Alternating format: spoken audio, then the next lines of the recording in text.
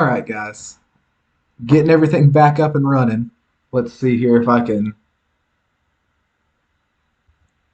switch back over so I can see the chat live.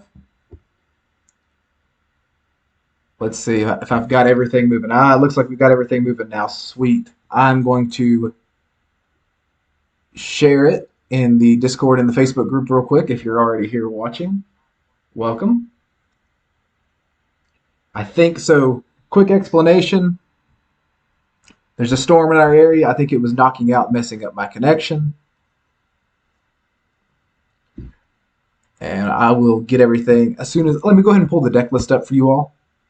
I just went ahead and dropped that whole league earlier. I'm not sure what all got recorded.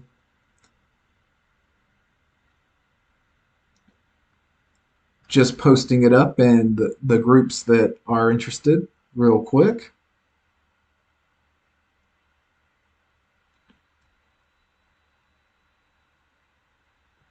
Got it on the Facebook group. If you're not in the Facebook group and you're not in the Discord, remind me and will drop links in the description.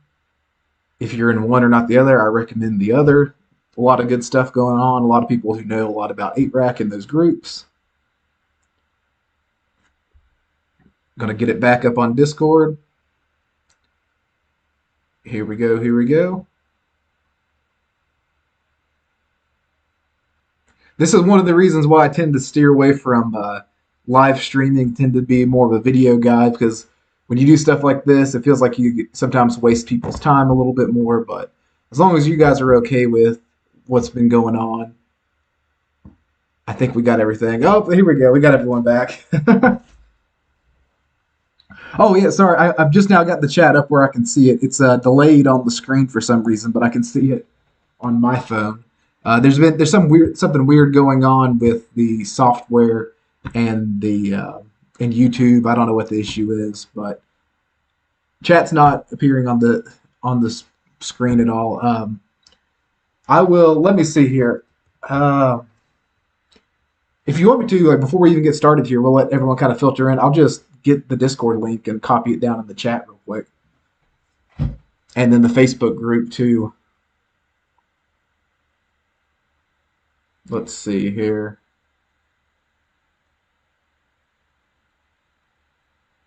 All right, so I've got the link copied to the Discord. I'm putting it in the chat right now. Let me get the Facebook group too for anyone interested in the Facebook group.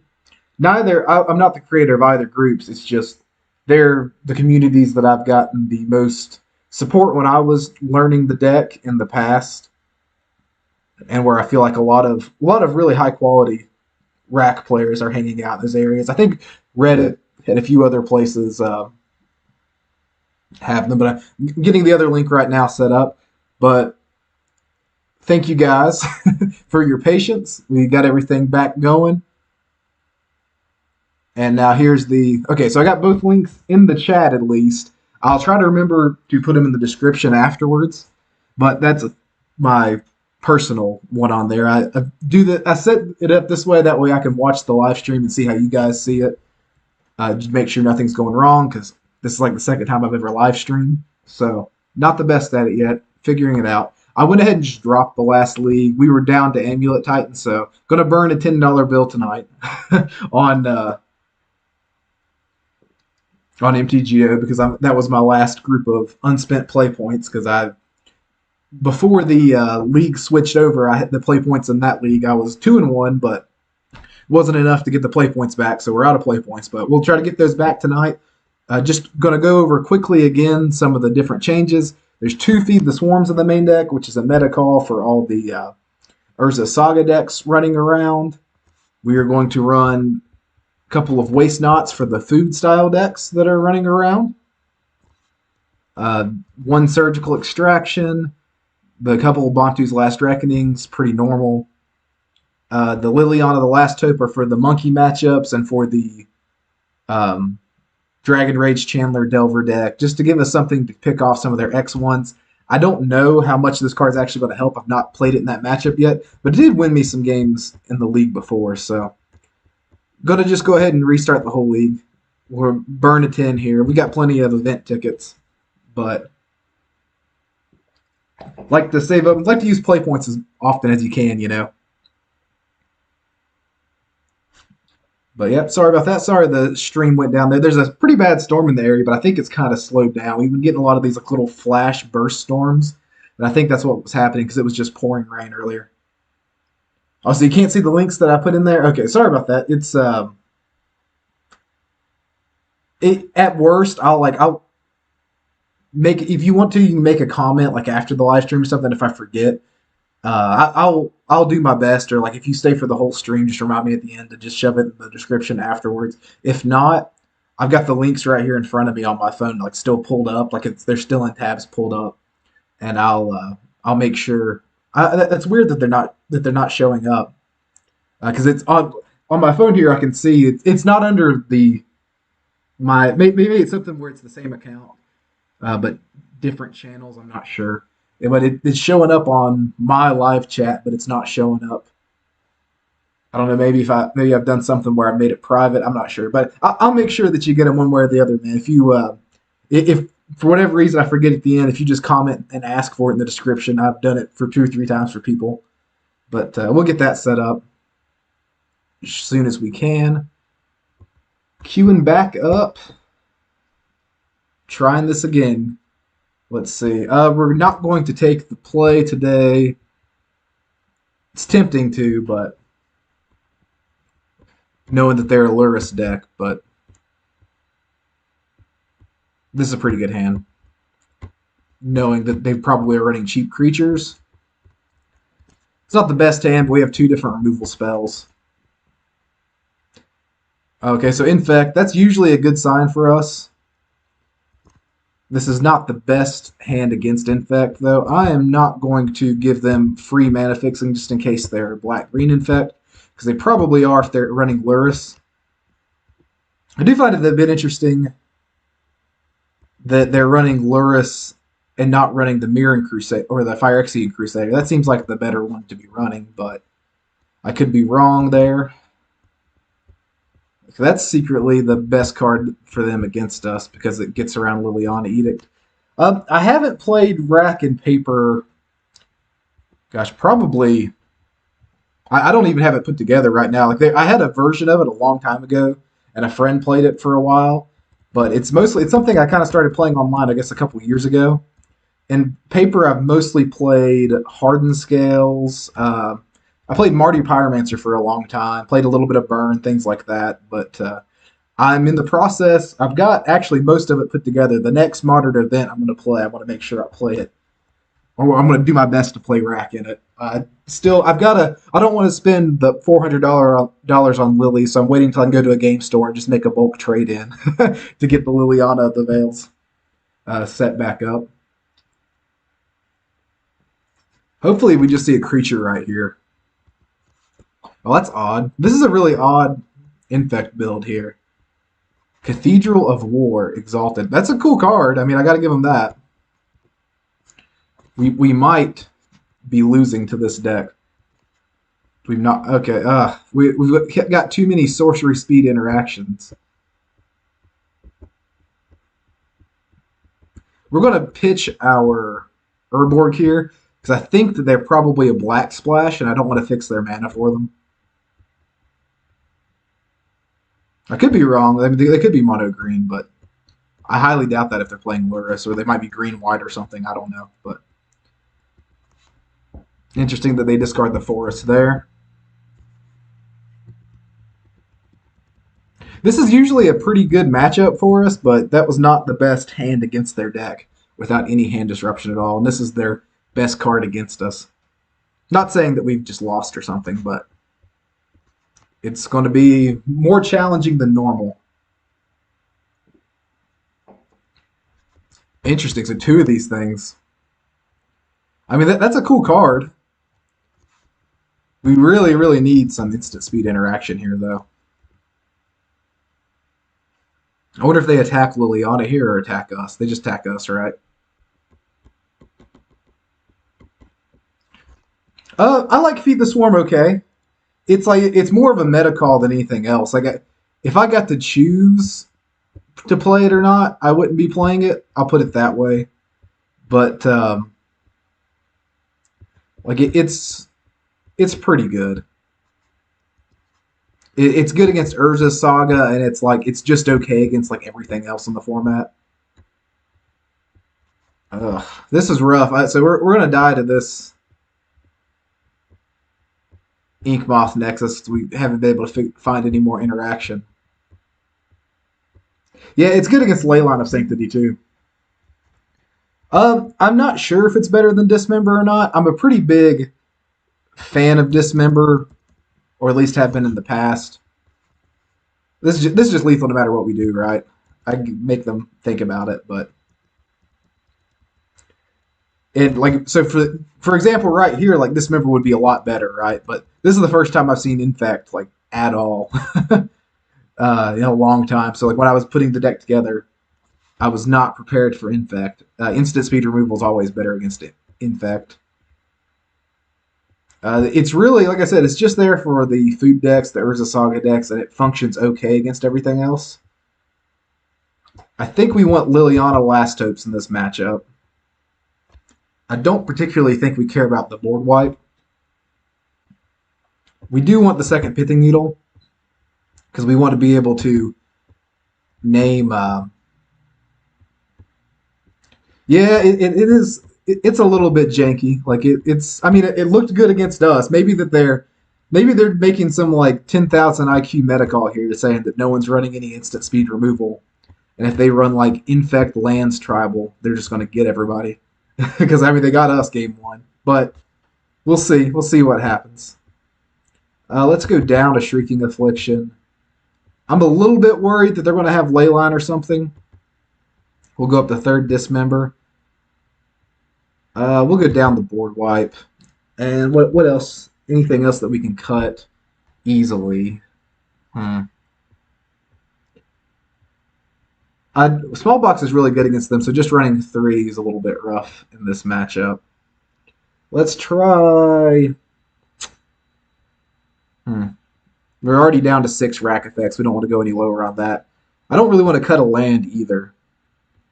Let's cut the expedition map. I think that's fine. I don't think we win the game just by like grinding them with Sagas. I think we win the game by interacting with them.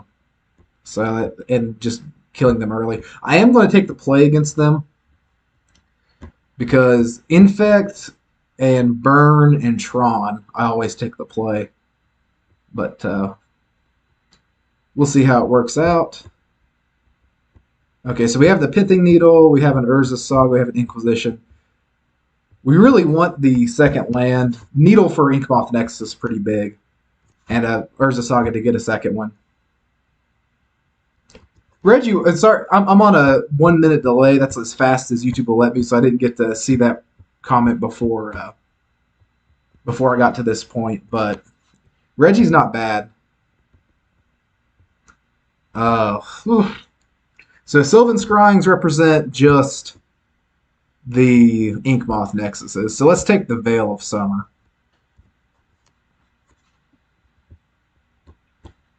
And we have Pithing Needle for the Yawgmoth Nexuses, so not too worried about that.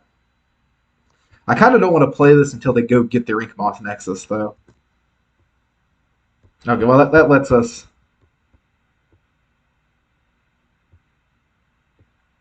Okay, so now we're going to take Listener Elf. We'll take the threat. We'll Pithing Needle... I guess we just have to Pithing Needle the Nexus now so to try to be mana efficient, right? I'd rather like wait so that they don't just get like a Forest or a Pendlehaven or something, but...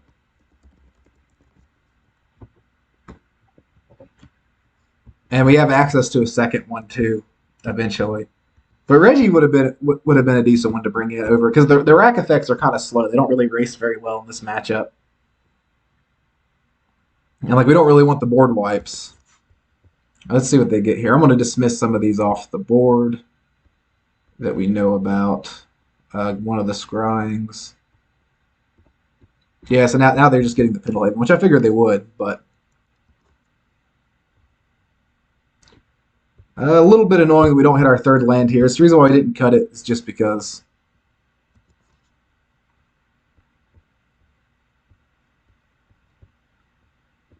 we are pretty mana hungry this matchup. So for a little bit before MH2, before Reggie yeah, Reggie's like I kind of bring him in when I'm expecting the opponent to take out like any sort of removal against me, or man, this is rough that we're not hitting the third land. Hit all our 3-drops here, and we're having to sack this. They might end up getting us here, but let's see. And we don't have the expedition map to go get a second land now. It's a little rough. I think I'm just going to Pithing Needle Yawgmoth again.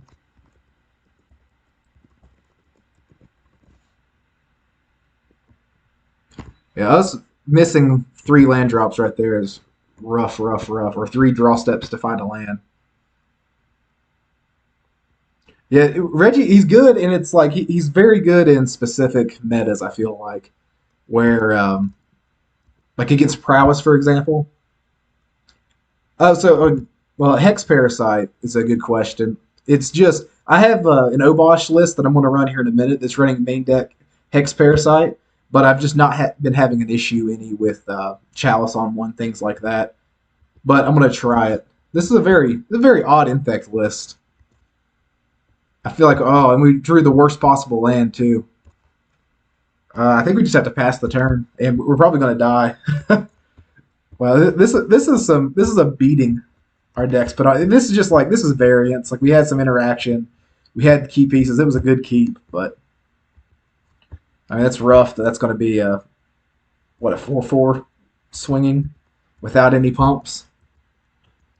This will be a rough start to the league, but just happens though every once in a while.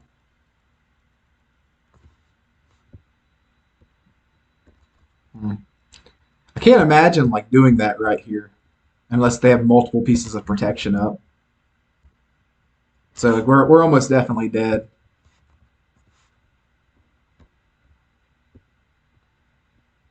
So 2 of them. Jeez. Well, that had to be one of the most tilting matches of my entire life right there. Just didn't hit anything. Worst possible sequence of draws. That one was rough, but we'll keep at it.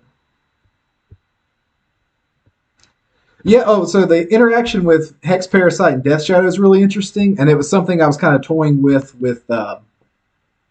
Feed the Swarm too, where you lose so much life off Feed the Swarm, is when I know that some of the old lists, like the one that Tom Ross did really well with, and SCG would run like 1, I think just maybe 1. I know a few people will run 2, maybe 3 in the sideboard of the Death Shadows, and running the Hex Parasite, being able to just like indefinitely lower your life total, and Feed the Swarm already making it lower. Like that is something I've considered, is just running like 3 Death Shadows as the threat in the sideboard, but not something I've tried yet. We're all going to try different lists today because we've not been seeing any of the meta decks. I think everyone who grinds a lot is probably playing Draft right now. It's like we might hit a higher density of jank, I think, today than normal. And not that people playing against our deck aren't going to say we're playing jank, but yeah, that was a pretty easy mulligan. I think I'm going to just send back the map here. It's going to be a while before I want to cast that, and I don't particularly really want to cast it. Oh, well, our opponent just skipped through their turn. I usually try not to, like where I've already played the land out, I'm just going to do it. Usually I'll skip back to them, but it doesn't make too big of a difference.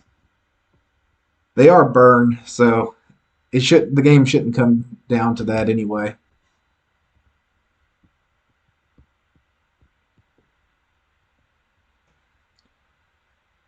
Well, 2 shadows pass it. Yeah, I like the list that went 5-0 is the list I've had the most success with overall.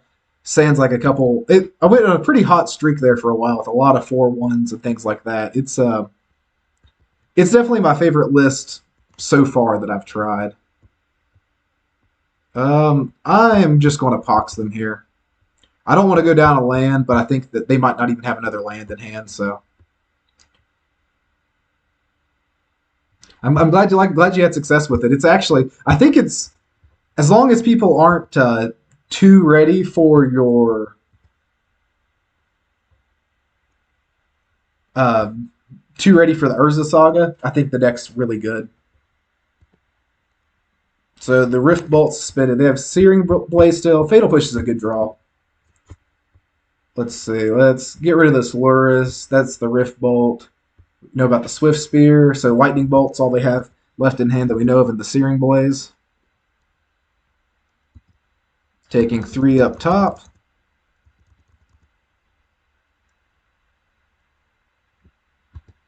Okay, now we're just going to start Liliana ticking up, right? Probably tick up and discard the Fatal Push, which I don't like to do that, but it's better to get rid of probably the Searing Blaze is what I'm guessing they'll ditch from their hand here.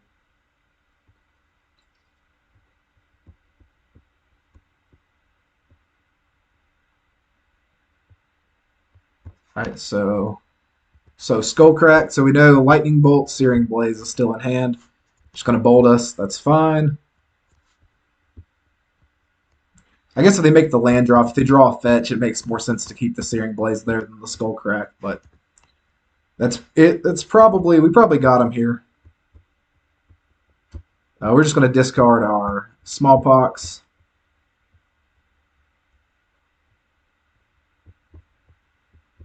So we know about the Searing Blaze left in hand. They can't use it. I would rather get in for 2 right here.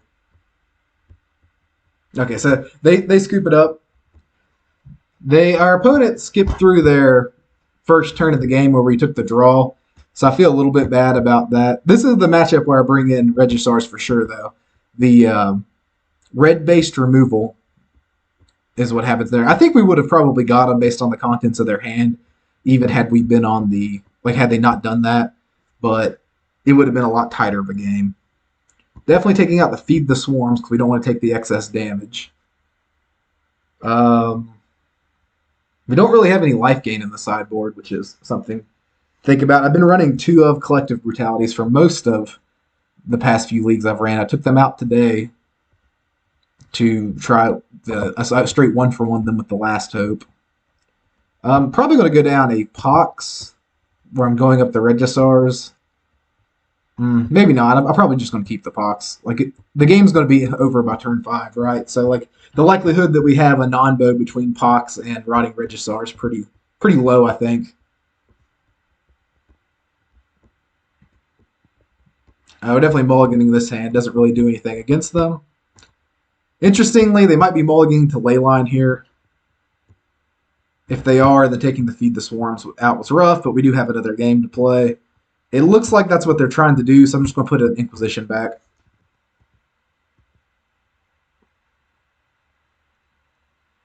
But up 1-0, 0-1 on the stream. Okay.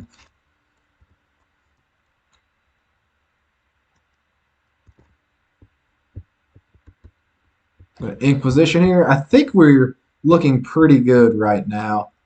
I'm going to take the Smash just because that represents the worst possible against us, even though they can't cast it yet.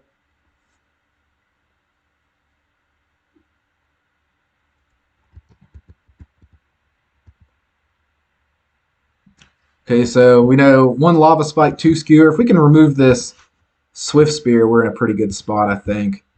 I'm just going to play the rack.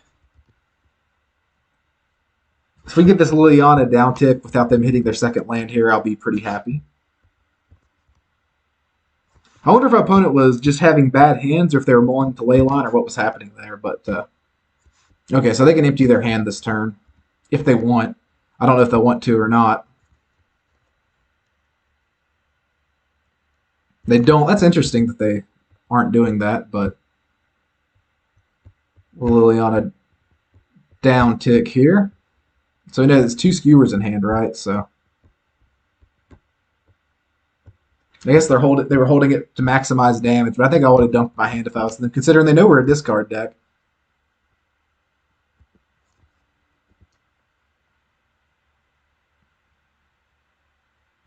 The Olivia. So Brian, you said you went 4-1 in locals. Where, like, what type of matchups and stuff did you play against?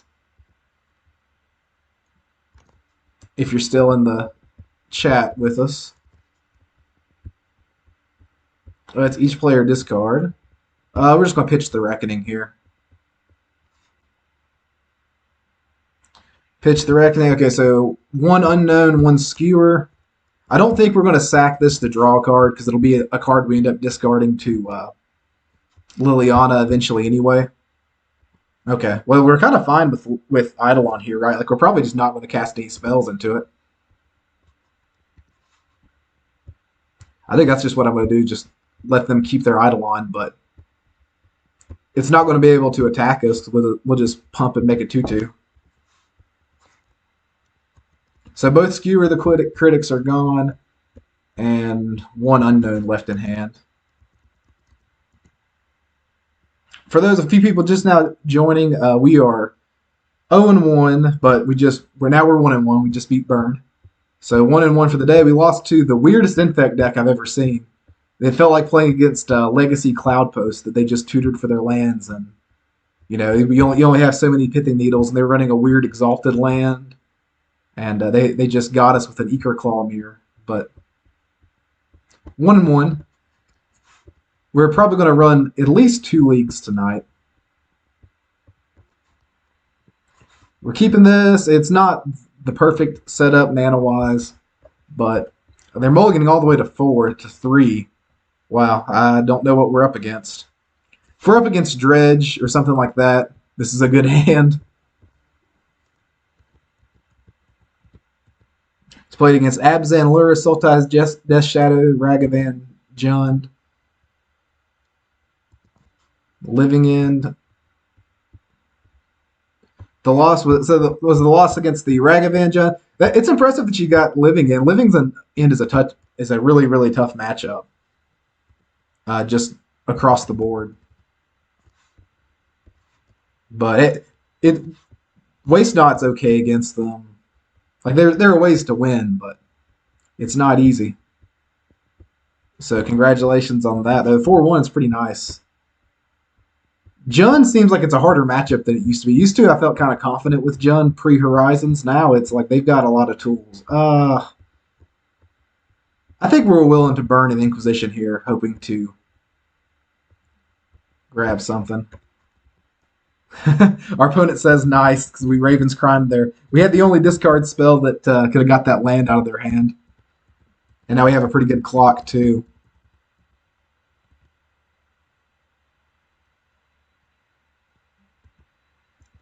Oh, against Living End, that is kind of the tool, right? And like the clock's the hardest thing with me because eventually against Living End, they just start like casting their 4-mana 3/3s. Like if you can't like deal with them or like close the game out, and they're 6-mana 5/5s and they just kill you that way. So that's the biggest problem I have with them is like I'll bring in hate and stuff and but they'll be able to erase my racks by just holding cards at hand and. Because Inquisition doesn't really hit anything. All their cards kind of replace themselves. Weirdly enough, Street Wraith is probably the single card that I've had the most issue with over that style of deck over the years, including like Death Shadow even, just purely because it has Swamp Walk. Our opponent is taking a lot of time here. I don't know if they're typing out a big comment or what's going on, but I've never played against a Tron player who wasn't pretty salty all the time online. Like nothing against Tron. I like Tron a lot actually, but there's 2 or 3 guys that play pretty regularly that get a little bit salty if you disrupt them in any way. I mean, it's a mold of 3 though, so I don't feel too bad that we got them with a Raven's Crime there. And notably, like that's.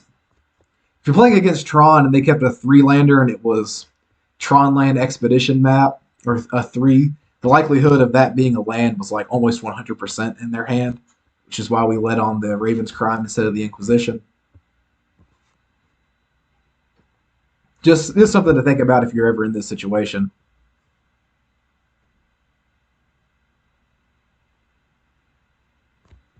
Yeah, there's a couple guys. Oh, I can't remember his name. I think his username's like RVNG.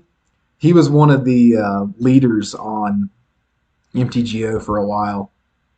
Like he had he been had the access to all the cards he had from Horizons, he probably would have absolutely dominated on the trophy board because he went from like four or so trophies, I think, to like 20, 30. I think he ended up with like 30, 34 last season, and he got them all like after Horizons. Like he was just on fire. Like I didn't get to talk to him any about it, but I just guessing, like I would say his win rate had to be upwards like 80, 90% to trophy as much as what he was trophying. We're just going to beat them down with the constructs here. Our opponent will probably get really tilted when we Pithing Needle for this this expedition map here. But I mean, that's the breaks.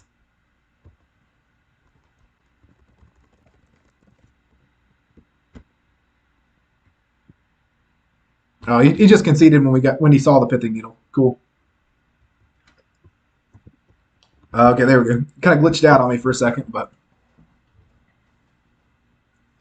yeah. Well, I'm proud of our opponent. He didn't salt out too hard on us. It's that'd be a pretty rough one. This is usually a pretty bad matchup, and we have like exactly 0 sideboard cards for him because Tron's pretty bad in the meta right now. So it's not something I've even like thought about us having to play against really. I am going to take the Fatal Pushes out, even though they can be okay against Wormcoil tokens. But we'll bring in a couple Regisaurs. And we might bring in a Waste Knot, I'm not sure. Probably just a Surgical Extraction. If we can get a Urza's land in the bin. The food deck is really, really good. Like, I think it's probably harder to play. It's kind of like Amulet Titan, where it's like, it takes a pretty good player of the deck to do well with it, I think. Is why it's not like dominating right now. But I think that's the best deck in Modern. Maybe it's just any deck with Ragavan, though. I'm not sure. Back-to-back pretty rough hands here. I think I'm actually going to keep this one. I should have boarded out the Spellbomb, but I'm going to send back the Shrieking Affliction. And we're just going to try to aggro them out, because like they're Ugins. Like hopefully this Pithing Needle could hit. Our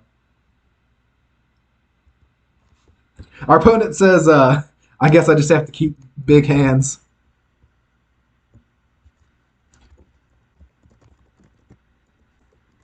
And we'll reply back to him.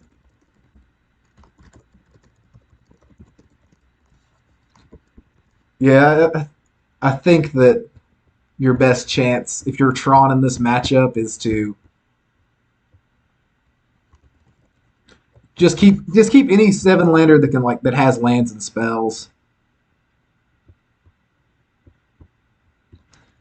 If you ever play Tron and you play this matchup, but the food deck. I don't know if you guys know who Doomwake is. I played against him 3 times in one league. The last league that I'd played, and he was playing food all 3 of the leagues, and like it was just. I think I can't remember if I beat him twice and lost to him once, or beat him once and lost to him twice. But regardless, the deck was just nutty, and it's not like the most powerful deck, and I feel like if Storm and decks like that got more popular, that you wouldn't be able to play it.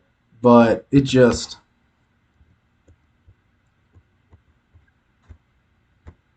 does so much and generates so much value.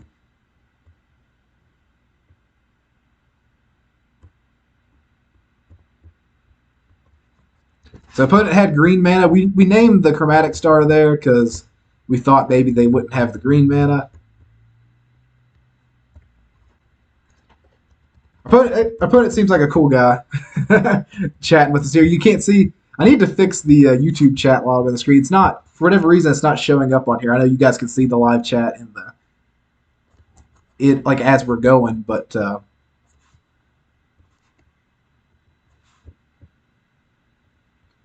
Urza's mine. So they do have Tron total assembled here. Okay, so we did get our land. So now our game plan is like make a really, really giant construct or two and hope that they don't have like engineered explosives on 0.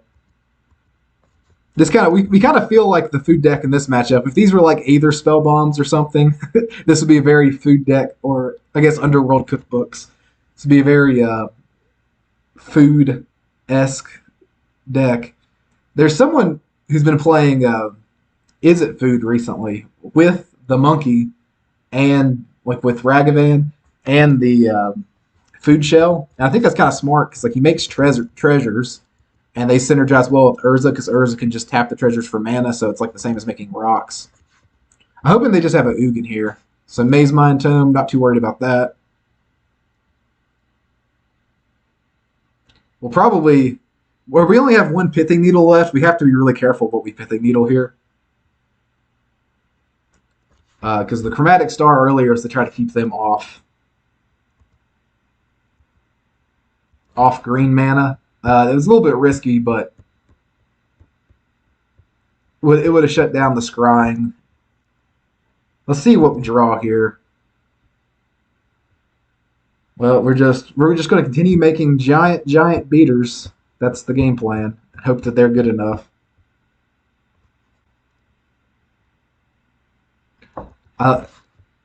This card is just so powerful. Like this is one. I know you have to warp your deck around it, but God, I'm tempted to just name the Maze Mind Tome with the Pithing Needle. I'm debating pretty hard on what to do though. So like Gut says, just Expedition Map, get a second Saga, because we're not like we're winning by beatdown, right? I think that's the right play is Expedition Map, get the second Saga. Or probably even not. Like we could actually just set it up so that we can kill them next turn if we just play both these artifacts in our hand.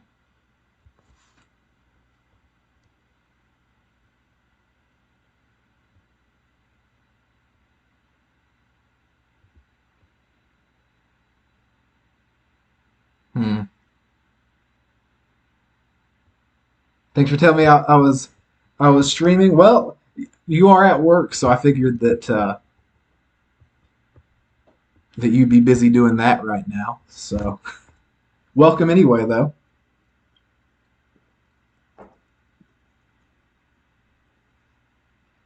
Opponent is in the tank about something. Maybe they walked away from the computer because of how long we were taking with that decision of what to grab with Saga.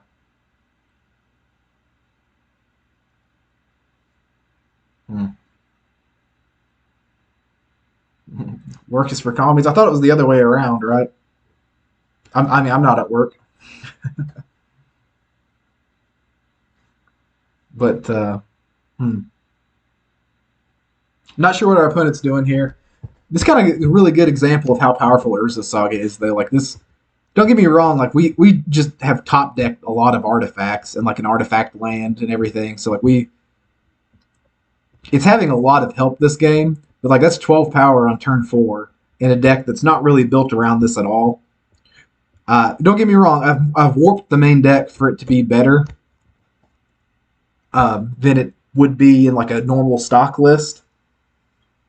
And I'm really hoping that the food type decks don't absolutely bust it, but it's pretty solid. Like I've enjoyed it.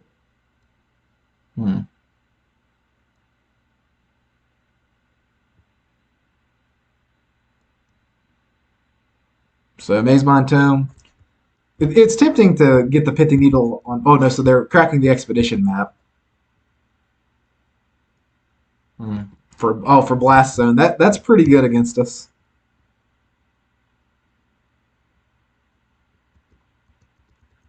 They don't have a way to take off the counters, but they can just crack it and blow up all these 1-drops, which is pretty big. Interesting. So in retrospect, I should have got the Pithing Needle and named Blast Zone if I'd been paying better attention to the fact that they could have cracked their Expedition map, or at least Pithing Needle on the Expedition map.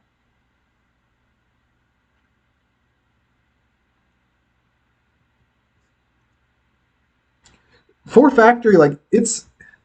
Four Factory is tempting, I think. Like, its factory's really good, and it's probably like, if I were to play in paper, I would maybe consider running only 2 or 3 sagas and running 4 factory. Mostly because I think there's probably a pretty high likelihood that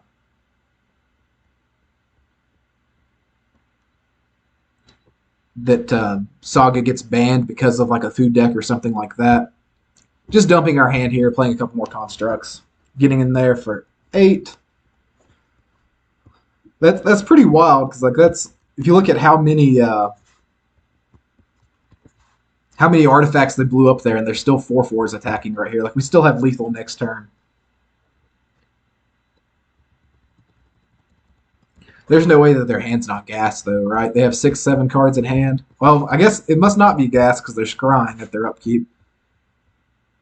The good thing is that these, like, you can't really lose to Ugin with these. I mean, as long as they're over 3 toughness, like, it's kind of a non-issue. Wormcoil Engine would be kind of tough. They did put a card on bottom. That's a good sign. No, we came here to see rack things, but we're definitely playing Artifact Tribal. So 3-mana, an Oblivion Stone. That's pretty good against us. They might get us this game. If I was there, I think I would crack it now, but maybe you don't. I don't know. Notably, we can still attack with this Mishra's Factory. Okay, the Karn liberated. They'll probably exile the factory. Oh, I guess they don't have enough. Yeah, they wouldn't have enough mana to do both, right? So let me make sure they do have enough mana, right? Yeah, 2, 4, 6. So they can blow this up at instant speed.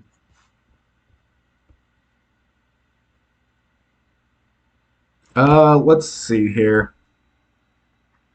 We have the choice. We can crank the factory up and attack, and we'll guarantee get them down. But our factory is just going to get exiled to Karn liberated here later.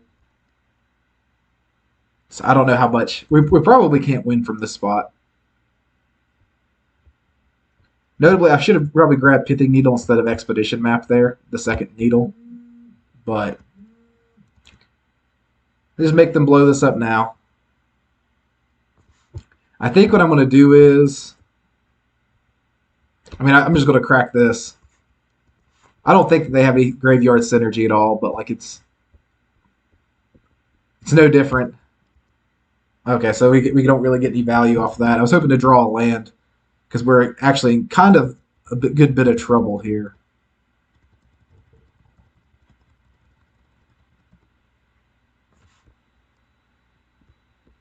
Ostone wouldn't have been a bad name, though.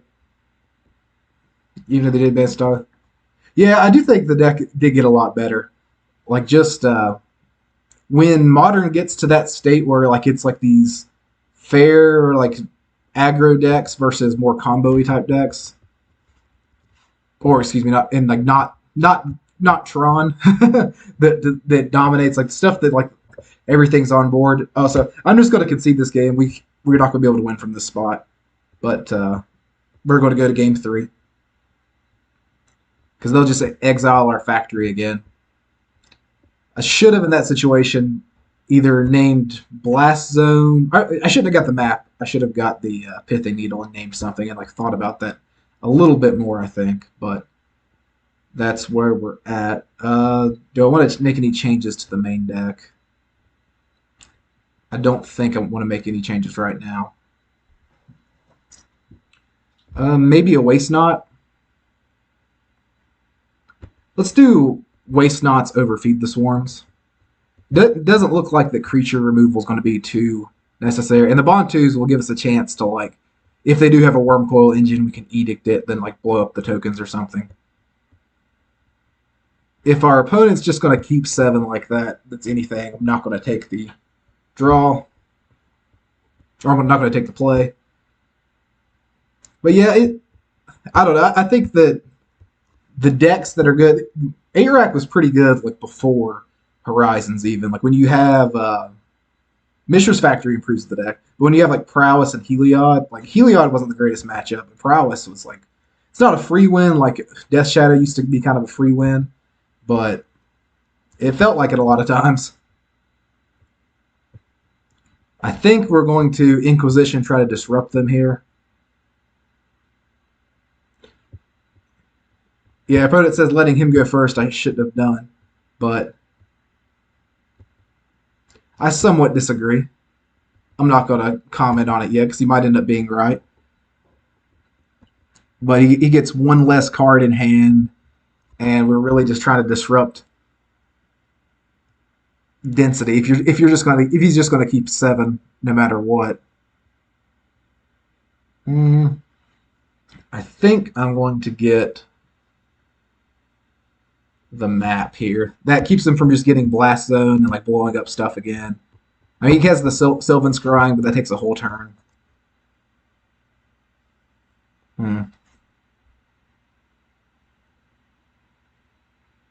Let's see. So we're just going to jam Waste Not next turn. And we're going to just start Ravens Criming them. Like I said, this is normally not a good card to bring in this matchup. But specifically, I think the way that the game's played out, and I think taking the Expedition map was the right play there. So we are going to Urza Saga here. If we hadn't drawn the second Urza Saga, I wouldn't, but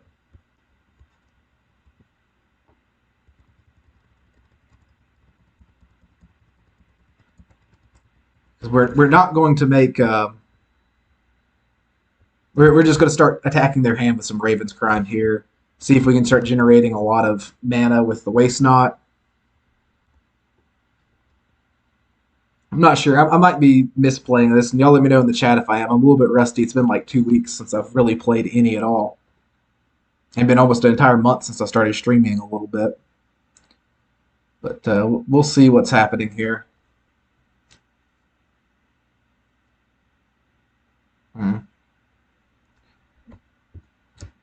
Welcome everyone coming in. So Sylvan Scrying, let's see what they get here. We can get rid of the cards we know about. They just went ahead and got their last Tron piece.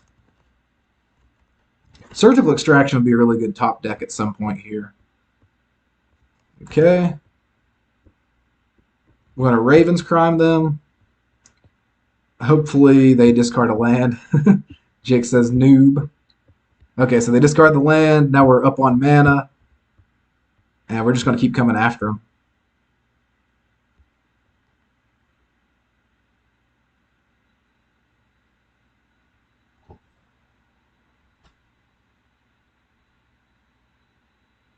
Hopefully we can do a lot of things this turn and still... Okay, so they give us more mana. I think we're going to pitch the Saga here. Like, as long as they're willing to give us mana, I'm going to keep coming after their hand.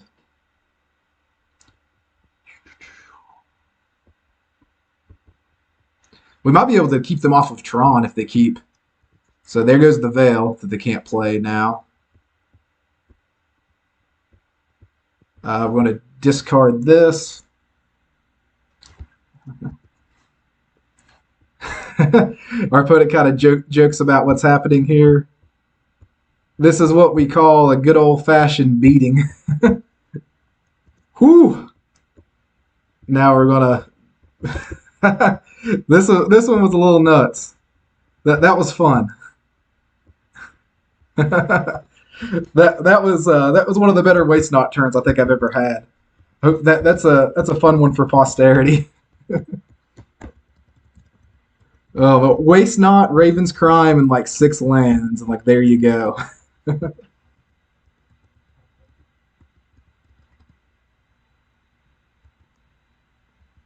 That was a good one. But I need to get it set up where if you can't see YouTube chat for the videos later, that to bring that down just so you guys can see the chat box. But yeah, opponents kind of begrudging that they didn't keep up the Veil of Summer mana last turn. Yes, Storm count 7 in the non-Storm deck. I don't even know what to say to this guy. I kind of feel bad for him. Like that was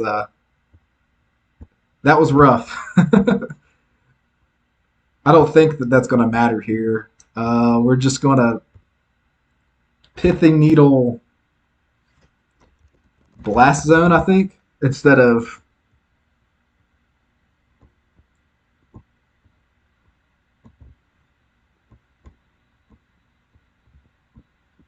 Yeah, we're just gonna keep going. Let's see if we get some more card draw here. Waste Not's just so we do get veiled here, and the opponent asks why not Oblivion Stone, and it's because the like why I named the Blast Stone not the Oblivion Stone. It's because there's no real way for him to assemble Oblivion Stone and crack it before he dies here. But if he top decks a Blast Stone, we would win. Yeah, and he concedes. I'm going to explain that to him real quick.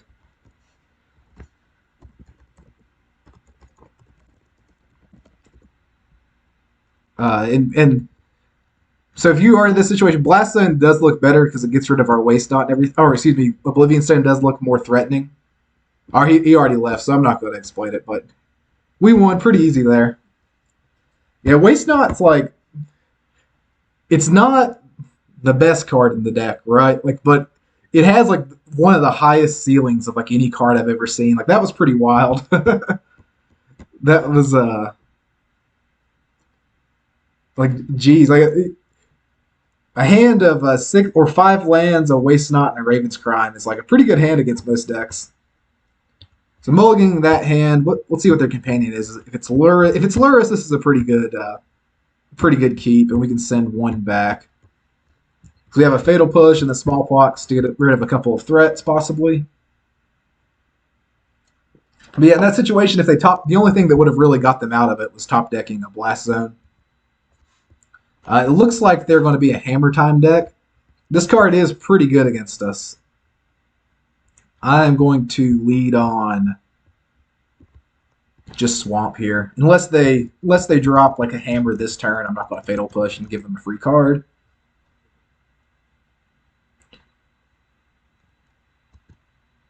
Yeah, it really is the definition of like...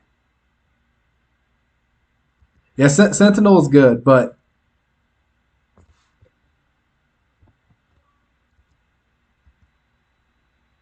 Let's see. Most Rack cards are just solid most times. Yeah, like you kind of play Rack to like you're almost a mid-range deck where you're just kind of good against everything. This is a little bit of a rough turn here because we're going to have to give them a card to get rid of this Giver of Runes, I think. And we're probably going to have to give them another card too. Maybe it's right to get rid of the Esper Sentinel there. But if you guys haven't played against this card yet, this card's pretty much a blowout. Like, it is very, very good against what you're trying to do, typically. Hopefully, Smallpoxing here will make up for that.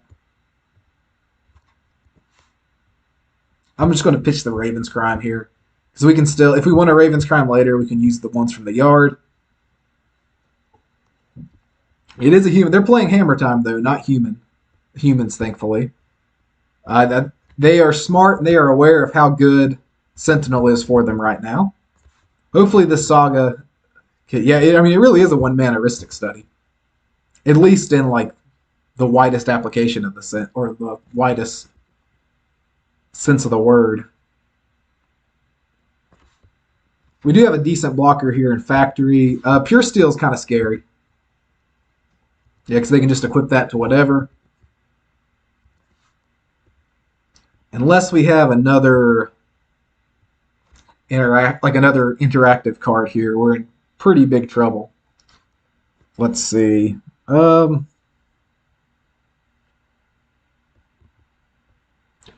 really stinks, but we're gonna have to. I guess maybe I should have played the Saga right there. I probably should have played the Saga. That gives me. Oh, and there's no way I can pay for 11 for that too. So that's a big punt. Yeah, because it's based on its power and toughness. This is only the second time I've ever played against this card, but it is been a beating, and we play tested it a little bit, and it's probably you couldn't have designed a better card against 8 Rack, which is kind of hilarious because I think it's probably not that great against a wider swath of the meta, but it's good against us. Oh, they have lethal here, so like I'll kind of explain a little bit. So they just play the Colossal Hammer, play the Colossal Hammer again, and that'll be that's like well over 20 well over the damage they need because they can equip it for free with a Pure Steel. That one was rough. I don't think anything we would have done would have made too big of a difference that game, but nevertheless, that card specifically, if I was them, I might mull into it against us. That is a very good card against our deck specifically.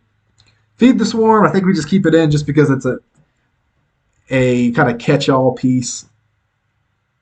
I'm not loving it in the main deck because we haven't played against an Urza Saga deck once. I mean, we played against Amulet Titan at the beginning of the last stream before the storm cut us out, but I've not been in love with this card. I think that Dismember or Fatal Push would be better against all the matchups we've played against, at least. And keep this on the sideboard, but then you start thinking, like, well, what do you do with the sideboard? Like, what changes do you make? What do you take out? What do you put in? Let's see. Definitely going to go down a map and a Spellbomb because they don't do much for us. I'm going to go up a Feed the Swarm. Probably the Reckonings over the Lilianas because they make a lot of little creatures. Probably go down the Smallpoxes and go up the Swarms because we want to make it to that 3 mana pretty crucially. Also, thank you for stopping by. Seriously, it's I enjoy it. Like I do play other decks and things, but the channel is entirely about 8-Rack, and it's my favorite deck by a lot. Like definitely my favorite deck. Thank you for stopping by, though. We took the play here over the draw because I want to be able to hand Disruption away at Esper Sentinel, anything like that. Because it is a very, very good card against us, as you saw last game. So Giver of Runes. We're probably just taking the Giver of Runes here. Springleaf Drum kind of lets them make Memnite into a free extra card, but they have 2 of those, and like we can Thoughtseize away the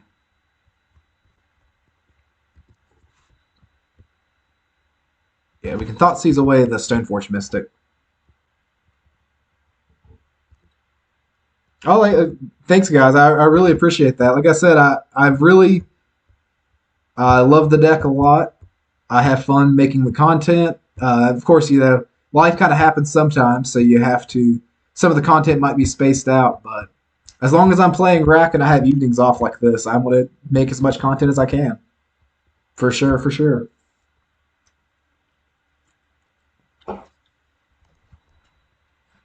Let's see what. Okay, so now we're just going to Feed the Swarm that Paladin. We could board white, but like I'm not interested in our lands not untapping. I want to get this Saga online. And we're really not scared of like any other card that they can top deck here. We have a really good blocker. We have Pithing Needle that we can put on Colossal Hammer or Yawgmoth Nexus. We'll probably put it on Yawgmoth Nexus, or on Colossal Hammer, I mean. Urza Saga will face a ban. I would give it. So I've got 1 in paper right now, and I do. And answering the question of whether or not I think Urza Saga will get banned, that is, I do think that like it's of all the cards from Horizon, it has the highest chance of getting banned right now. I don't know how likely it is that they wouldn't ban other cards first, similar to, if you all remember how busted Hogak was. And this deck isn't anywhere near Hogak, right? Like it's good, but like it's not Hogak good. Or like not our deck, but just in general. The decks in the format that play it, like the food decks and things, like we beat the food decks pretty well. For the most part. Like they're pretty strong, but like I'm not too terrified of them. Amulet Titan is really the best deck that abuses it, I think. I guess I didn't really matter what I did with that spell there.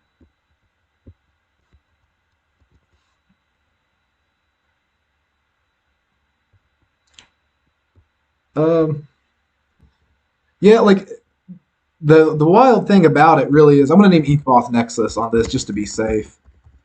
Because they do have ways to attach at instant speed that are not equipping.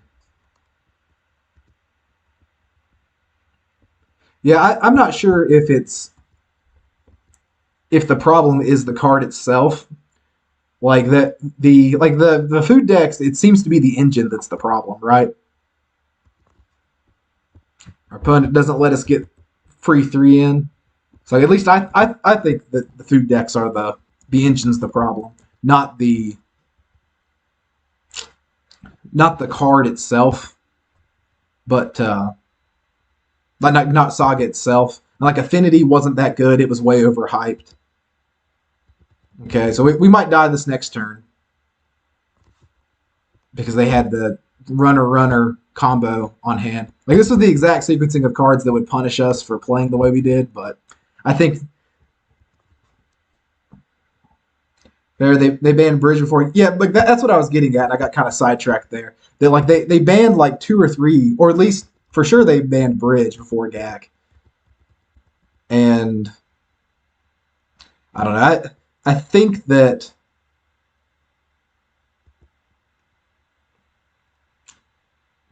I don't think that it's a. I wouldn't even say it's an over 50% chance Saga gets banned.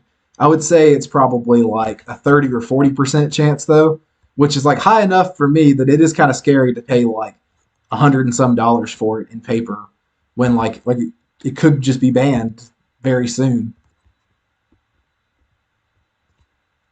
So like I would understand. I've still had hesitations to buy it paper. Like if I went to play in a tournament playing 8-rack, I would just go ahead and get at least 2 more copies. I only own 1 right now in paper, but I don't know. It depends on how competitive you're playing. I think you can win and play just fine without running any copies of it. But if you want to win like major tournaments and play like the most optimal build, I would recommend buying into it.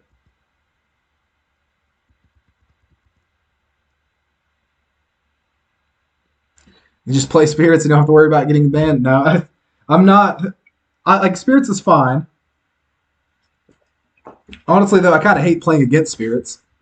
Also, this was the card that I was talking about why I named Yawgmoth Nexus instead of the Colossal Hammer here. This doesn't give them...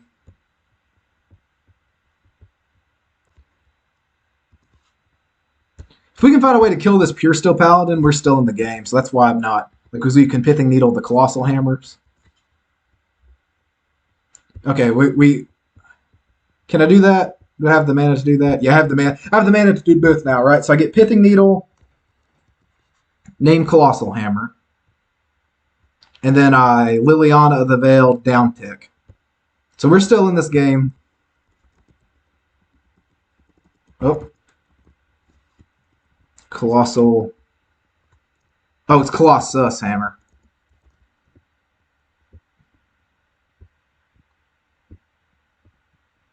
Yeah, I don't think that you have to worry about them getting banned in Legacy anytime soon. And I think that's going to be like I think that weirdly Saga might have been not great for Modern meta wise, but it might have been like the single best thing that could have happened to Legacy because like Legacy's been miserable for like I would say like for like 2 years now. Like you had like Oko, then you had Euro, then it's just been nothing but Delver for so long. All right, we got there. So 1-1 against them. If we hadn't have played against Jank Infect game 1, we would be 3-0 right now, but we're 2-1. Let's see.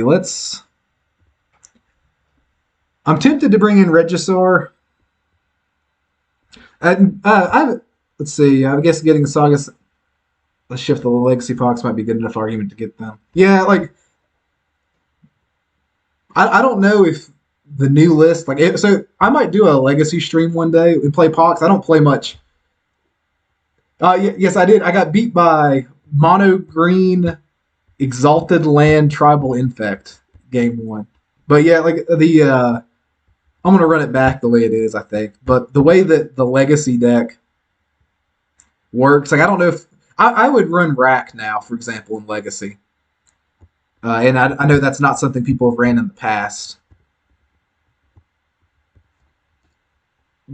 But yeah, it was a mess of a deck, and it beat us down too. Which our game two, we had like the unluckiest draws ever. Like probably talking like at the 1%, 2% variance level.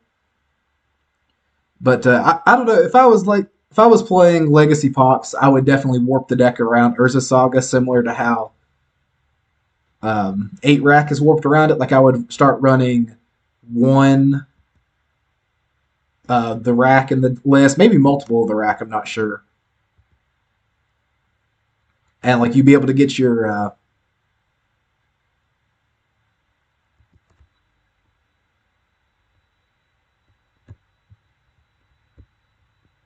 let's see, we got a pretty good disruptive hand here. Let's get this Fragmentize can Stone Rain us. Let's get the Pure Steel Paladin though. I think that's the problem card. Like that, I think there's a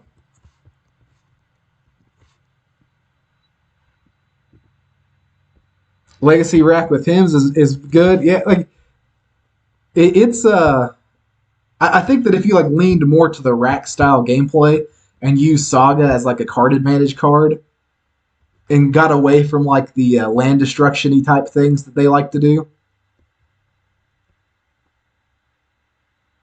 Let's see here.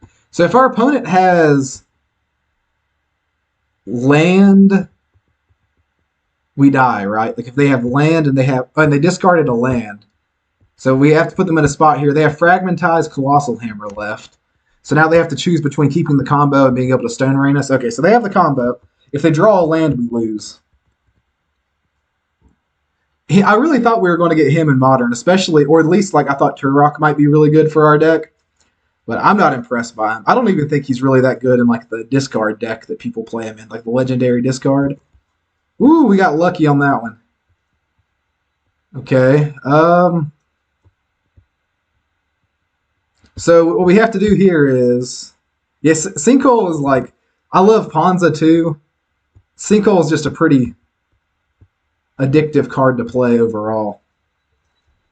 Looks like we're going to like pull this out of our butt here because now we're going to be able to get rid of their Colossal Hammer potentially. I guess not. At least now they don't have a way to like they couldn't equip it to their Yawgmoth there.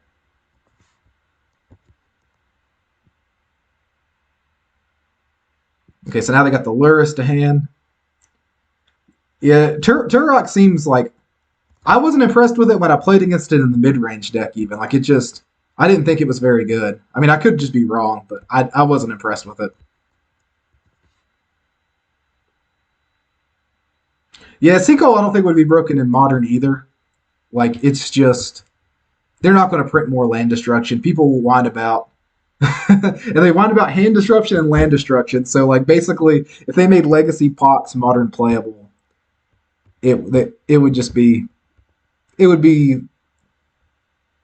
the biggest complaining fest you've ever seen, probably. So we're definitely getting a Pithing Needle here. The question is, because we took out the Spellbomb, even though they have the Lurrus, because we're almost never not getting Needle. I think we still name the Yawgmoth Nexus. Oh no, so we have to name the Colossal Hammer, right? Yeah, we have to name the Colossal Hammer because if they figure out a way to get Paladin out of the graveyard, then we're in a lot of trouble. So we do get Pithing Needle on the hammer.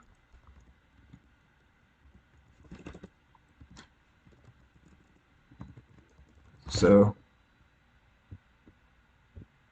we'll get that. We're just going to deal them 6 real quick. We need 2 more lands to get this turned on. Yeah, so what I kind of said with Grief when it came out is that I think that Grief was the best card in the set. And I don't know if that's still true or not. Ragavan might be the best card in the set. But I didn't think it was very good in our deck specifically. And like I could be proven wrong one day, but there is some play there with like Malakir Rebirth. I think maybe if you like run Croxa too with Rebirth and like Undying Evil and some cards like that, that version of the deck might have some legs.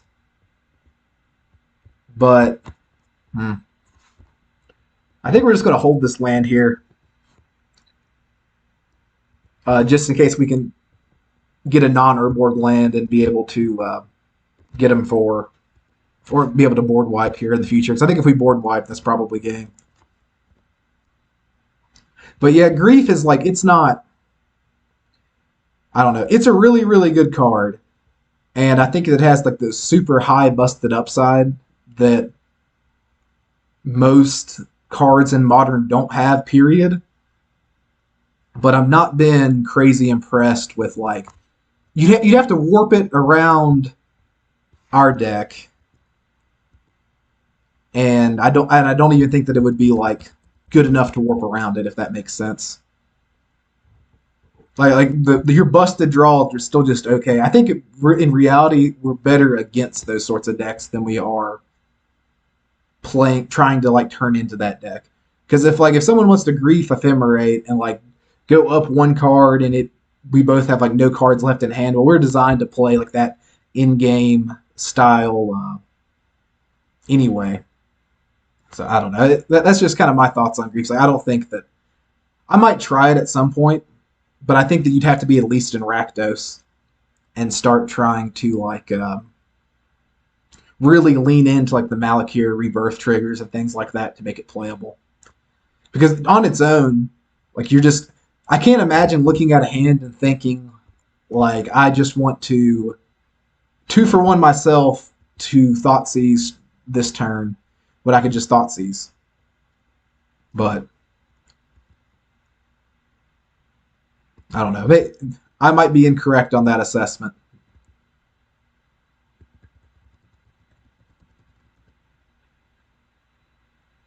But I think that's the case. I might try it at some point, though. Okay. Oh, I think we just Reckoning here. I hate to do that. But now if we Reckoning and then we name Inkmoth Nexus, I think that we might get them. Good evening, Travis. Welcome to the stream. Glad you're here, man. We are 2-1 right now, I believe.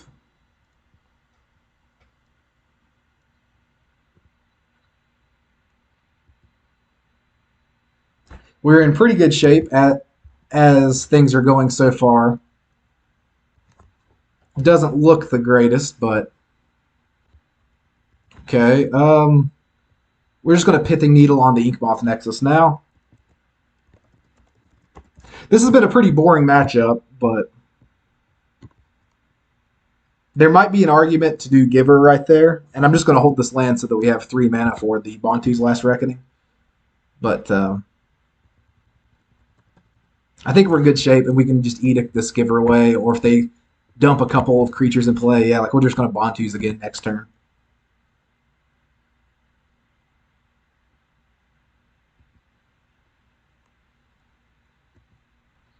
So there's been some with... Yeah, like it's... Grief really is, like, it's a super high upside card. So no Murderous Rider. Actually, in the deck that I'm going to play in the next league, I do have one of Murderous Rider, if that's a card that you personally love playing. But I'm going to try an Obosh list in the next league here that I've been working on for a while. That I don't think is the most optimal list, but I think it'll be fun. But yeah, it's like it's busted and it's such a high upside that I think that you have to like your entire deck would have to be built around that super high upside, I think, to do much of anything. I think we just play the land and Ravenscribe them here. Oh, actually, no, we don't want to do that because then they just draw a card. But I've already played it now, though, so I'm just not going to do that though, and just pay the 1 for Lily. I should have held it to pay the 1 for Liliana later. I forget that this thing draws cards. I hate playing against it. Yeah, well, so the list I'm going to be playing is going to be a Poxless list, and so I think that it synergizes pretty well with Obosh. I don't know. We're getting ready to get beat down pretty good by this deck. It looks like.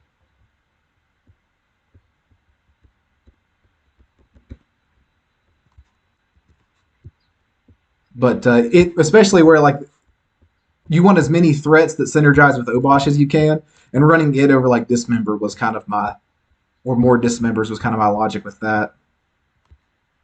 So if they have any sort of equipment, they're going to be able to win right here.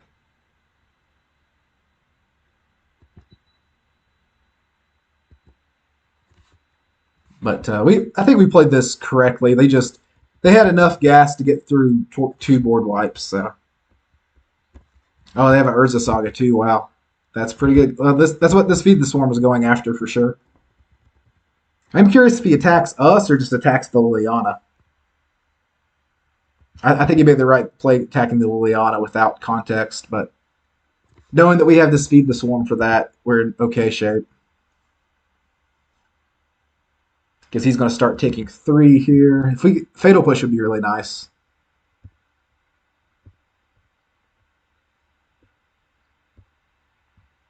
I didn't put Davriel in that list. I might grab some and check it out, but it seemed like I'll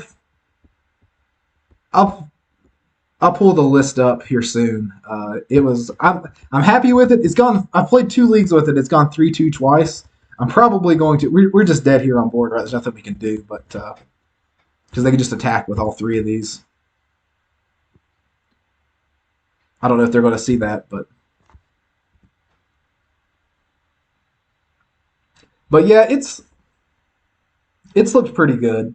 Like it's that in that list I'm running the Hex Parasite 2 main deck just because like you just as many tricks like that. Davriel would be good with it. I just don't know how good Davriel is in like the modern meta as a whole, so I've been steering clear of him. So opponent just gets in here and that's lethal. Yeah, there's no way for us to interact with that. It's another matchup where I feel like the card draw that they have in some of these cards is like the difference maker a lot. But 2-2, not the best, not the worst league so far. I think we would have been. I think we were pretty close to getting.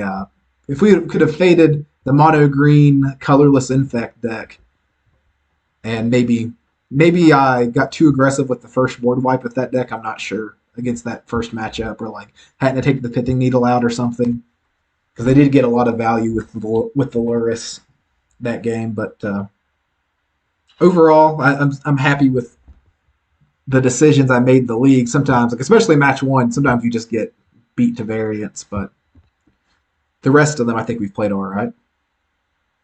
If we can get 3-2, so don't have to drop any event ticks next league, that would be nice. So plan to pay for another league, right? But I am excited to play the Obosh on stream. Another good streamer named Robert Leva, if you've ever checked his stream out. I don't know if he's streamed a lot recently. I've not been in the loop at all, but he's very insistent that like you just don't play Pox. And I kind of made a deal with him. I said, okay, like I will try some versions of the deck without Pox, and I'm going to try the Obosh deck because that's kind of my brew. And he loves like the Karnrak deck. And at some point or another, I'm going to get around to playing Karnrak too. Which it probably, I don't know. I would want to play it with like Cabal Coffers and stuff like that, but I'm definitely going to grab one of his lists straight from him and give it a try.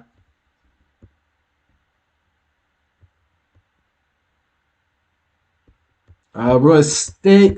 Yeah, we're going to stay on the draw on the blind. This is a good hand. I like this hand a lot. Yeah, I'm very skeptical on not playing Pox too.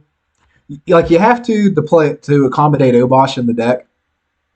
So like I'm looking for a reason to not play it instead of like it's. I thought about making an entire video just explaining why like I thought Pox was the best card in the deck, and it's because like when you get rid of one of their lands, it's almost like getting rid of a second card in hand too.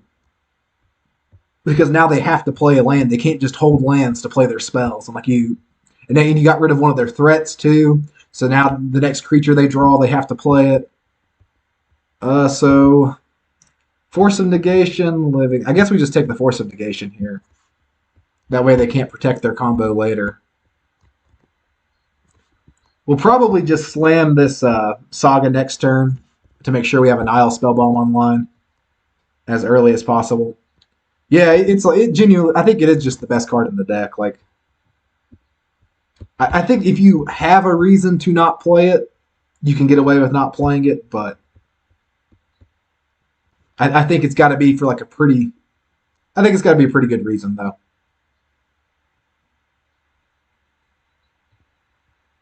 I don't think that they're going to have like I don't think they're an As for Tail deck, so I really don't want to take this Living End from them. So I don't think that they're going to just slam As for Tail Living End. I think that's just a dead card in their hand right now. I think I'm going to take the Waker of Waves because that's a pretty spicy card for them, but like its activated ability lets them look at the top 3.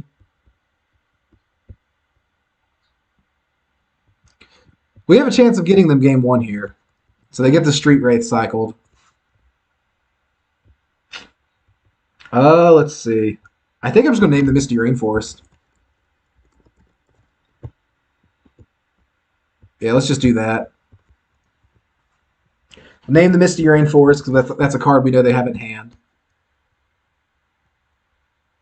So here's the Spire Bluff. If we can get the...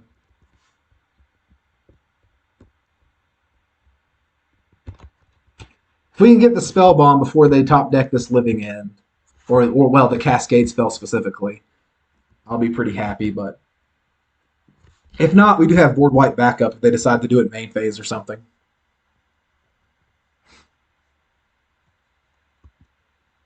Interesting here that if I was them, I would definitely do it in response to my Saga, but okay. Now we just get the Spellbomb, right?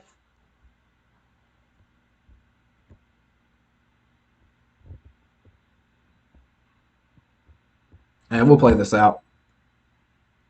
Yeah, I was trying to hold the Urborg to keep them from getting the advantage off of that. But now that they've hit 4 land drops, I'm just going to play the Urborg out. I don't know. I could have named maybe like a card or 2 in their hand, but or like at least a card in general maybe that I know. Like this card seems like a good card to run in this deck. I really like this card in Standard a lot for a while too when I played some Standard, but I think we're in a good spot right now though that they're going to have a hard time. They're going to have a hard time casting Living End before we kill them.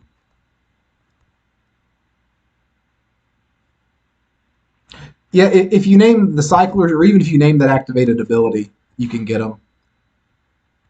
We did get them this game, but yeah, you can name the Cyclers. You can name this thing's activated ability. Like you got some good. There's some good names. I didn't know of any Cyclers that were in their hand after they cycled the Street Wraith. Like I didn't have any extra knowledge, so like I didn't want to just blind name one of the Cyclers when I could maybe get some value off the fetch land, like take them off a land a turn, because that was the only other land in hand that we knew about. And if we could keep them off 3 mana for as long as possible, that would have gave us time to set up the Spellbomb, but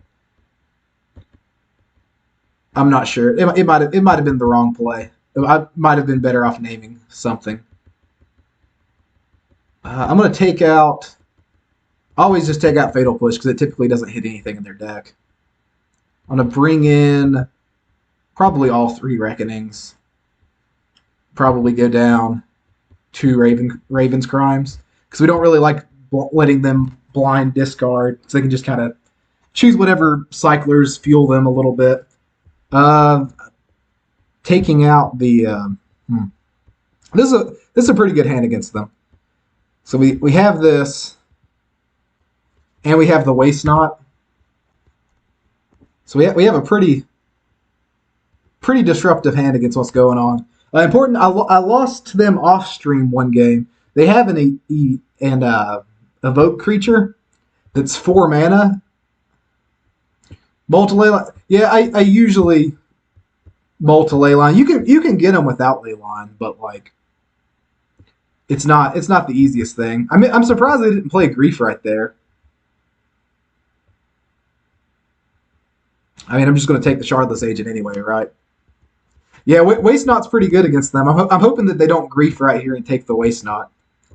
There's a like Grief, pitch a Grief, but yeah, they're not going to do that, so that's good.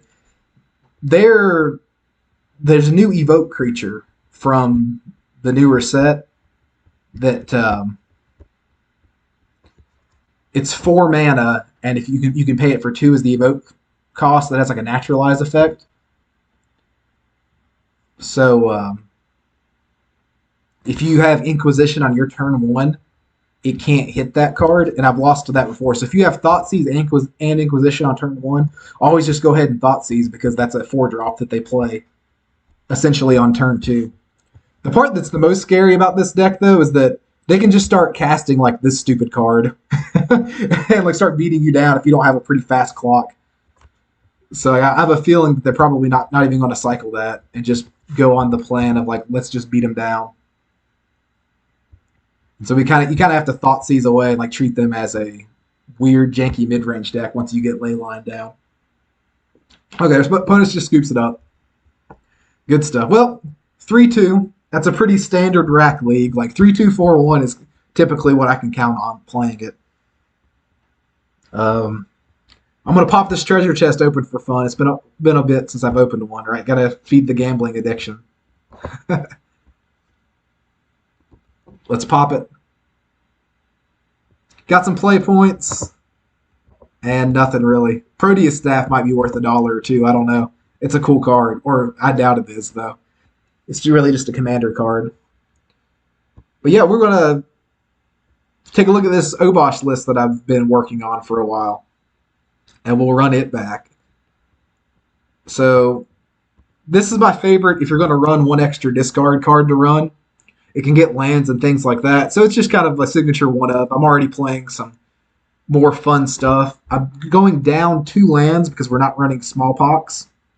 We do have the one-of main deck Murderous Rider, the one-of main deck Hex Parasite to get rid of some of the chalices and things like that. Let me see if there's anything on the sideboard. It's been a few. Yeah, I'm going to take out some of these surgicals.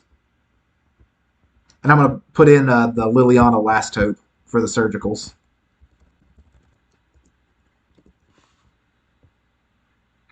And that's really the only trade I'm going to make. But yeah, we're going to try to Obosh some people. That's going to be fun, I think. Oh, no, I very much so like it when you guys are active and asking questions and stuff. It feels like I'm not just talking to dead air live when I get to like answer some questions. And sorry if I miss anyone. I'm not trying to blow anyone off or anything. It's just you get caught up in like the play patterns and stuff, and it's kind of hard to. I've not mastered focusing on the 2 things at once yet. But actually, let me cancel and make sure I think we queued up with the wrong deck here. Let me check. Because if I drop now, I still get my play points back. Okay, never mind. I had the right deck. I just freaked out for a second. Let's try that again. So this is the 4. I don't have this description in the, or I don't have this listed in the description. But if you have any questions about it or anything, let me know. It's a little bit of it's spicy. I think that there's some play to running the Obosh. The reason why I got back away from it was because it's not particularly good against the food style decks without having the Feed the Swarm, and Pox is good against those decks. But if you just having a few extra creature threats, it's kind of like leaning even harder into Saga than the regular one is. But I don't know. I like trying different deck lists out, different things. So we'll run a league of Obosh Rack tonight, and if we have time, we might run one more league after that. But I had fun with that league. 3-2. I feel like we could have easily been 4-1 had game 1 got a little bit better. Maybe against the Hammer Time deck, we might have played a little loose with our Bontu's Last Reckoning or taking out our Nihil Spellbomb out of the sideboard. I'm not entirely sure. But I'll take 3/2s all day. 3/2s keep the train going. They don't cost you any money. So the queue is tiny tonight. I guess people are all playing the new standard set that came out. And that set to me looks like a mess. I'm glad. It seems like they pretty obviously kept the power level lower. And I'm glad they did that. But I don't know. I'm going to mold this hand just because I don't want to keep a one-laner and get stuck. We can keep that. We're going to send back the Parasite, I guess. And in chat, you all might have to remind me a few times that this Obosh is here. Like I have a bad tendency to forget about it. Dragon Rage Chandler. Is there anything when it attacks? Does it get any buff? I don't think it does. I'm kind of okay with letting it hit me. I guess I have the option to push it. I'm just going to go ahead and push it. Just in case. It's a cast trigger, so it's not like I can do anything in response. So I just don't want him to get that extra value off of it. And we have a second removal spell, should something go crazy wrong. It looks like they're in Teamer colors. It's another Channeler. And okay, so this Spellbomb is going to be good against their deck. They're a Delirium tribal deck, it looks like. We're probably just double Inquisitioning this turn, though. But I'm kind of okay with taking a lick from either one of those. Yeah, and that doesn't change any of the card count in Graveyard if we get rid of both of those cards.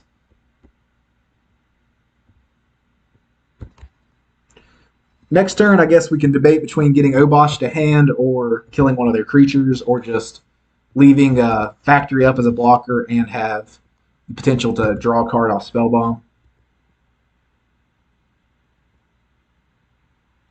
And that's probably what we'll do, is leave Spellbomb and Factory and potentially Dismember up.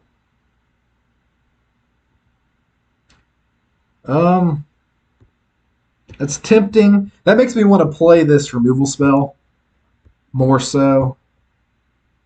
We'll see how this goes. If we play like this, it keeps up the option to block with the Factory, keeps up the option to Dismember, keeps up the option to Cantrip. So, like if they figure out a way to get Delirium, we'll probably Cantrip.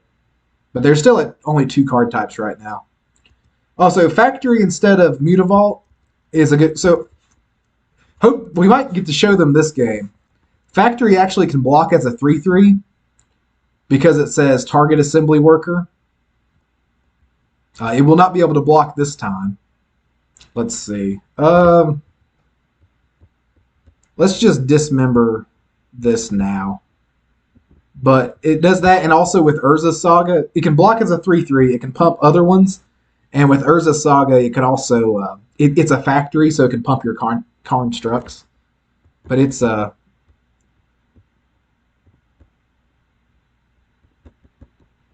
interestingly, Obosh being able to be cast through Blood Moon might be good here.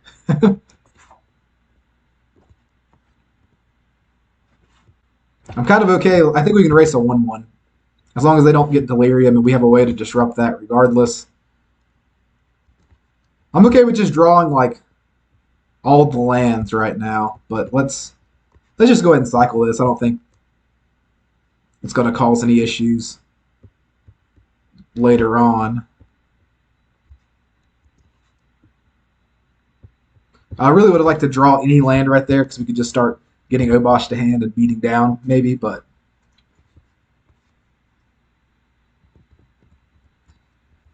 that's the secret spice of Obosh, I guess, that you can cast him through Blood Moon.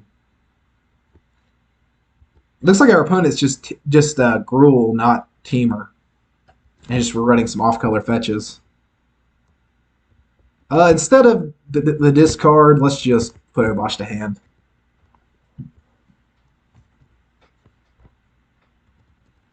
I don't want to unnecessarily fuel their graveyard if it's not really doing anything extra for us yet.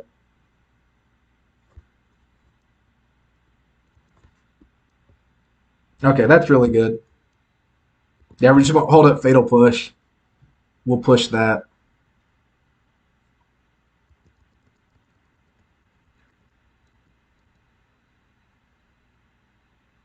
Abundant Harvest. Let's go ahead and clear this revealed zone out. Not too worried about Lightning Bolt. Um, I don't think they're going to have another threat here. I'm surprised that they didn't choose land over non-land or there, but I guess everything for them is just a Blood Moon effect now. Okay, that's a pretty good top deck.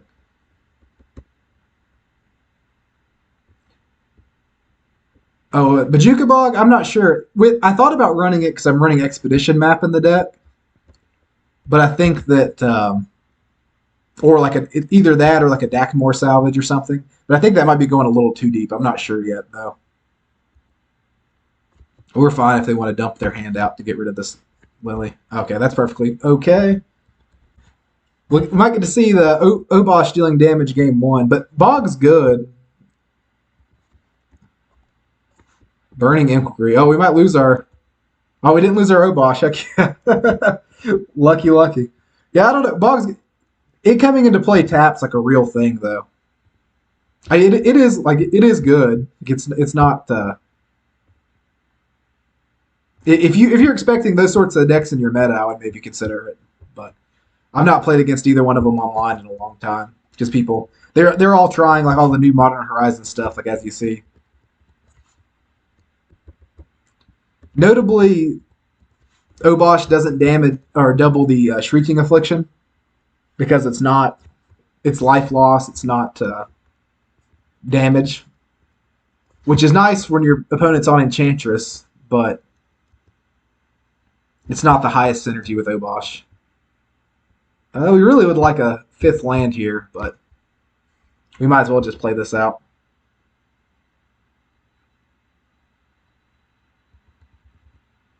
I am surprised that they're running Burning Inquiry. Like, I don't know what that synergizes with in their deck.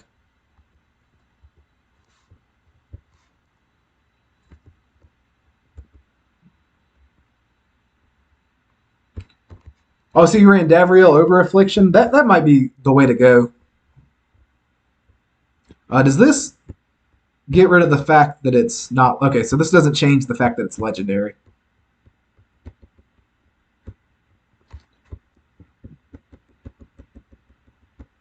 We're going to bosh them. What one of the worries when I put this deck together is like, oh, we're just never going to cast this Obosh, but like almost, it was like 1 out of every 3 games we cast him. Oh, boo, boo! We didn't even get to get a swing in with him. Yeah, that makes sense to me. Davriel over. There's no point in playing this Saga because it just with Blood Moon it just immediately goes to the graveyard, and there's really no point in us holding lands anymore anyway.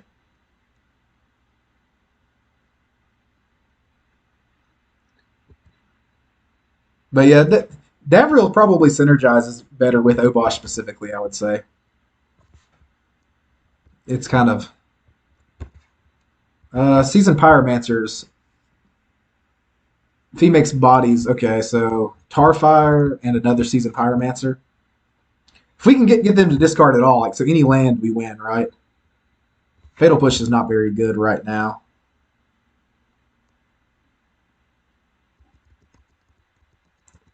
Lily is an interesting card in general, I think, to run or not run.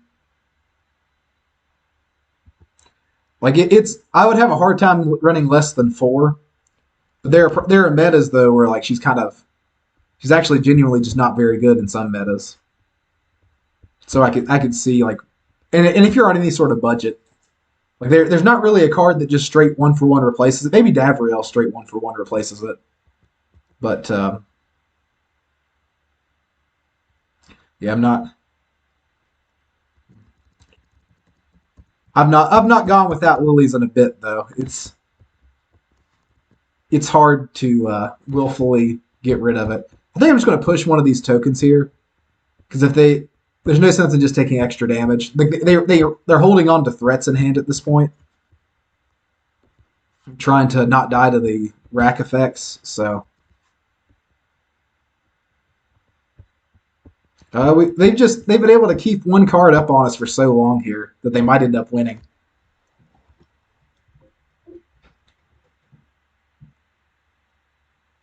Yeah, like there's no like 1-for-1 replacement for Liliana. Like unfortunately, I wish there was. It'd be a money saver, but this is kind of the problem with like the Sagaless version of the deck. Yeah, see, like there's or excuse me the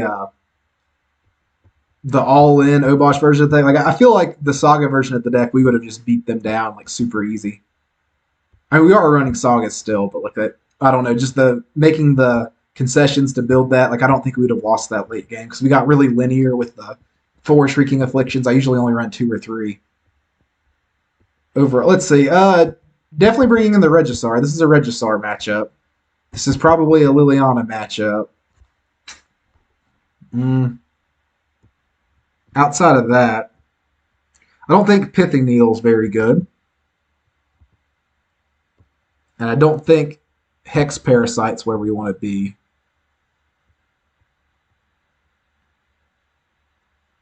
Crucible of Saga, it's actually... I've thought about trying a Karn Rack version. There's a guy in the community that's played a lot of that, like done pretty well with it.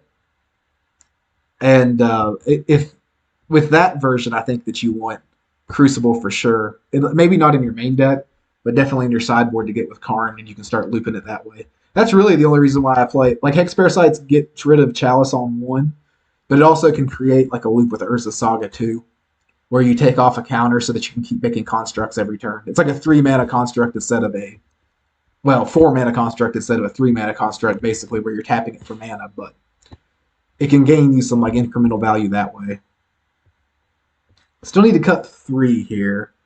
Murderous Rider is probably a little too slow. Like we don't want a Hero's Downfall in this matchup, I don't think. Affliction, I'm going to go down 1. Maybe probably the Blackmail. Blackmail's kind of the flex card. And we'll run it like that. I have done the loop with Parasite like once, and my opponent immediately conceded to like me starting the loop. But it would have been like I could have started looping every turn. I haven't played it in the main deck a lot, so it's not been something I fetched off the Saga, but maybe like 4 times. And 2 of the times it was like to get counters off Blast Zones or Chalice of the Voids and things like that. So there's been only 1 time where I got it with the idea of like I'm getting it to loop it, but it would have worked had it. Our opponent, okay. Hopefully, I'm hoping they wouldn't skip through their turn here. We are just going to push that starting out. Let's lean kind of heavy on our swamps here to make it less obvious that we're pretty weak to Blood Moon should they play a Blood Moon out.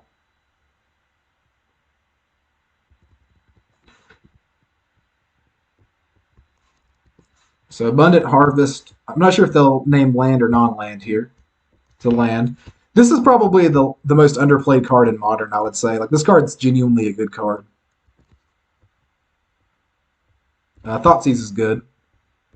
Hopefully we don't get Veiled here. I think there's a chance we do. I hate putting Seasoned Pyromancer in the graveyard because it feels like I'm giving them free value. And I don't know why that they didn't just cast that second Harvest. Because they're only at 2 cards in graveyard, but I think I take the Pyromancer because I think it generates too much value next turn. And we'll go ahead and get a rack down. Because they can just cast they can get rid of the Harvest and Lightning Bolt, turn them into threats that they're not really doing anything. Yeah, Hex Parasite, it's a playable card in 8 rack right now. Like it's the list that I ran the first league, I cut it. And if you're just tuning into that, we went 3-2 that league with a completely different list, the one that's in the description. But it's actually been the times that I felt like I've needed it. it really felt like I needed it. So that's something to keep in mind, I think. It was times where like Pithing Needle wouldn't have been good enough, and it's really good against pressuring planeswalkers and things like that. So like it has like a bunch of surprise utility. I was talking through this, and I was very specifically saying that the only way we get punished for that play is if they have Veil of Summer, because then they get the damage in and they get to kill the Liliana. But they weren't representing it before. So got a lightning bolt there.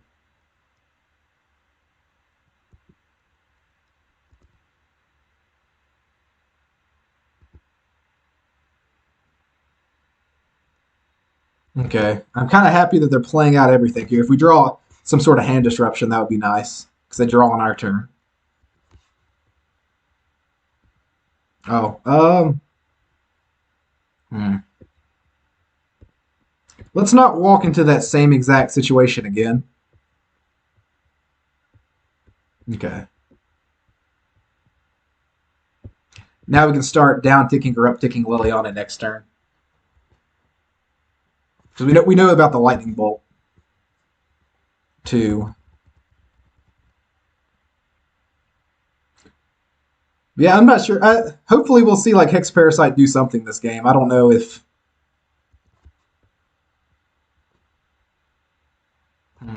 Sorry, I got to go in the tank for a minute. So if I Liliana uptick, they take 3/5/7 on their turn. They bolt my Liliana and can attack it, but then they're down a card. But then I don't have the Fatal Push. I think I just pass the turn and hold up the push. I think that we got to play a little bit slower. A little bit more careful.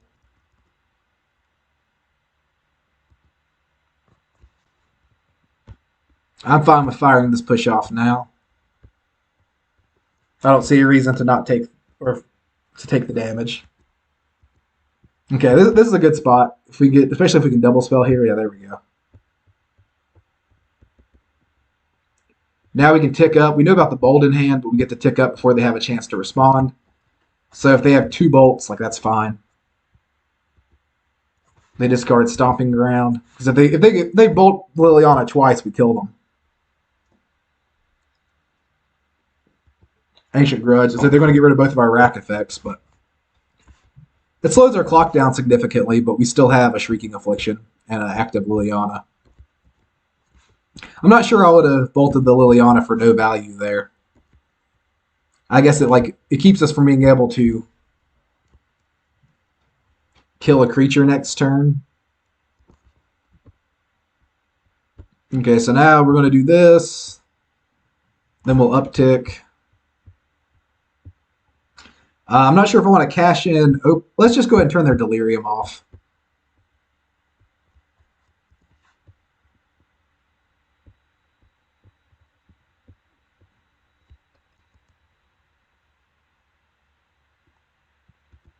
Let's see. So 3 mana Davriel's greater than Shrieking Affliction.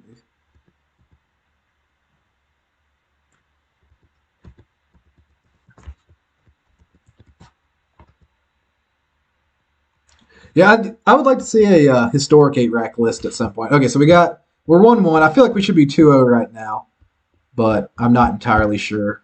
We're 1-1 for this match. We're 0-0 for the league. It looks like there's 2 or 3 people just now jumping back in.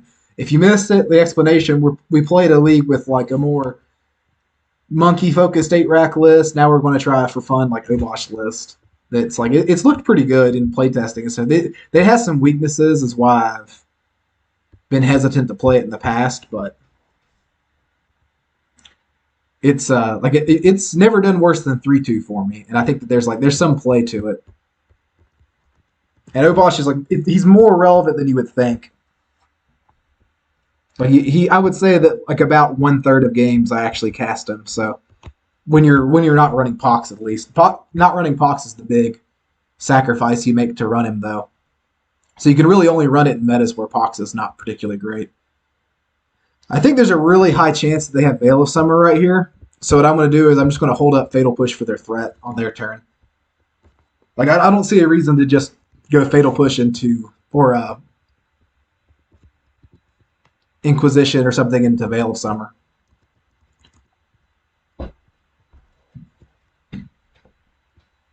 Because as many 1-drops as they have in their deck, there's just...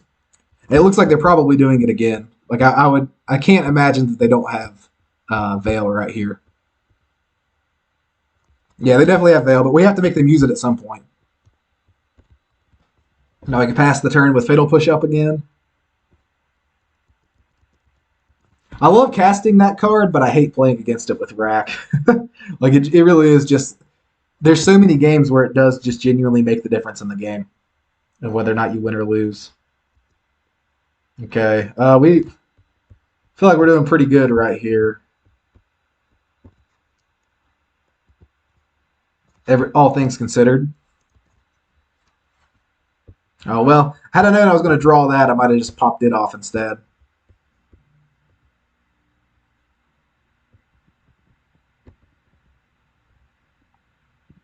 Let's see. 3 card types. They need 4 for delirium, right?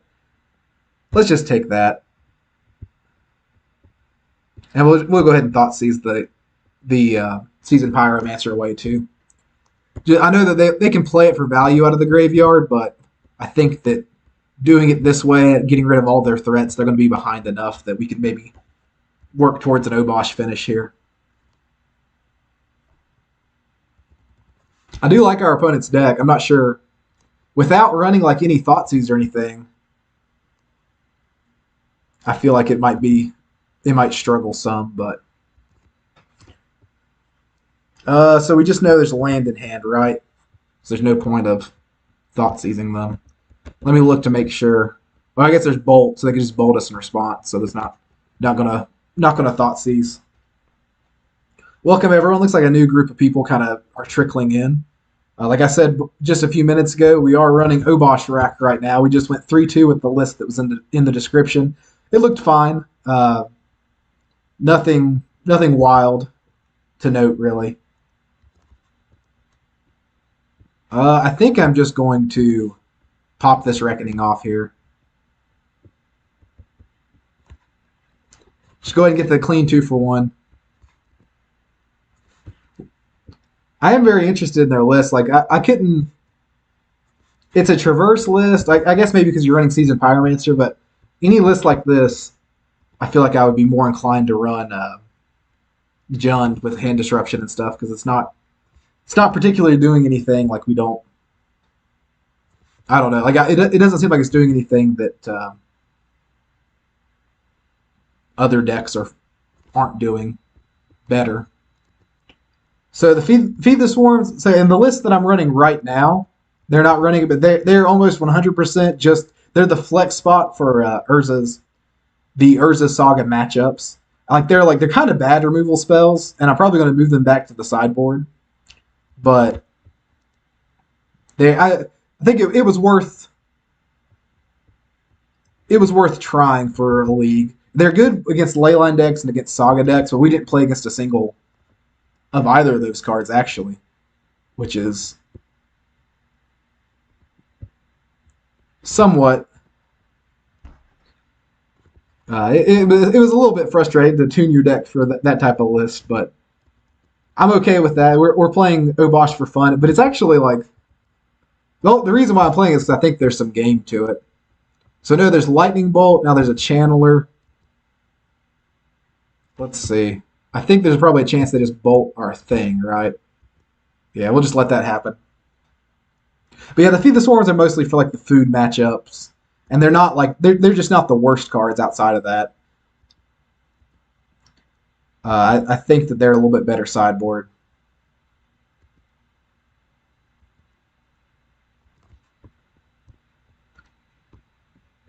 I'm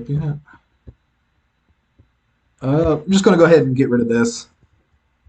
Probably play the Obosh here. He's like, I'm telling you, he's surprisingly relevant like every game. If they have the stupid Unholy Heat, that'll be a little bit tilting, but without Smallpox, you don't really, even with Saga, you don't miss your land drops very often. Cool. This first, we'll have to count like how many times Obosh doubles rack damage on stream. We got one so far. I'm just not going to attack into the Dryad. Oh, well, now I am. we're just going to kill that thing. We'll do it pre-combat. Okay, now we'll get in. Obosh beatdowns. I guess if they double block and then bolt, that would be annoying. I'm going to go ahead and cash this in now. We're not going to Thoughtseize. I think they still have the lightning bolt that we knew about from before. And they'll just bolt us in response, and that puts us in a position that we could lose.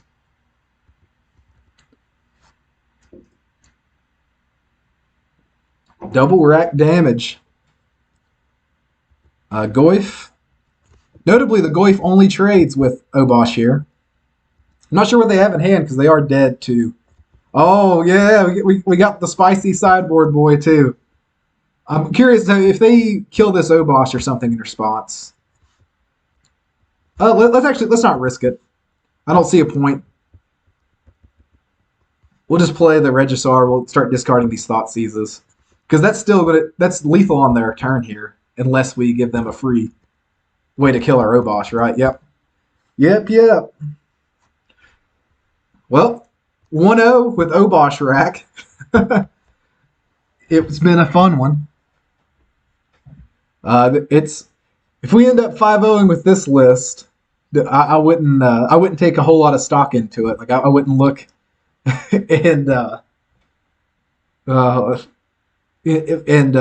that this is the new meta list, especially like if that's not quite a meta deck we're playing against there, but it was a fun matchup. Nonetheless, it was a cool deck, but I wouldn't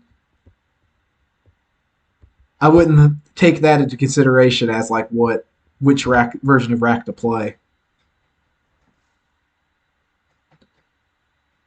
If you do get a chance, just stick it in the comments or like in the Facebook group or on the Facebook post or something. Either one. Like I would be curious. Yeah. Oh yeah. It's that the last time I played Historic, it was like all the Life Gain Angels deck, and I played a lot of mono red in Historic, so I really hated playing against that deck. It was pretty solid. I'm not even sure. I've heard everyone complaining about Jeskai now or something, but I don't know. I've not been keeping track of the meta in Historic. I don't even think I've loaded up Arena in at least 2 months. Oh yeah, on Facebook or in the comments. But the reason why I was thinking Facebook is it'd be harder to dig it out of the comments later on, because I plan on streaming for at least the entirety of this league. We might run one more. In the blind, we'll keep this. This is just a pretty standard rack hand. Let me pull this Obosh up so I know that it's there. Our opponent's probably not going to be ready for it. Awesome. Yeah, I don't know if y'all can hear it. I got the buzz from the notification for it a second ago too. Thank you. Triumph. Let's just get the Goyf. Looks like they're on Sultai mid-range.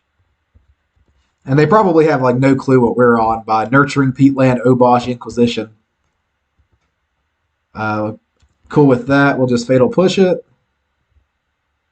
We'll get a Saga online here.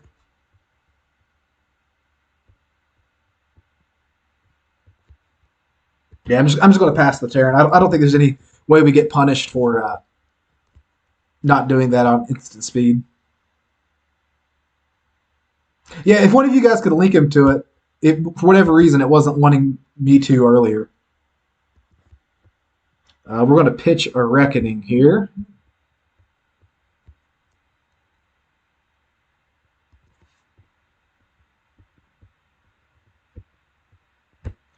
Our opponent still has no idea we're on 8 rack, so like if they want to keep ticking this Lily up, I'm going to let them. Like I'm perfectly fine with this, and I'm not going to show them we're on 8 rack either. I'm just going to play the factory and pass. We'll discard one of these Sagas here. They're on Abzan, they're on Abzan, not Sultai. For some reason, I thought this was the Sultai Triumph.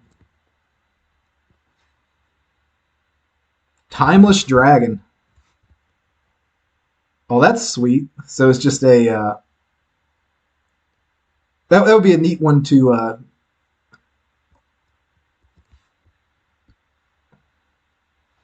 Okay, so now we get rid of the Saga.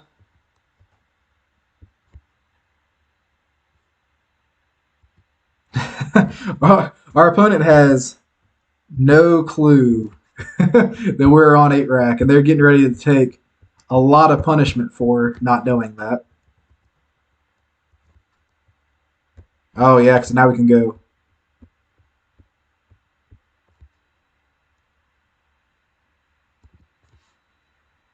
Let's just get a rack.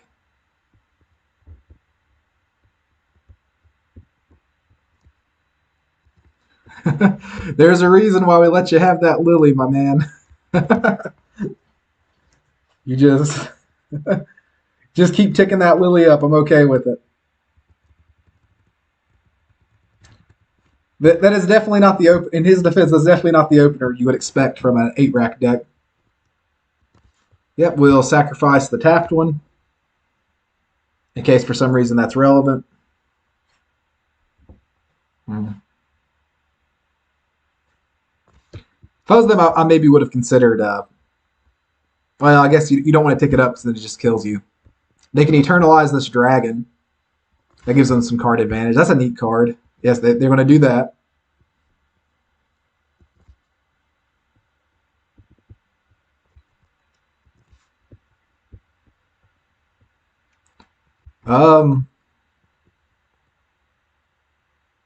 Let's say so. 2, 4. They just take 7 in their upkeep. I think what we just do here is just not die, right? Like we don't do anything. Like don't try to put Obosh in hand, anything like that. Just make it so if they tick up Lily, they die, and we have plenty of blockers. We're in pretty good shape right here. Even if they don't tick up Lily, they probably die. Yeah, I'm just going to sack that. Okay, he concedes. Yep. That was I've not gotten to play a game where our opponent didn't know what we were on and caused them to like play into our game plan that hard in a while. So that was fun. Let's see. They had the Jund Hierarch. They had a Timeless Dragon. I don't think we care about that too awful much. I mean, it's a pretty good threat that they can play twice. I'm trying to think of sideboarding here. I don't think we need Surgical. Maybe the Liliana, the Last Hope. I don't think we need that either. They only are running the Mandador. They're not running Ragavan, anything like that. It doesn't really do much else for us. I like all of these as one-ofs. Oh, I appreciate that. It's Rack's a deck that like it's if you play it right and people aren't ready for it, you can pull off a lot of wild stuff with it. Let's see. Let's go down a blackmail. Let's go down 2 Raven's Crime because I don't particularly like the idea of them getting free like just being able to discard if they have lingering souls, things like that for value. The next Tom Ross, I don't know about that. I'd probably have like 3 SCG tours to win right before. But before you say that, I might have to pick Infect up a little bit too, right? Let's see. Let's mull this hand. We'll keep that. I like this better. That was basically a mull to 6 the last hand anyway. We'll pitch a land back.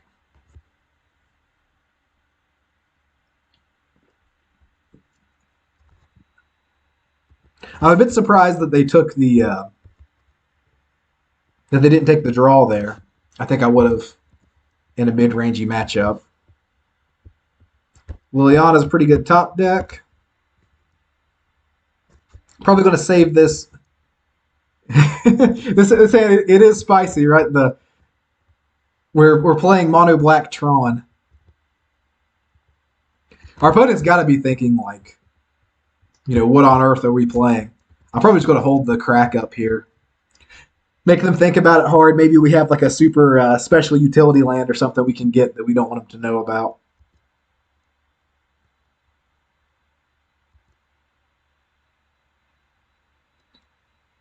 Notably, we can like if we had Bog right here, like Bog ourselves, then like Nihil Spellbomb so they're 0-1s.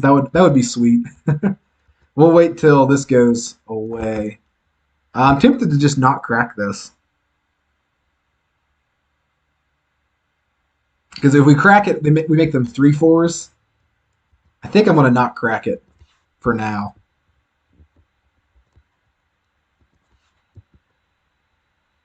That way, like it just makes our sagas bigger later. I think this is just like a better of like make both of our sagas like one bigger than it is like as a draw card at this point in the game. Here later, it's probably not going to be the case. We really would like another creature spell or another creature removal spell. Yeah, Abzan can be tricky because they have Lingering Souls. If they're choosing to run that card.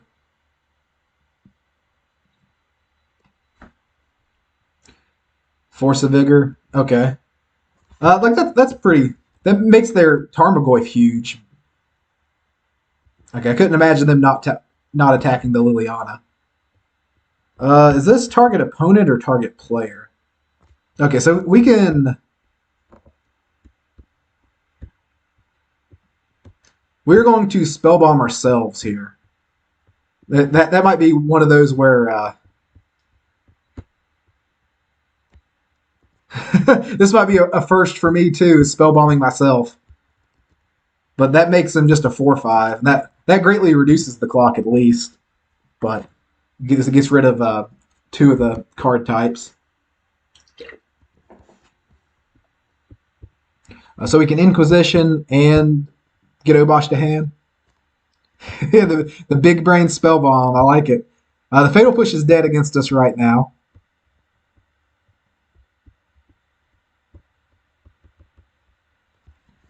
Yeah, I think that if for whatever reason Saga would get banned, um, I think that the correct game plan would be either Orzhov or Rakdos in the way that things have kind of shaken out. Because Orzhov, it's really good, but like you said, it can be a bit clunky though.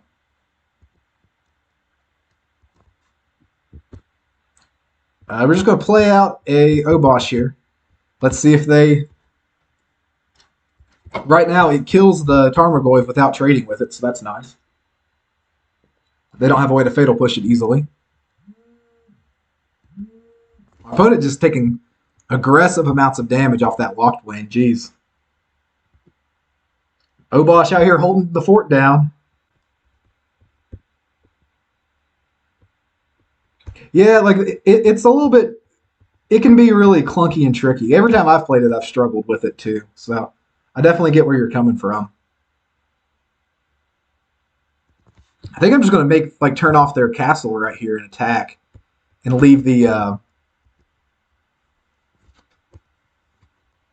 Interesting. I don't know why they're blocking here. I guess they kind of have to. Maybe if we had a way to, they just don't know. I don't know. Huh. I'm okay with the chump block there, though. Yeah, and I really love the way how flagstones work so favorably with Smallpox. But like you said, it is just kind of.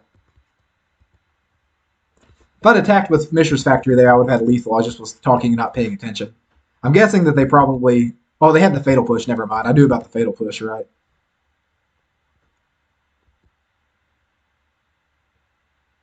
So if we have a hand disruption spell, we can get rid of the Fatal Push potentially. Oh, or we could just push their creature. Yeah, wouldn't it be nice if we had a 1 CMC land to play, right? Oh, 2-0, easy money. Obosh is OP. God.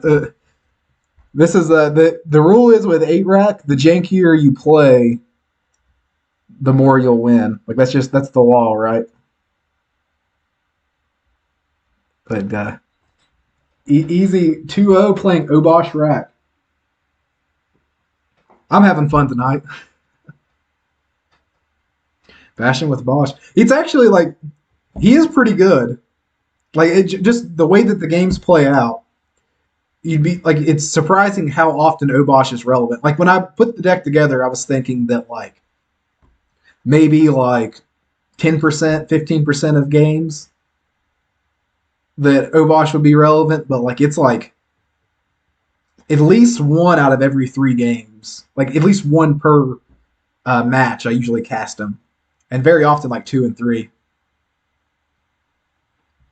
if we go 5-0 with Obosh rack, you got to start telling everyone that Obosh rack's the new meta. That's the you can't tell them that we played against Abzan, Jank, and Gruul Delirium games 1 and 2 though. But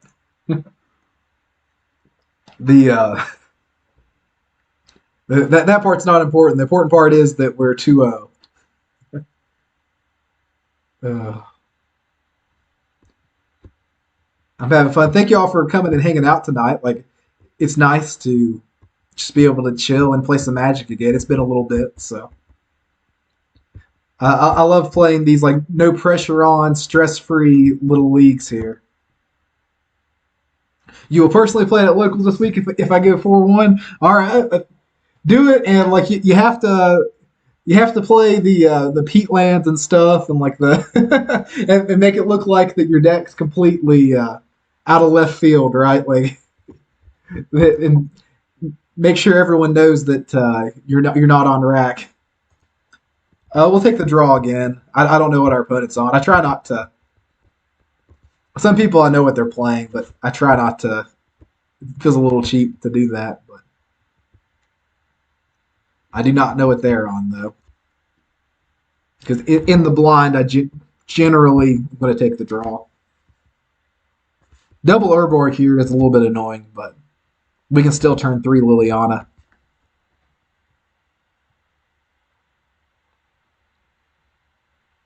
Honestly, as many Pithing Needles and stuff are around, it's probably technically right to run some sort of split between Peatlands and I think Silent Clearing is the Orzhov one. But I have not. I've not taken the time to change up my list any from it. If we Ravenscrime them, they pretty much know what we're on.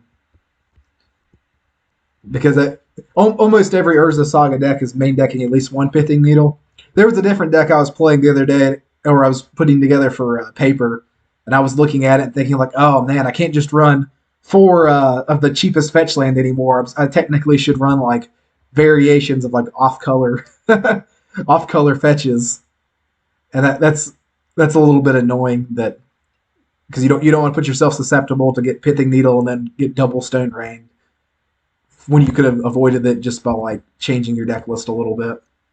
But I still haven't done it yet though. I still just run the fetches I have. I'm pretty okay with Ragavan. Yeah, I think Prismatic ending is going to change the way a lot of our opponent's going to be thinking, "What on earth are we running here?" Too. That's great. Go 5-color Pox. I like it. Rainbow Pox. They're not running Luris, so I don't think that they're on Grixis. So I'm okay with playing this out.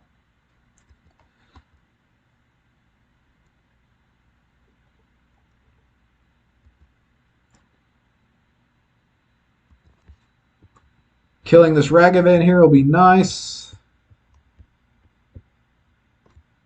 I'm interested how this Obosh will line up against this deck, because this is one of the better... This is the type of deck that the other deck was built to beat more so. If they go the giant Murktide Regent, or whatever it's called, I really don't like Uh, they're going to have exactly. Well, watch this. Chat. I'm gonna call it ahead of time. They're going to have exactly blue card Force of Negation, right?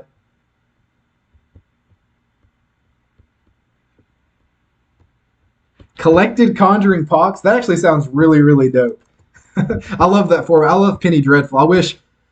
Usually, Sundays are like wife time, so I don't ever get into the. I don't think I've ever played the Penny Dreadful League, but that format looks so cool.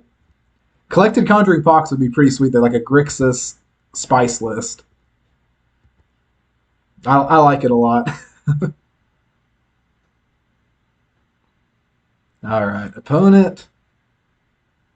Well, what we have is lined up well with what they've had so far.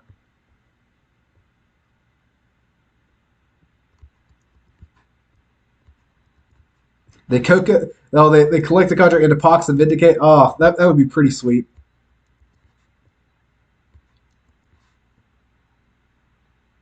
Pretty fine with how. No, let's just get rid of Urborg because we're not gonna use both these Urborgs at any point. Now we're gonna Bosch is coming for the Delver players too. He takes no prisoners. Oh, hey, Aaron, man. So quick update. We went 3-2 with the list that's in the section or in the description. We are 2-0 playing Obosh Rack though, with Obosh the Prey Piercer as companion. So it's been interesting. So do we check this turn for Do we check for counter magic or do we just jam? I think we be disciplined. We check for counter magic. I don't want to though. Oh, so bolt. Okay. Well, I should have just jammed there, but. So we beat Living End. We beat. Oh, I can't remember the second deck we played. We lost to Infect and we lost to Hammer Time. I remember that for sure. But I can't remember the other two wins off the top of my head because they were. I think for sure the last one was Living End. If someone in chat remembers off the top of their head, if you don't care to let Aaron know, yeah, lost the Jank Infect. That that was that one was a little bit tilting. Like it looked like it was mono green, maybe Rakdos Infect. Yeah, it was like it's really hard to explain. Our game 2 we just had the worst possible draws. Yeah, we beat Tron. That was one of them. There's one more that I can't remember. We beat mono green Tron. Shoot, I'm trying to remember. I was thinking it was a mid-rangey type list. Yeah, it was. Their entire list was it seemed like it was based around their lands. So like they were Yawgmoth Nexus and they ran like some exalted land too. And we just didn't get enough Pithing Needle action on their land. Yeah, Tron was not there. In fairness, game 1 they mulled to 3. So like I don't know how and we were able to just slam a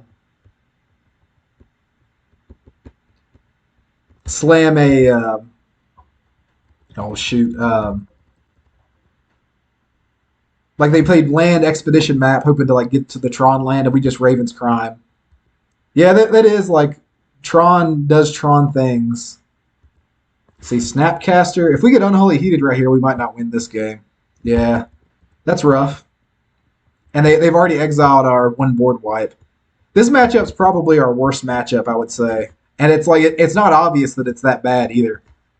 But they just like they have enough card draw. Like this card right here, I should have been talking about it before. Sorry, the Expressive Iteration. Like every time I've had this cast against me, it's just looked busted. It's surprisingly tough. I don't think we can win from this spot, but let's get some extra information. Well, we'll Inquisition first, because there's a higher likelihood that this hits something now. No, so Murktide Regent land. We can crime them twice, but that doesn't do a whole lot for us in the current state. Yeah, iteration is for you guys that play Legacy. If you've played against any of the Legacy Delver lists, that's like it's kind of changed the face of how Legacy Delver looked. But I've not played any Legacy since Modern Horizons, though, so I could be wrong of how lists look now. But it looked really, really good then. Yeah, it really is like, oh, here's the third one. They're kind of like, you dig so deep in them with them too that like if you're running it in the deck, it feels like you always hit multiple. Yeah, like I've not figured out like the pattern for hating these cards out. Like it very much so plays like Legacy Delver played. If they have Bolt for our factory, they just have Bolt for our factory, but we got to try something here.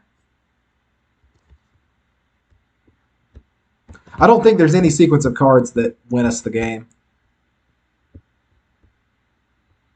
Now they get to Graveyard Hate's decent. Now they just bolt me. Yep. I don't know why they wouldn't just bolt my. Well, I guess because that's lethal. They bolt me.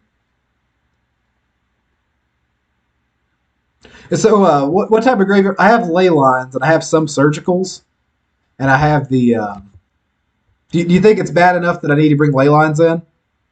I've only played this matchup maybe like 4 times, so I'm not entirely convinced because like Leyline's a dead draw late game, and I know Surgical's a bit better against Delver, but do you think we need Leylines? I think we probably do need some number. This card feels good against them because it kills the Dragon Rage Channelers, it kills the Snapcaster Mages, it kills Ragavan. She's the biggest reason why I was running the list before that I was running. Before this stream. DRC is...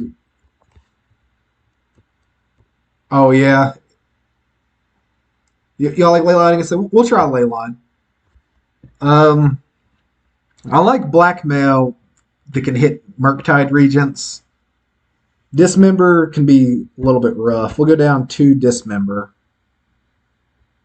And probably a Pithing Needle.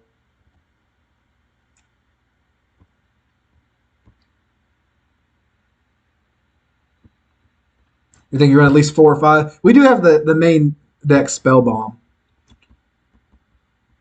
Notably, like if we bring in Leylines, we lose the Obosh. I thought about changing it to Grafdigger's Cage, but Grafdigger's Cage is so bad against, like, it doesn't do anything against Living End, for example, because they cast the spell from exile, and the creatures come back from exile, not the graveyard or library. Yeah, I think I agree, especially if you can Leyline, it turns off the Regents straight up. I think maybe that's worth it on its own. All these decks are here. I'm thinking about taking this card back out of the sideboard, because that stupid card, Unholy Heat, they're playing in the decks that I would usually play it against. Yeah, Cage is pretty good against Yawg, isn't it? I guess I need to hurry up here and decide which one I'm going to cut here. Probably just a Murderous Rider. Because we have enough cheap removal for the small creatures. We have 5, 6. That might be a bad idea. This is tricky. I'm never sure to take the play or the draw against this matchup. I think I still take the draw. I don't think it's as bad as Prowess. Like I don't think it's like kill their turn 1 creature or lose. The way that Prowess can be. But we'll try the draw. Oh, you say take the play? Oh, well. Huh. Well, I wish this wasn't on a delay. Maybe I could have get it. Yeah, I think Pack Rat's decent. Reggie's very, like, he's situational. I liked Sedgemoor Witch for a little while. I liked Dark Confidant for a little while. I think in like this type of Obosh list, I think I'm going to maybe try like a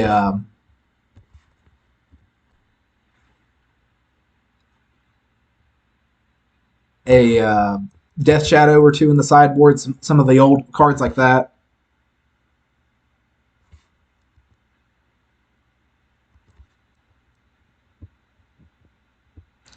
So I guess we're going Inquisition here. They've almost already got. That's wild. They already almost have delirium on. Like that, those cards together are so good. I think we just take Ragavan here, right? Even though it turns delirium on, we just have to. We just have to do it. Well, that stinks that they've got that now. I'll be honest, I'm almost kind of hoping that we don't 5-0 with this deck. That sounds bad, but like it's kind of true because we know that I know that this is the best version of the deck, but I'm having fun with it. It would be fun to 5-0 with it. So if we lose a match, I'm not going to be unbelievably upset.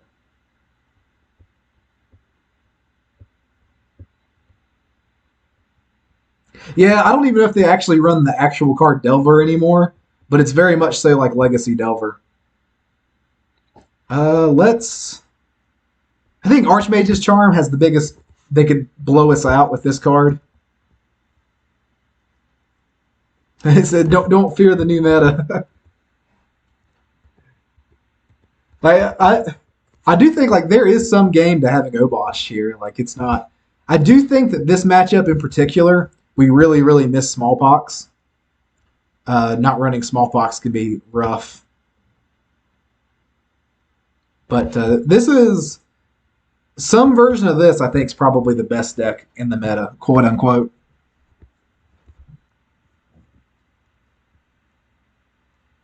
Like I don't know what it is.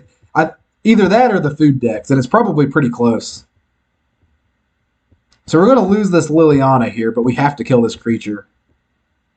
Because this thing is the amount better that this is than Delver was not obvious at first in Modern.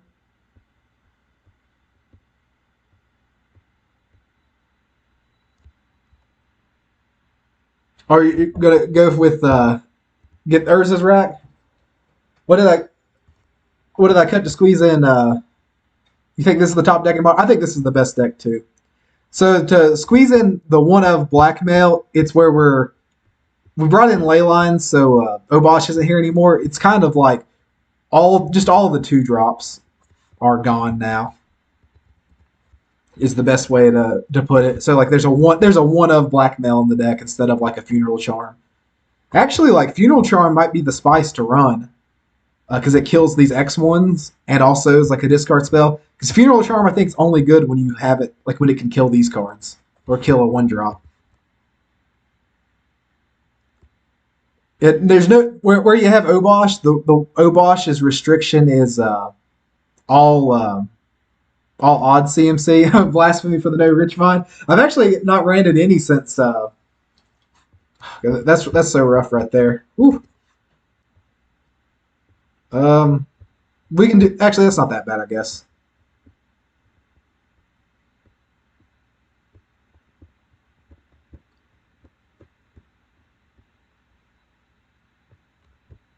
Yeah, I've actually not ran Rich Vine since I started running Saga because like the demand on the mana base felt so high.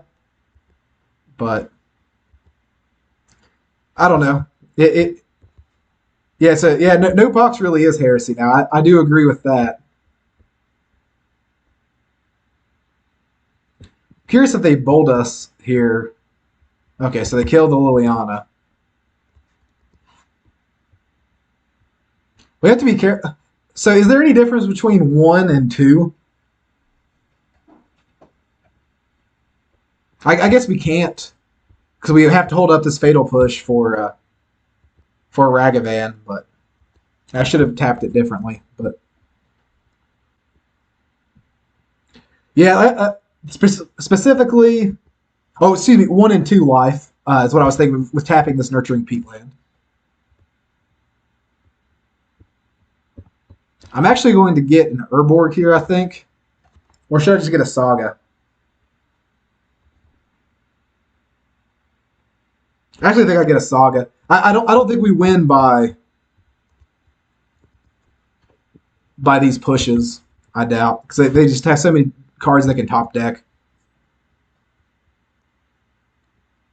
Yeah, I do miss Pox a lot against this deck, and I still am a firm believer in it.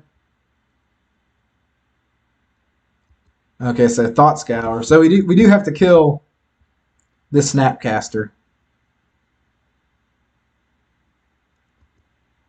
They're milling us. That's interesting. Did they scry something to the top that let them know like what they had?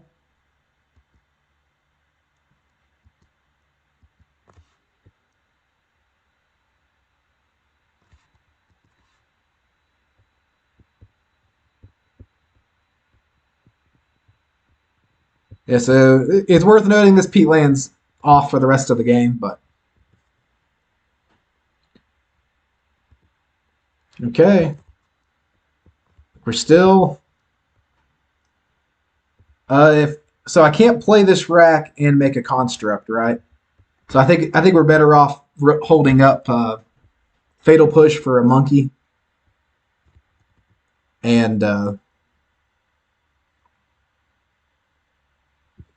actually, the last stream I went live this past week. I ran the Force of Despair, and it just like it never lined up the way that you wanted it to line up.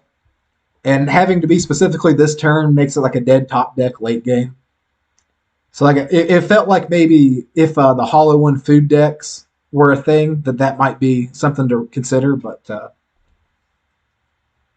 yeah, Bontu's is better and things like that. It's like it's looked good on paper before, and I've played it in Legacy to a little bit of success in decks like that. But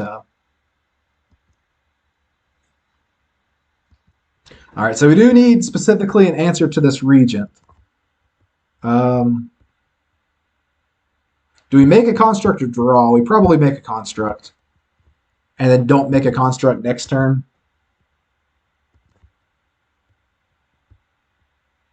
So let's float this.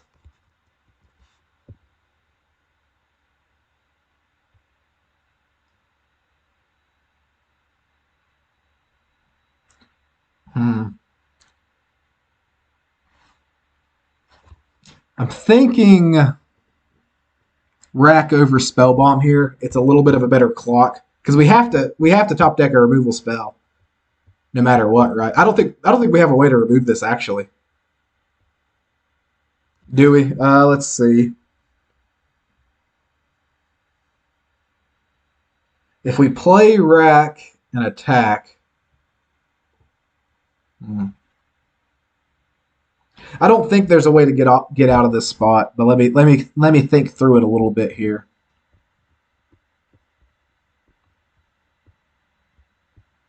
Now, because we can't discard this land.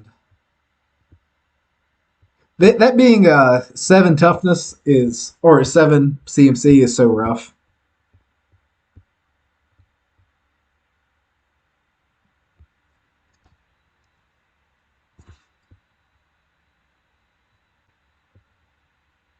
I don't know. Maybe I can get them to overthink it and try to block here. Is what I'm thinking.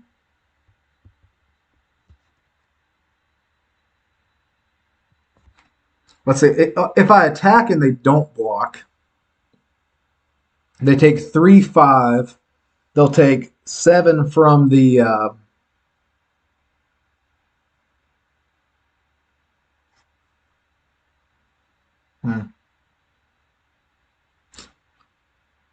Let's see. I guess the only chance of them messing up here is like them thinking that they have to block to escape lethal somehow. Because there's just no way to cobble together lethal damage with what we have in hand. If we had one more land in hand, we'd be close. Or if we had one more rack effect.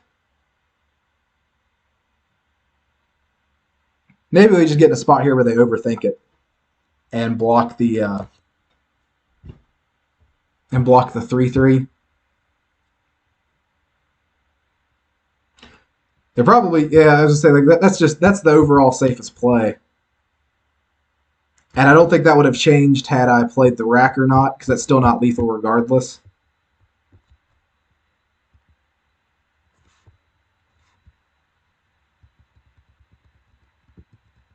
I think we would have been close with one more land, but not quite there. Because they would have taken two more. Yep. Give me innocent blood in modern would be nice. Yeah, it was close. It was. It felt like that had a couple. Had they top decked any other creature, I think we would have won that game. Uh, I am going to 2 seconds to run to the restroom, and I'll be like back like immediately right here. We'll go ahead and hit the play cue for the next one though.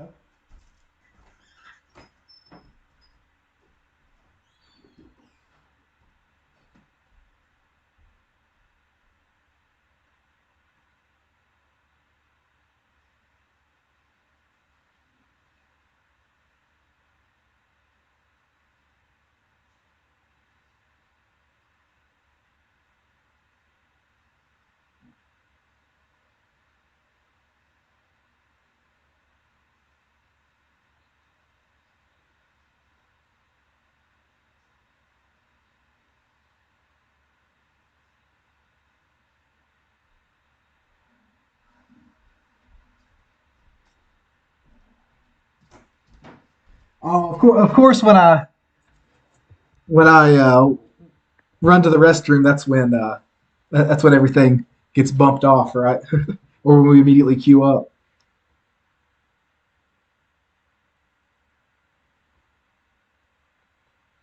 But yeah, I think I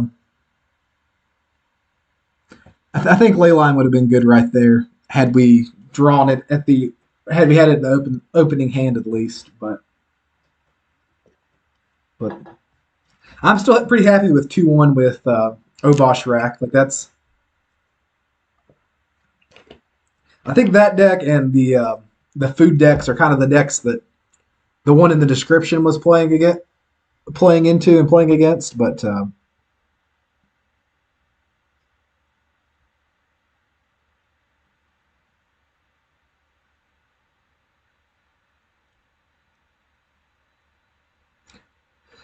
yeah, like I don't know. Damn is good. Like they're it's unconditional at least, right? Like I can't remember. It's just is it just destroy target creature for 2 mana? Like that is better than the vast majority of 2 mana kill spells, but the Asmo decks are very good. Like I don't know that it seems like they can't really be like a an absolute. Oh, they can't be regenerated too. Yeah, like that's pretty on rate for 2 mana. I guess no instant speed is a little bit of a downside, but it's not any worse than Feed the Swarm is.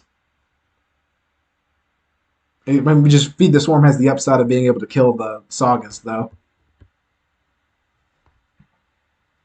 But I think the Asperado decks they tend to like they turn their wheels a lot, but they generate a lot of advantage. So I think that if they got really big, Tron would be able to handle them pretty easy.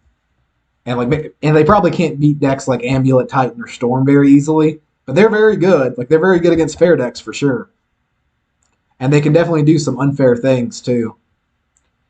This is close. I think on the draw, I'm going to keep this. Only having 22 lands versus 24, it's probably a risky keep, but we'll go for it.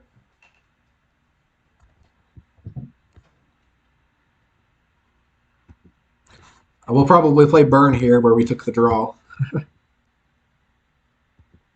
Lava Spike us, cool. Drew the Thoughtseize. I consider Thoughtseize a pretty dead card in the matchup. I think I'm just going to take this Eidolon just because, even though we have removal that could hypothetically go towards it, it just can represent. It's just a 2-for-1 basically for them.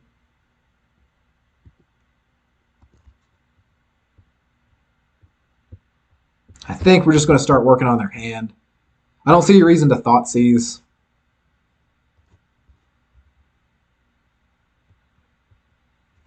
He just turns whatever they have into one less, and if they don't have anything else in response, it can be rough.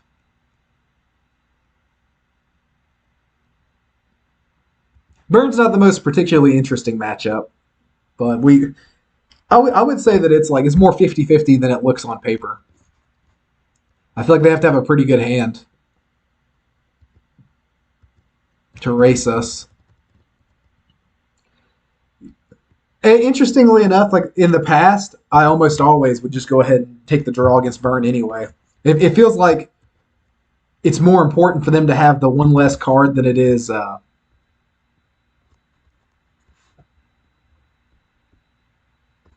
than like any other aspect of what's going on. I think at least maybe because they're not going to kill you on turn 3 when you have disruption.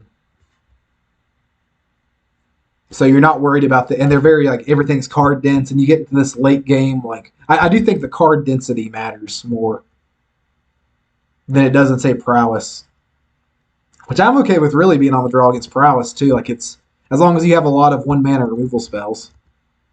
I am letting them get in with Goblin Guide one more time to try to clear a land off the top. Yeah, we got the land. I mean, not get in, but swing. That's why I'm doing the Fatal Push over the Thirst here. So we know it's Searing Blaze in hand. I think we just Liliana tick up and get rid of these Thoughtseizes because I'm just not Thoughtseizing into their open mana.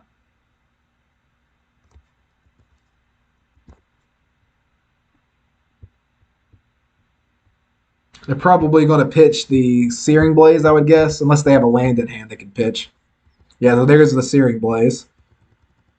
Now we're at least, like, we're erasing them a little bit now.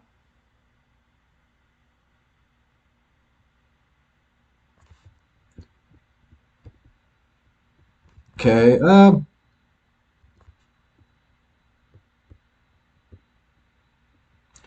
I think we're just doing this. Then we're going to play the Affliction and attack with the Mishra's Factory here. I don't think there's a reason to leave it up as a blocker. They can take 1 less damage from the rack this turn by cycling the Canyon, but they can't avoid the Affliction. So that's good. Got them on a pretty tight clock here. They had to have had a good draw off the top just now and a good draw off the top here. So yeah, Rift me for 3. I mean, they basically have to go runner on 1-mana burn spells, right? Like either some combination of bolts or spikes or skewer the critics. Or we beat them. Okay, so land. We can just get rid of our other Thoughtseize here. So Helix us. Does that buy them a whole nother turn?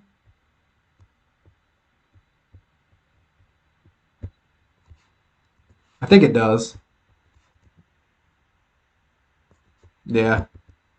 Maybe it's right to leave this or Mish. Well, it doesn't matter if where we're at 3. They have to top deck a 3-mana burn spell. They're slow rolling us here. They're taking their time. Oh, he says rip.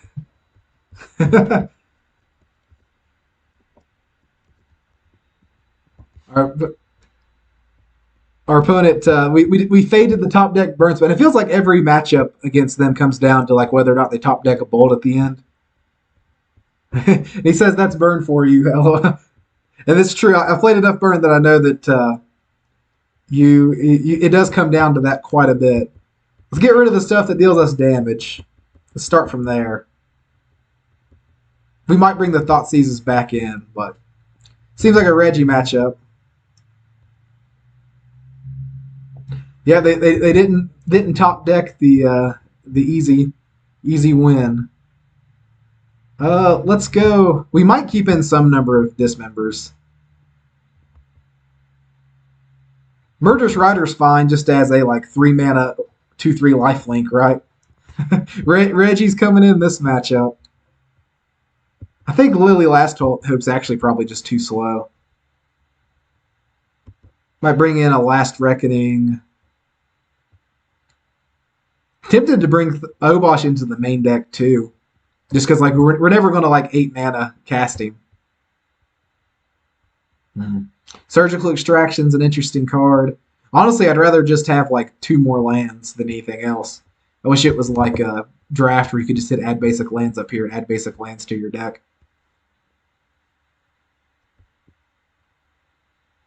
Let's go up 1 Reckoning, 1 Dismember. I don't think we need all 4, but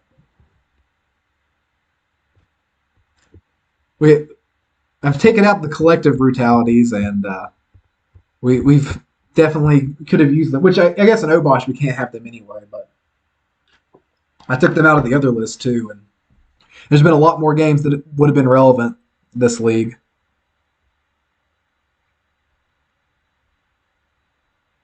Hopefully we see some Reggie action this game. I love me some Reggie when they're not when they're not bringing in Path to Exile. They didn't see any like they didn't see any Urza Saga or anything like that to make them want like non-bolt removal. I don't think any hand that they have where they don't have a turn 1 creature I like pretty well.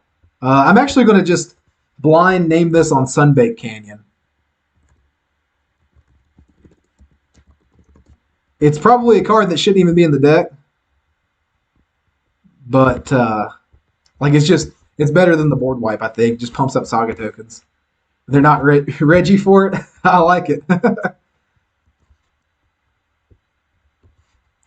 I am just going to Fatal Push this now. I don't think we're in a situation where we're racing them yet. And then that way we can get the Affliction down and cast the Liliana next turn if they have another one. Our opponent has Pithing Needle.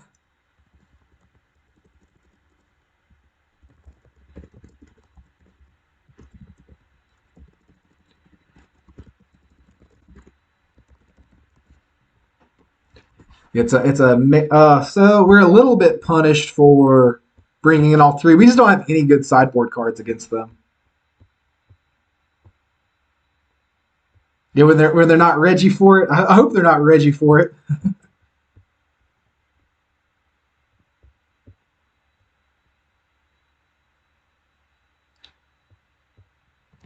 Boros Charm, we're fine with that.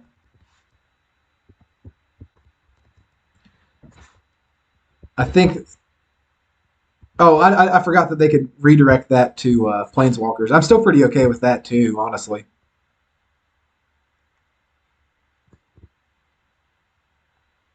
Our opponent is probably a little bit tilted that we blind named the Sun-Baked Canyon there to some pretty good success. Well, we're going to lose our second board wipe here, but I'm okay with that. It appears that they're on the straight burn plan.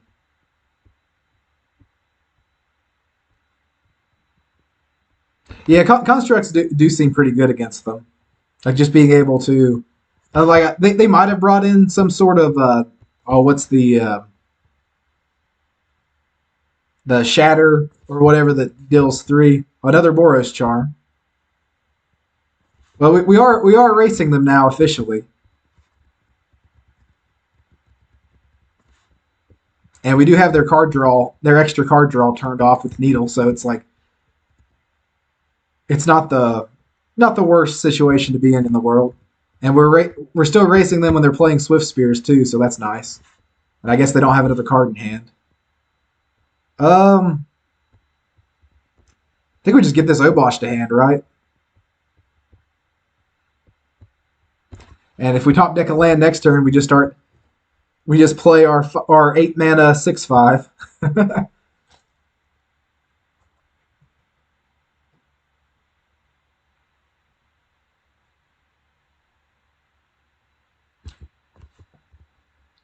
That really does there's a lot of pauses. I think they probably are a little bit tilted because there was Basic Mountain when we named the Sunbaked Canyon, and if I saw turn 1 Pithing Needle from my opponent who looked like they were just on regular rack, I'd be a little bit annoyed too.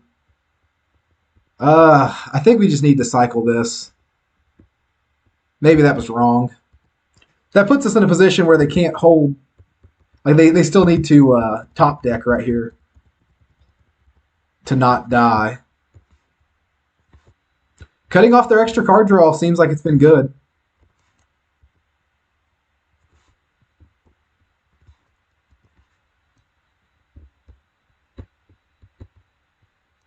If we uptick this, our opponent's really tilted that the needle's what won the game.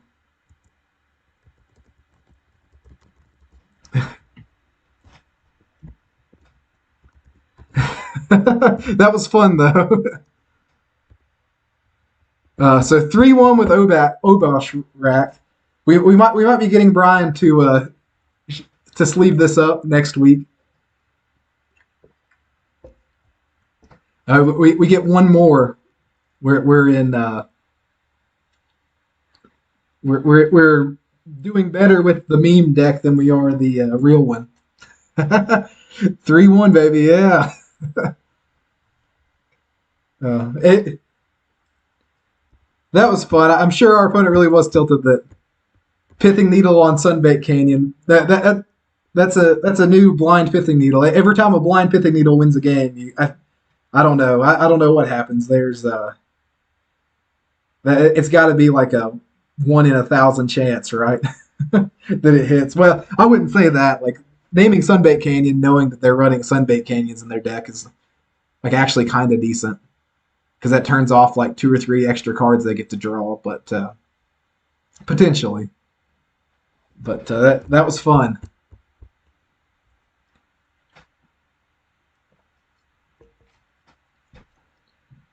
Oh, so one more, all the marbles. Let's go. Obosh in the command zone again, or in the well, it's basically the command zone, right? The companion zone. That's what they were trying to mimic, at least. I think my favorite part about this is how much Obosh like throws them off the scent of what we're doing too.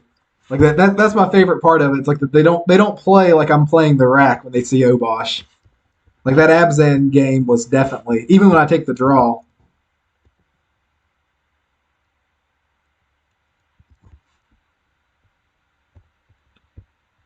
Yeah, I'm just going to Inquisition this turn.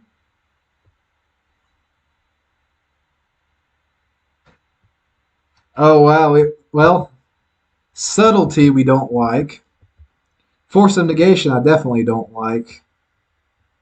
Violent outburst. I mean he didn't force a negation it, so I guess I'm just taking the violent outburst, right? I think that this is the Crashing Rhinos deck, not the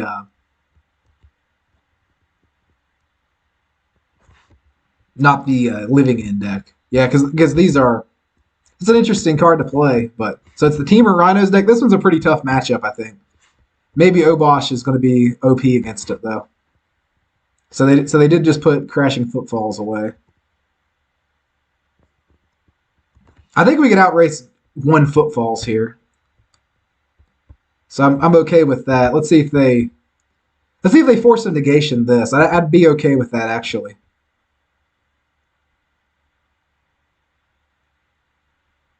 Yeah, yeah. Okay, so I'm pretty happy with this force of negation, but the Rhino deck it seems kind of.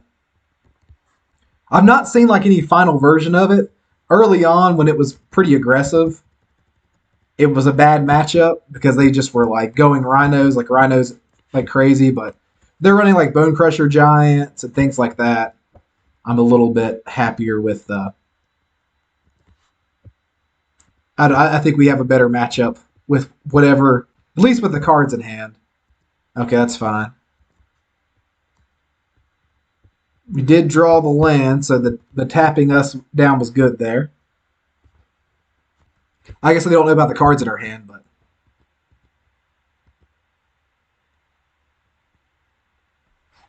Oh, was it? So yeah, it's like it seems like it's a pretty powerful archetype, honestly. Like it's not busted, but it does good against other fair decks at least. I know that for sure. And like it has good protection against like the super degenerate quote unquote decks, like the super.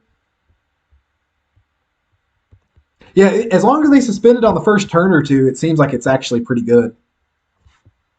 So they got Bone Crusher Giant here, and they're just going to stomp. Okay, they're going to stomp the Liliana. But that's still, they're taking 6 this turn. I think we're in pretty decent shape. And we have removal for the Rhinos. The big thing is the amount of card advantage that stupid card gives. And they have Trample too, so you can't even chump block them. It's pretty good. I think I'm going to... Hopefully we draw a card that we want to just discard anyway. Okay, so we're going to discard this Swamp. That way we have this for whatever their next spell is. And we do take 2 from this Bone Crusher Giant. But I'm fine with like how this plays out. Because we just win the game no matter what next turn, right? Like I don't think there's any sequence of draws that they can win the game with. Even with this Footfalls proccing here.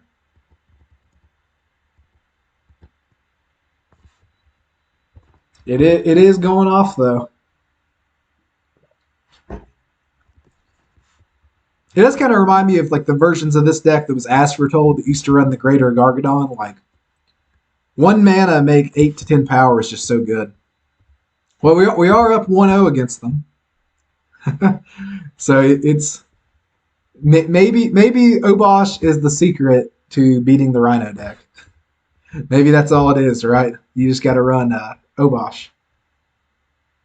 I think we want multiple Last Reckoning against this deck. I don't know if we want all of them or not, but I know we want multiple. I don't think Blackmail is particularly great. Weirdly, when they run Subtlety, Liliana and Rotting Regisaur aren't particularly good against them. So for beat him, not even stressed. Hey, this has been a fun league. I mean, like it's like there are good pieces here, and like Obosh, I think won 1 game.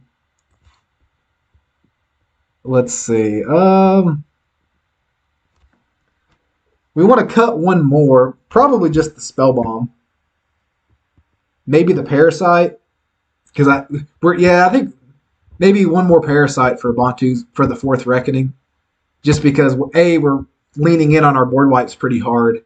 And B, like, we're not going to be in a situation where we want to do a Saga loop. That's for, like, when we play against, like, blue-white control and things like that. It's not really designed for this matchup, I don't think. This is interesting. But we do have to worry about this card with Subtlety. I don't think that they know anything about Saga. I'm going to mulligan. I think we have to disrupt their hand a little bit. There we go. That's a better hand. We'll send a Swamp back. I do think if we don't get, like, we have to keep them. They can't turn 3 Footfalls. I don't think we can beat turn 3 Footfalls. But I think we can beat, like, turn 6 Footfalls. Well, in a normal heads-up game, we have a hard time beating the turn 3 Footfalls, at least. I wonder if they're thinking about them holding up or pausing for so long right here makes me feel like, okay, so Force of Negation, okay, I'm surprised by that. That means our Raven's Crime's going to do some work here later, though.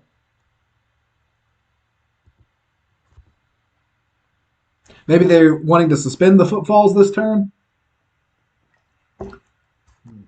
So 2 mana, so they can't Electro Dominance. I'm not sure what the 2nd mana would be.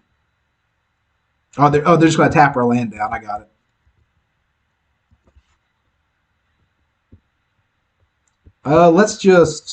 Let's crime them.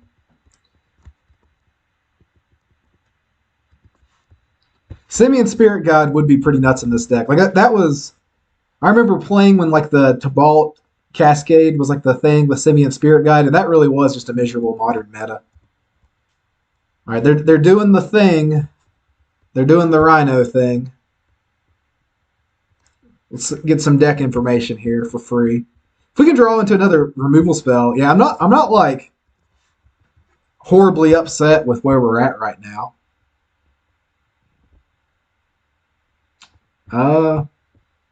We can map. I think we're going to Fatal Push. Well, I guess we would have Fatal Push on their turn, or on our turn.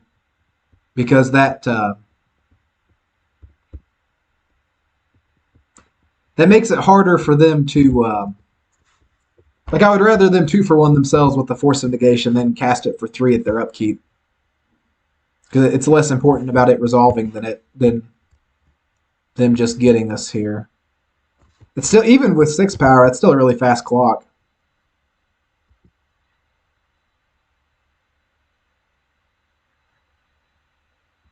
We're not going to be able to crack the map this turn. Well, I guess now we are cracking the map, whether we want to or not.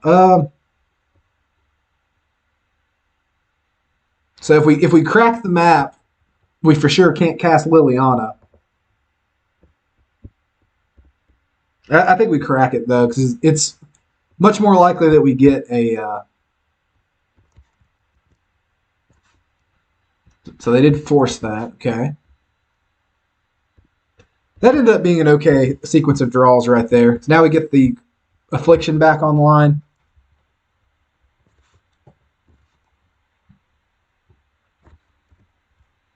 Okay, that's not the end of the world. If we can make a 2/2 Saga, well, we need a couple 4/4s, wouldn't we? The speed of the speed of the clock of this deck is pretty nuts. For a deck that's able to do fair stuff. I was thinking that gave them haste for some reason. So we do have to have one of our 4 board wipes, which they are exceptionally weak to it right now. Okay, so not getting there this game. Game 3, what do we got here? Is there any other thing? Endurance is something to keep in mind, maybe? They do have Leyline of Sanctities, but we have literally 0 ways to get rid of that. That might change the way we sideboard, though. We might get rid of a couple of the hand disruption spells. Let's actually do that. Let's get rid of... Inquisitions are bad, or the worst ones, right? Because like they literally only hit that one set of cards. I think we're actually going to bring the Regisaurs in. It didn't look like I didn't see any subtlety in their deck, like the card subtlety. So maybe that might be our hedge against that. Let's go down the Pithing Needle. I don't think we're Pithing Needling anything. But that gives us a good hedge against the...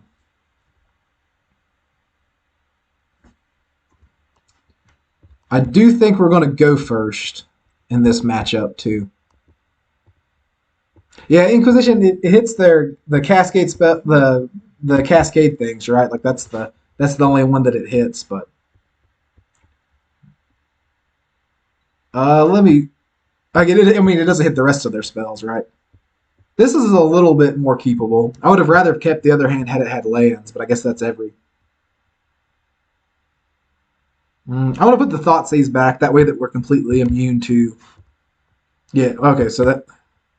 Gosh, that's wild. If they also have Leyline here, that's also pretty nuts. Okay, so they don't have Leyline.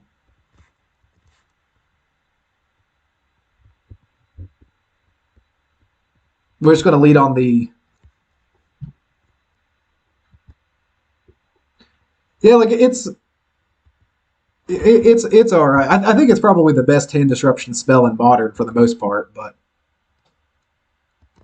in this particular matchup, I think it's a little bit weaker. I might have been too aggressively playing around Leyline there and should have kept the Thoughtseize, but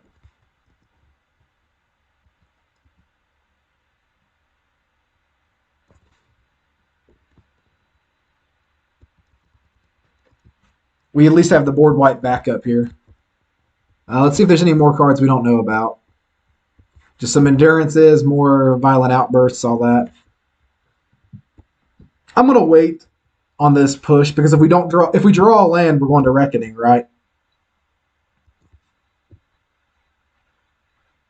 Or do we? I mean, because I'm sure they probably have a Force of Negation or something.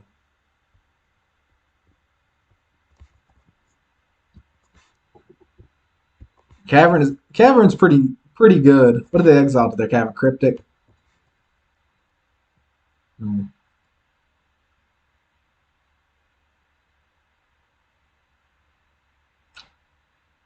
Let's see. I don't know what they're. They probably don't realize that they've paused on our upkeep because they probably did that earlier for the Fire and Ice spell. I do like Ice a lot. I think it's a pretty good disruptive card. This deck is probably solid. It's probably another one of those decks that like the best version of the deck is not completed yet. I would wish our opponent would realize that they are the ones stopping us on our upkeep here. I think that they think that we're just in the tank, but they had a stop to cast this card earlier and haven't realized it yet. I might send them a message here. I don't know.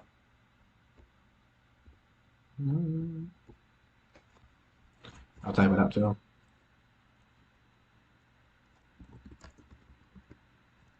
Yeah, I'm gonna tell them real quick.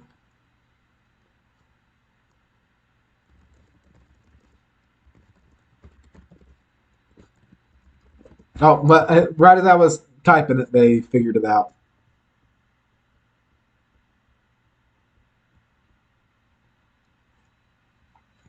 So we'll Fatal Push that. Don't say anything. Maybe I'll win on time. I don't know. These games are pretty quick. I think I'm just going to go ahead and dismember too. Like, not dismembering is just taking. Like we're going to take 4 from this anyway, right? Yeah, so we might as well just dismember it. That makes me think that they don't have Force of Negation if they let both of those resolve, though. Unless they just have another Violent Outburst here and aren't too worried about it, which they might.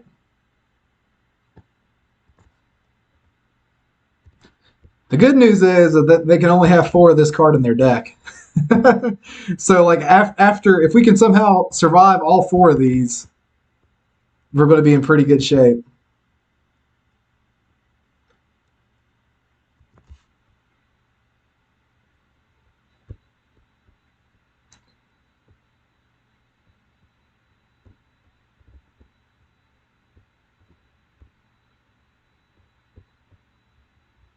Four, 8, 10. We really do desperately need that third land. If they do have the Force of Negation and are saving it for specifically a board wipe, kudos to them, because I feel like that they would have, if they had one, I feel like they would have fired it off by now.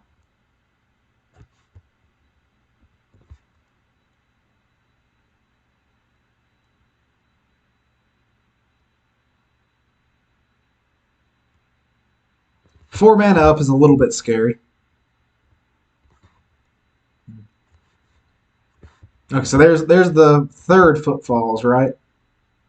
So we have to have a land. Okay, so we do get one more turn, but well, fading a land drop and 4 draw steps is a little rough.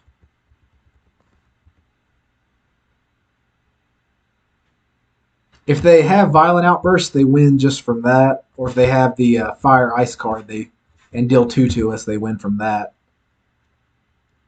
I've got a feeling that they've got Cryptic up. Oh wow! So, geez, 5 draw steps to draw a land, and we faded it all 5 times. That's rough. So we can't win from here. Well, 3-2. I'm okay with going 3-2 with this deck. That's we probably won 1 to variance against Burn there, so losing 1 to variance isn't the end of the world either. But I don't know, guys. Tell me, we could probably you are safe from the meme. Yeah, we could probably squeeze 1 more league in.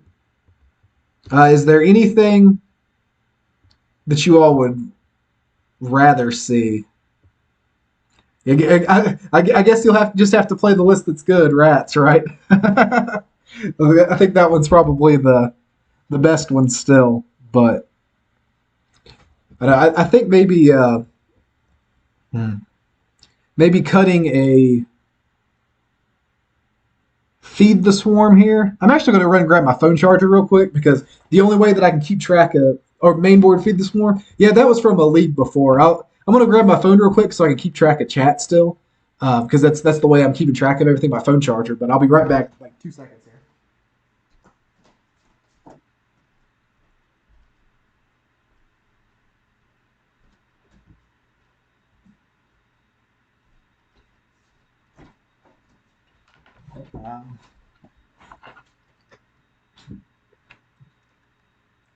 All right, I've got it set back up now. I'm just going to set it up here.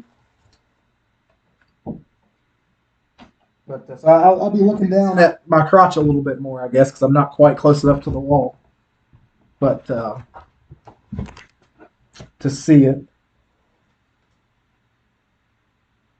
How's the Karn Pogs? Well, okay, I'll answer both of them real quick. The Feed the Swarm was out of anticipation of like a lot of Urza Saga decks.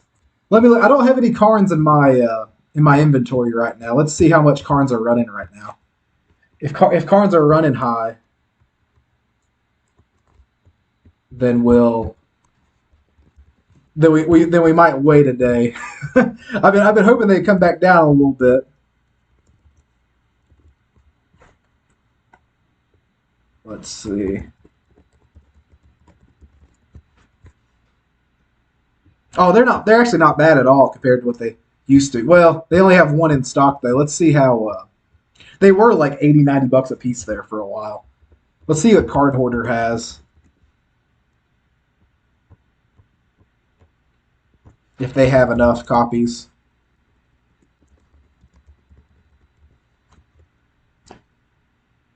Okay, so it does look like they have some available. Oh, they have 2 available. All right, so, well, let's see. So, up to you guys. Yeah, they were 89 for like a long time. I played Eldrazi Tron a long while back, and I remember. So cool if you play just regular rack too. Let me look up Voidwalkers. Maybe we'll try Voidwalkers as a threat in the sideboard. See how they look, or maybe even main deck. Oh, so they don't have any. Oh, so 23 a pop. That's not too bad for 2 or 3 of them. Like, well, I'm not actually paying the money for them. It's just that it's tickets I've accumulated over the years. But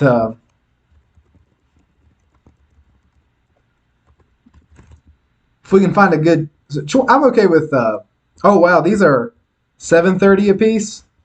Yeah, I'll play some Voidwalker if you guys want to see that. I know that's a card that people have been talking a lot in sideboards. Because it looks like it would be about 15 minutes before we could play Karnrak because I would have to order them from 2 different groups. But let me know real quick if you guys want to see any Voidwalker, and I'll grab them. I've been wanting to test it as a threat for a while now. What you want to see them? I like that. Let's go up. I think 3 of them is probably the most that we'll run, right? So we'll get 3.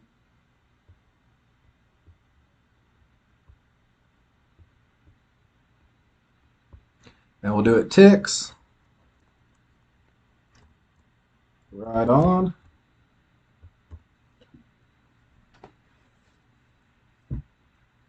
Yeah, like I don't mind getting some cards. It's just like one of those things that I've been waiting because I've wanted to try Robert's list for a while with Karnra, and I don't have his list pulled up either. So it'd probably take me about 15 to 20 minutes to like get the list, like get everything ordered, and like reconstruct it from the beginning. Yeah, Rob's got a good stream for that. He runs a lot of Karnrak, and it's a good version of the deck. I think it's viable, but it's not something that maybe I like this card a little too much. I don't know, but I think we're going to move these back to the sideboard, and we're going to cut Reggie's for sure, just because like they've not done great the past few, or at least they've not been as relevant as they used to be. Yeah, I think that like just 4 Leyline. There's so many decks where it's like if you don't have exactly 4 Leyline, that you're not going to win against them. So I do agree. I think what I'm going to do is I think I'm going to move one of these Liliana Last Hopes to the main deck and go back up a Smallpox. We do have our card hoarder delivery finally. Yeah, oh yeah. Let's see. We'll open the trade. Oh, I forget. You have to do trade me for MTGO, and he has to say yes for card hoarder.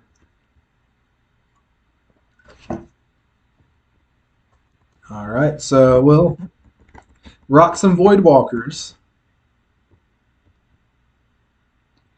I think I want to keep all of them in the sideboard for now. I'm not sure how the sideboard will look. Let's see. Probably just get rid of this other Liliana.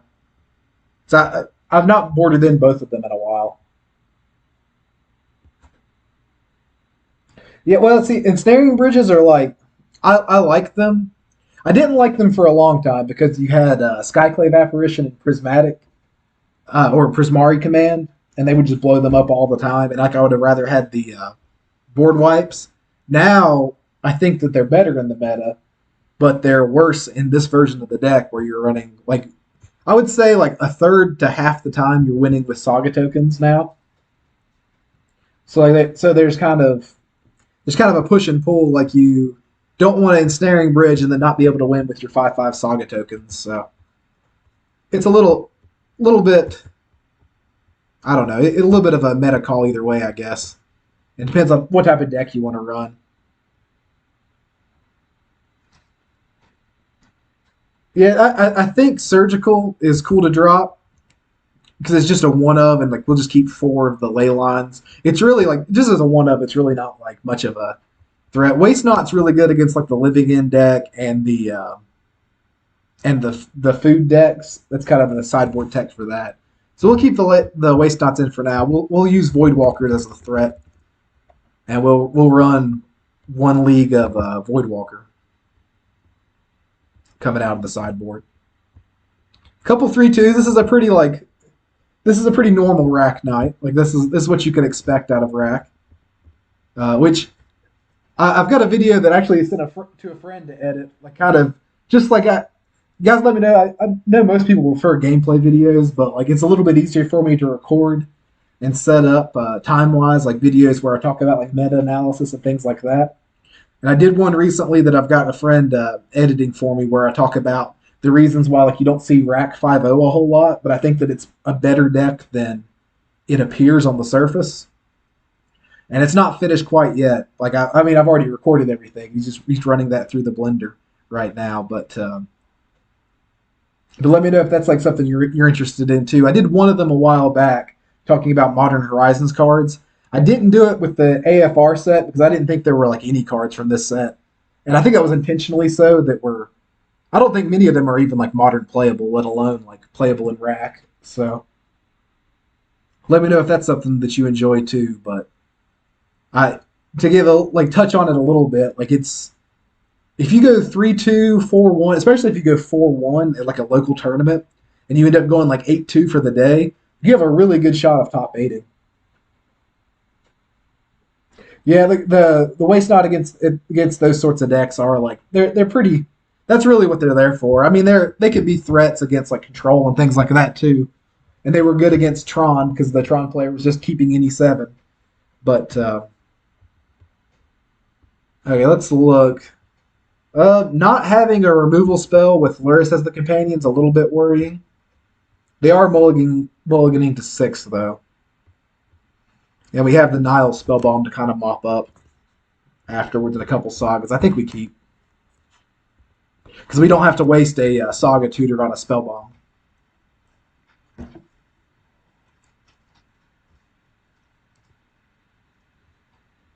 Yeah, I've not really I've barely looked at the new set at all. I mean, I looked at all the cards, but I've not like taken like a really deep analysis look at like any of them in particular.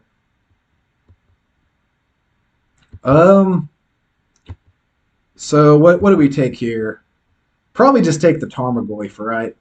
Well, actually, let's take the Kavu.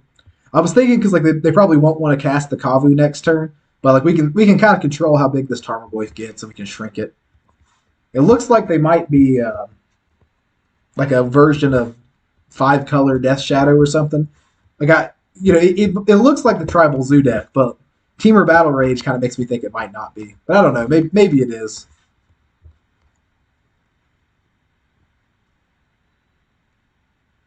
Lurrus can be like any number of decks. It pretty much always means that it's going to be a low to the ground creature deck, though. So like you want to hand with like Fatal Pushes or like things like that to. Yeah, this deck is like it can be pretty cool. Like the 4 or 5-color Zooey type stuff is pretty neat. Like that's still a 3/4. That's nothing to scoff at. So we do know about the Temur Battle Rage. So let's take that. And I don't think we particularly care about the Fatal Push. Let's let's go Swamp and get them to discard and see if they'll discard the Fatal Push. Yeah, the Kavu and the Draco, like that's like always going to be 2 mana 5/5s, 2 mana 4/4s. But this will let us, we can shrink this Tarmogoyf down to a 1/2 next turn. We do have to take a lick for 4, which is not, it's not nothing. But, okay, they did get rid of the Fatal Push. That's good. Because they don't know about our Saga yet. I was hoping that they would look and think that the Saga's pretty dead. Oh, wow, so they do get to take our Spellbomb, though. That kind of sucks. Like we don't have another way to shrink it in the deck. That's fine, though. We also don't have access to Obosh here, which is like, he would weirdly be good in this matchup. I guess we just go ahead and get these Sagas online. 5 a turn, so they have 3 turn clocks on it. Yeah, I think it's some sort of domain list for sure, like the Tribal Zoo. Okay, so they shocked right there too, so that makes me think that there's some version of Death Shadow if they're running this card too. It looks like they're like trying to do 5-color Death Shadow, which is a little bit wild. This card can also exile our Raven's Crimes, which is kind of cool, kind of sucks too. Let's see. Liliana's pretty dead right now. If we could have shrunk our graveyard off that Nihil Spellbomb, we would have been in good shape. It doesn't have trample or anything. It doesn't have trample at least. So we have to chump block no matter what next turn. So I'm trying to do math here to see if we could even like win at all based on what we see on the board. If we chump for next turn, we have to have a way to kill one of or both of them the turn after. Or at least be able to chump and then be able to draw into some sort of board wipe or something. I'm guessing they're going to get rid of Raven's Crime. Oh, they're just going to loot. Okay. I think I probably would have got rid of Raven's Crime right there, but they're probably of the mind that they're just going to... Okay, so now we do lose. So they top deck that Bolt off the loot too. 5-color right.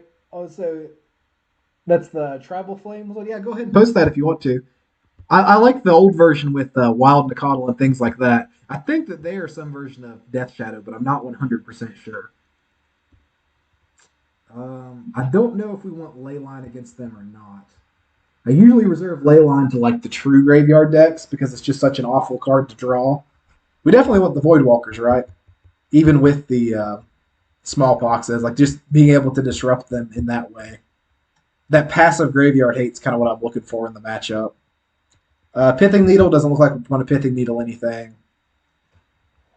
We might. I don't think Liliana the Last Hope is good. If they show us like Ragavan or something, we'll bring it back in.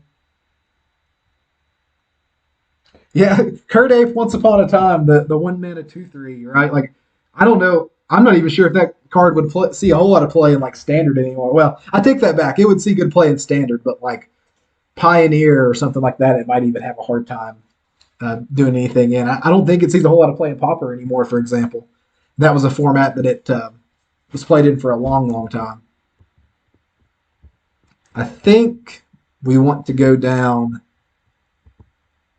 a Thoughtseize. Yeah, we'll go down a Thoughtseize in case they're the Scourge of the Skyclaves version of the deck, where we don't have to take any unnecessary damage. I guess the question is if I put them on... I don't think I put them on a Veil of Summer deck, so I'm going to take the play. Or I'm going to take the draw, I mean. Okay, I like this hand against them a lot, actually. So we have some Graveyard Hate, we have a Fatal Push, we have an Inquisition. I like this setup. Well, we did get to... We're going to get our money's worth. We're going to get to see what Voidwalker can do. Hopefully we don't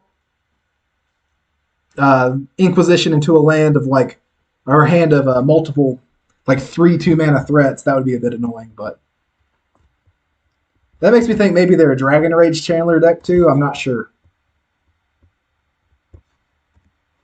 It's kind of hard to tell. They've got a lot of different things going on.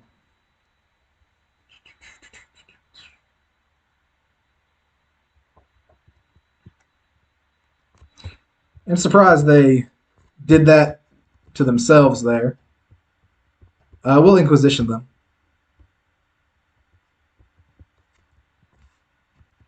They might have Veil of Summer here. I'm not sure. Okay, that makes me think they don't have Veil of Summer. Stubborn Denial I'm okay with. We're probably jamming Voidwalker next turn. The problem with like bringing in any threat against the deck like this and attacking is that if they are Death Shadow, you don't want to lower their life total for them for free. So it's kind of like this weird sub-game of when you start attacking versus not.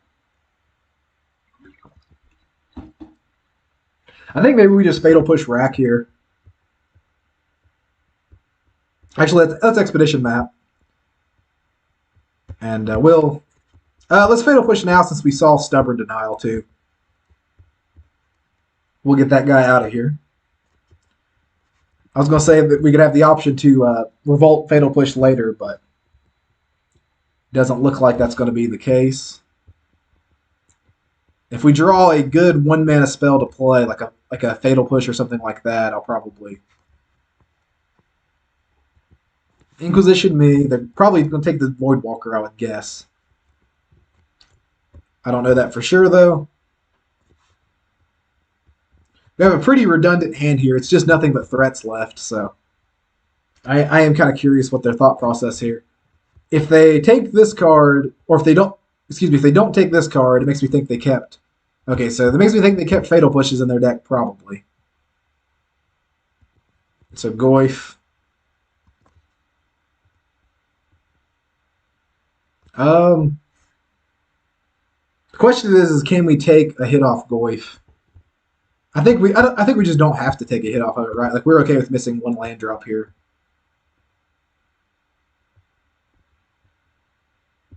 That's probably a little bit tilting for them because they know that we had to have ripped that off the top, but that does let them play Shadows if they have Shadows now, but I'm not overly concerned about Shadows. Yeah, we're just going to get a Saga and start Sagaing them, I think. Notably, like this how this game's played out, it's not the fault of Voidwalker that we're not playing it. It's just like it's been better to not play it so far. Like it's not clunky or anything like that. I mean, I guess the double black could be clunky, hypothetically. So Drown in the Loch feels like it was probably for the Voidwalker. Land next turn would be nice because then we have a couple options.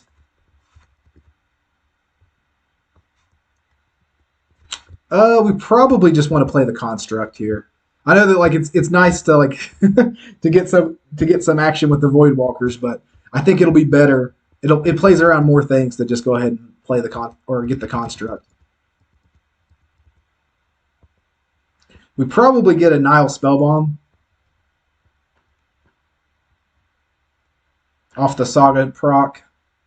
I think that's what we'll do. And if we draw a land, we definitely... Makes me think they have Stubborn Denial the way this is played out, though.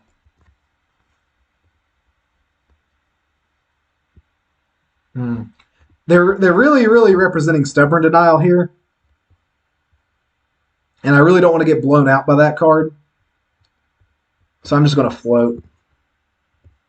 That's probably the difference between winning and losing the game, whether or not we play around Stubborn Denial, I think.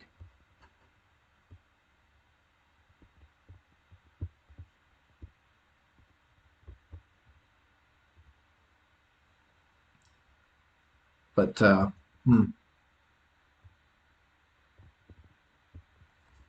Okay, so I'm pretty fine with them bolting that. We'll take the Luris. We'll just go ahead and cantrip this now, see if we can hit another land. So it was bolts what they had held up. But we have all 3 Voidwalkers, so. Well, if we get a chance, like we're almost definitely casting Voidwalker next turn, right? It just has never felt like the correct play to play it so far. Oh, and we didn't even get to see it, so maybe next game, right? Like, sorry about that. Now they know about it. I might take 1 out. Yeah, let's take 1 out for the Thoughtseize back in, because we're going to be on the draw, right? And now they're going to know that they should keep in their fatal pushes. Or maybe Feed the Swarm was right there, I'm not sure, over the Voidwalkers completely. This is the easy mulligan. This is a really rough hand. I've been noticing, used to I would go down like a card or two and grind to your matchups, or a land or two. This is better than a mold of 5 would be, so we're going to have to keep it, I guess. I'm hesitant to play this card at all, but a Veil of Summer right here would be really bad for us, if that's what they have. If they have Stubborn Denial, I'm kind of okay with that, but Veil would be rough. Because we're already down a card. Okay, Stubborn. I'm fine with Stubborn Denial. Well, it's not getting Stubborn Denial there is not great because they can play a 2-drop threat, and we don't have an answer. But it's definitely not nearly as bad as. Okay, so they have to take the Inquisition here. Hopefully, whatever our answer is on top of the, or they almost have to take the rack here, right? Like it's just it doesn't make any sense to take anything else. I'm probably going to pitch this Saga to the Raven's Crime next turn, or excuse me, this Urborg to the Raven's Crime next turn. Where we don't have any Sagas in hand and we're not too worried about.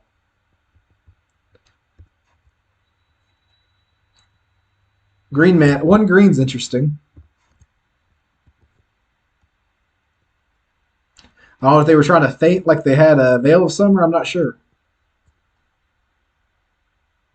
Oh, just a Spellbomb? That's not too bad.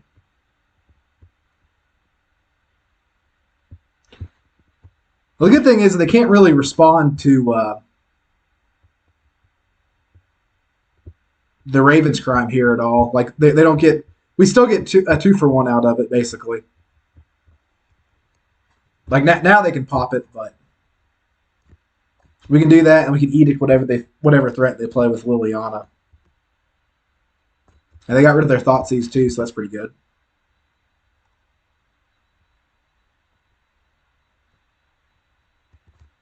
Hopefully this is just a 2-mana threat after they draw a card, play the land, pass, and we can get full value out of our...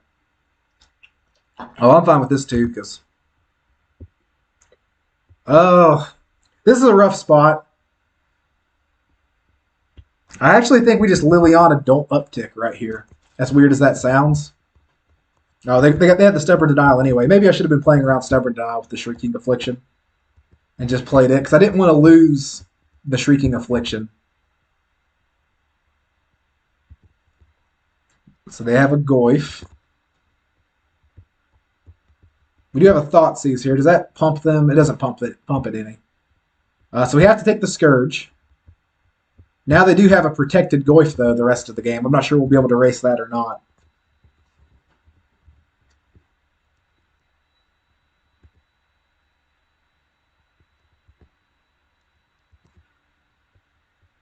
I mean, we just gotta crime them, right? Like that's actually an okay top deck because it's not something they want to burn a Stubborn Denial on, and it keeps this thing trucking along. I think I would have just bolted us if I was them, but I guess they know that we got to figure out a way to kill this thing in 2 turns or we lose. And we have to basically. Oh, I guess there's no way for us to win, right? So we'd have to run or removal spells. It's tough sequencing there. I don't think had we played the Shrieking Affliction before the Liliana that it would have made any difference, but it could have, I guess.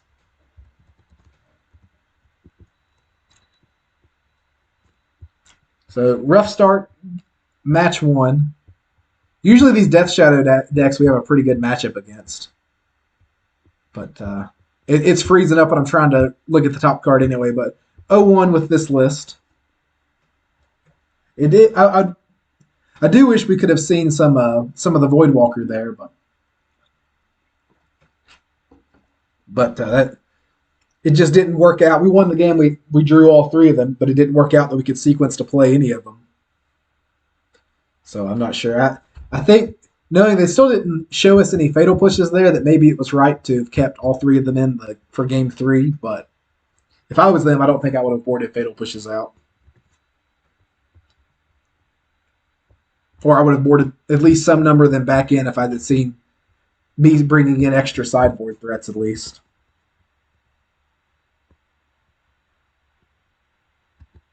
Okay, some sort of blue-white control is a little bit of a refreshing thing. So we have Saga against them. Mu Yanling.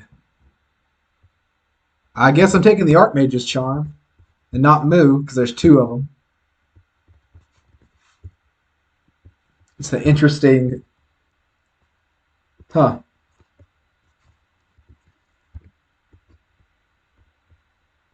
So it's a version of Miracles, but it has Wall of Omens. Let's just start with the Raven's Crime, I guess. 3 rack effects in hand is pretty rough. I'm not going to discard my Saga. I think the Saga is probably how we win the game.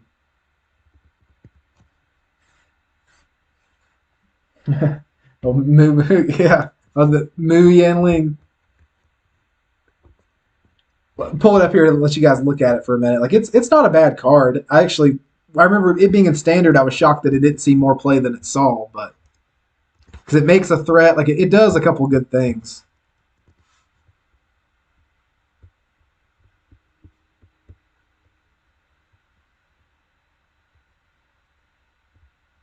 So we got rid of the Colonnade. Well, we are dealing quite a bit of damage to him this turn. Well, I guess just 6, but... So they have Terminus left in hand, or, well, they could shuffle that away to put it back, but I doubt they want to do that. Like, I don't think that they'll want to Terminus next turn.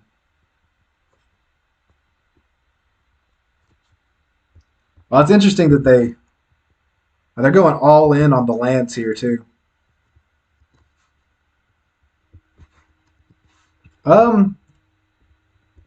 Knowing what they have in hand, I think I'm just going to Pox. That puts them at no cards in hand, and like we.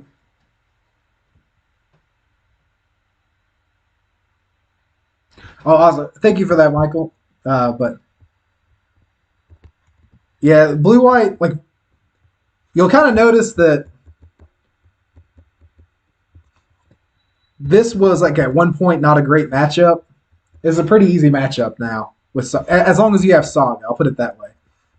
If they're a red splash and they have Wear Tear, they might be pretty good against us. But it's like with the Saga version of the deck, they definitely have a hard time.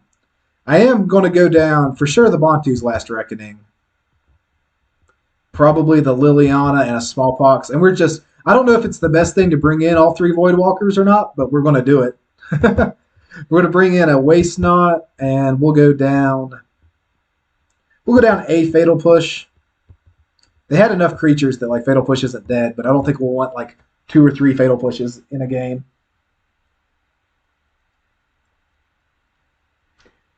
Oh yeah, how their hand got empties with just Raven's Crime and then playing. Well, I mean, honestly, they played a couple cards that really didn't do anything. Like Moo's all right, but like the amount worse that she is than 3 mana Teferi is like pretty wild. Like it's probably a budget thing that they're running that card instead of 3 mana Teferi, but I would almost think that like maybe another removal spell would probably be better than her. And she's not a bad card. Not saying like she's just okay though. That she does protect herself and make a threat, but it doesn't seem like it's going to be fast enough. I thought maybe that it would synergize in some way, but there's no brainstorm ability, anything like that either, where they can like manipulate the top of their library where they're running terminuses. And that was my first thought, but it's just tick up, protect itself, down tick, make a threat, or the ultimate basically wins the game. Like your island's just tap to draw cards for the rest of the game. Like it's a decent card. Opponent's definitely hardcore in the tank. There are some times where I go down a Saga or two if I'm thinking that they're going to bring in a lot of hate. Okay, so this one, you get to see the turn 2 Voidwalker. So this is what we signed up for today, right? Like we're going to Inquisition and then we're going to Voidwalker them.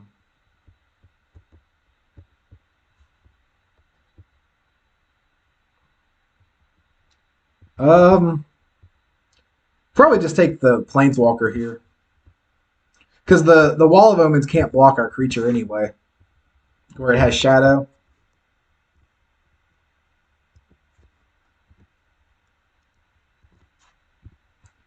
I don't think that they're Esper. I always kind of hesitate to play the Urborgs when I see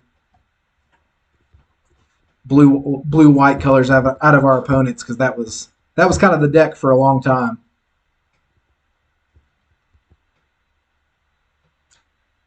But yeah, we'll get to see Voidwalker do some work. We'll hopefully get like a wild threat or two with Raven's Crime. They might do something no fun here and Prismatic ending it. Okay, so they got Gideon. Oh, see they're being not fun on us. That does not mean that we can't get something good from them though here.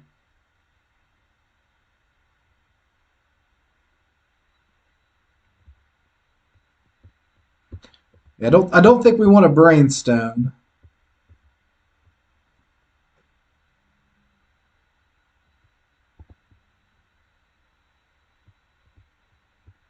I think I'm just going to Raven's Crime them again. Let's see if we get anything busted from them. Okay, so just Disenchants. We can eventually get a Saga to Pithing Needle this Gideon.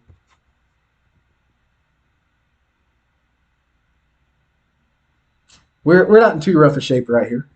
This is a little bit of a... Okay, so... Oh, I wasn't paying attention. I could have tapped and sacked him there, but I accidentally F6 through it. That's rough. So we could have got a Disenchant, but could have disenchanted their Brainstone, I guess.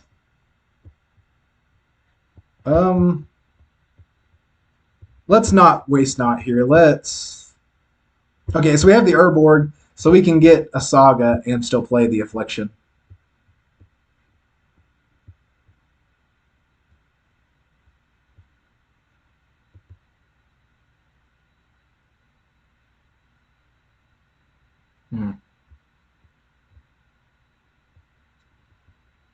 I'm not sure what our opponent's doing. Okay.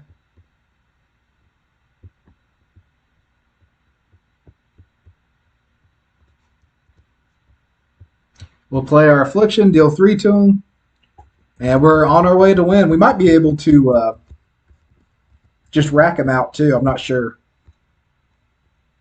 We're looking pretty good. I'm going to move my phone back here so I don't have to quit turning my head sideways to check the chat. It's charged up pretty well. If it dips under a certain percentage again, I'll move it back. But I feel like I keep having to turn my head over every time and not getting to actively look at it.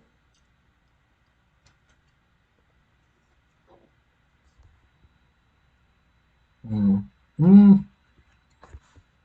Our opponent is pretty aggressively making sure they hit their land drops, which is pretty normal for these blue-white X control decks, but they've also not really shown any like mana-intensive spells or like really like any card advantage at all. I mean, this is has a little bit of advantage to it, but it's mostly to set up Terminus. I'm not sure that this is the best version of this deck available out here.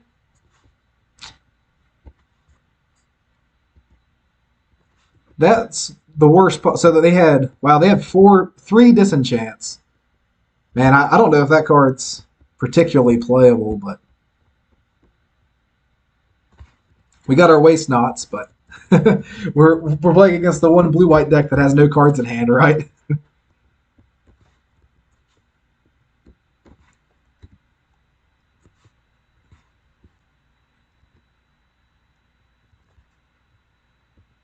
um, This is interesting here. I think I want to jam the waste knot here. If they have a counter spell, then it feels really bad. But they would just counterspell the Raven's Crime anyway, right? So.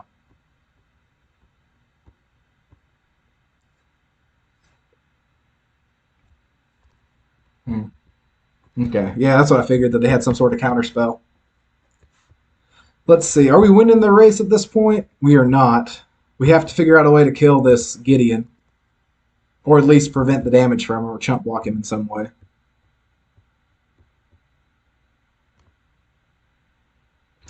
That's the tilt. Shoot. And we're gonna go down to. And I don't want to insult this person any, but I feel like this is like one of the worst versions of Blue White I've played in a while. Probably going to sideboard these waste knots back out, just because if they're going to be empty handed, like there's no card advantage. So if they're going to be empty handed, there's these don't have any residual value. So I think maybe just one of them. We'll bring in a second Pithing Needle for that one, because they did show us two different planeswalkers. Yeah, we'll run it back. We'll take the draw again. I'm okay with this hand. It's not perfect, but they're kind of emptying their hand a little bit for us too. They're not running Teferi or Jace or anything like that. Anything that generates them a lot of card advantage. So I think that one Raven's Crime will probably be enough to get there.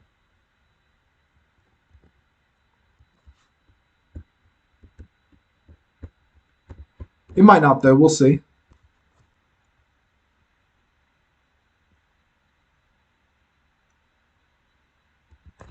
This one, weirdly enough, for me, would be a little bit more tilting to lose to than the Infect matchup earlier was.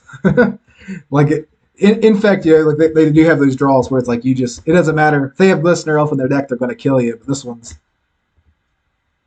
this one's felt rough across the board.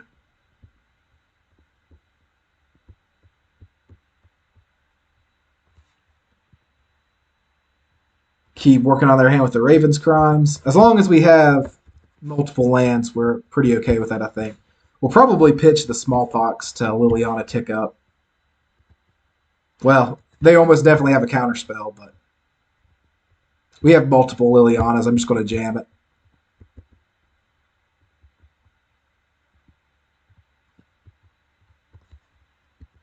Yeah, I'm fine with them getting the counterspells out now. Hopefully we get to see a Planeswalker, then tap out for that. Okay, that's a pretty good draw. So we definitely going to tick up the Liliana to ditch the Smallpox at some point. I think we beat the Moo one pretty easy. I think we blind the Gideon here.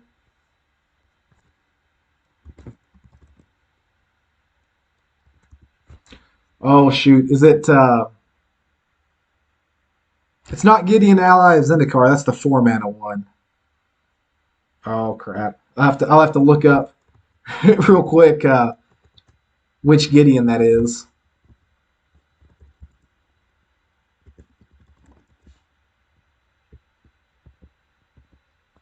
Gideon of the Trials, that's what it is. Okay.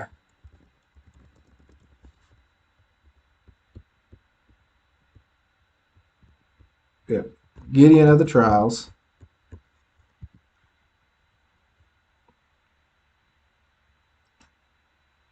Yeah, it's that one like is pretty understandable. The Infect one, like I understand, but this one it just feels like we should never lose this matchup. So they do have 3 mana to fairy too. Okay, well we know that now, I guess. Um, I do think I'm just going to play this and tick it up. Now that I don't think that they're running Force of Negation or anything like that.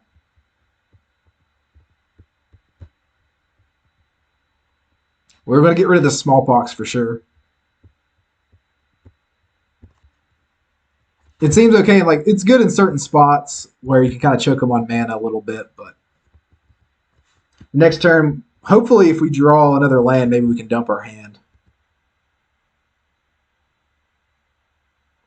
I guess specifically it would have to be a Urborg to be able to dump our hand.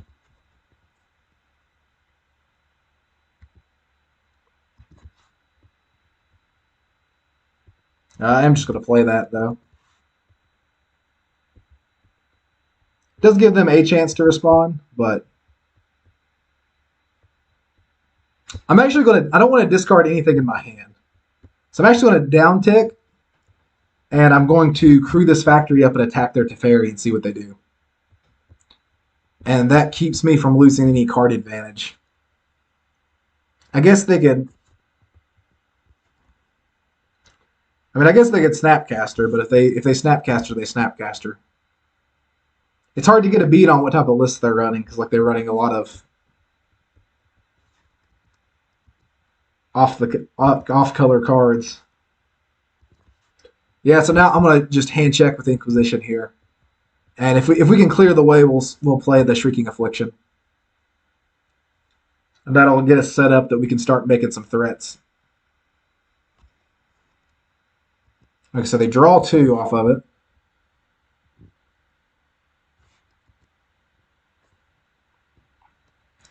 If they Dovin's veto us here, I'm pretty okay with that. Oh, so disenchant. That's actually not that bad. I'm surprised they didn't just disenchant the Pithing Needle. I'm just gonna take the veto, I guess.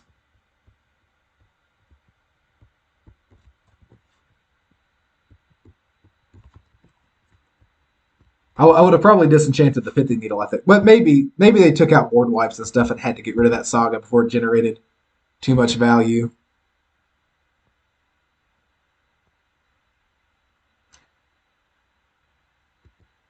Okay, I'm pretty okay with them ticking up. So they didn't play the Colonnade. That's interesting. Oh, so they're setting up so that they can bounce this Pithing Needle, then attack with the Gideon. If I attack...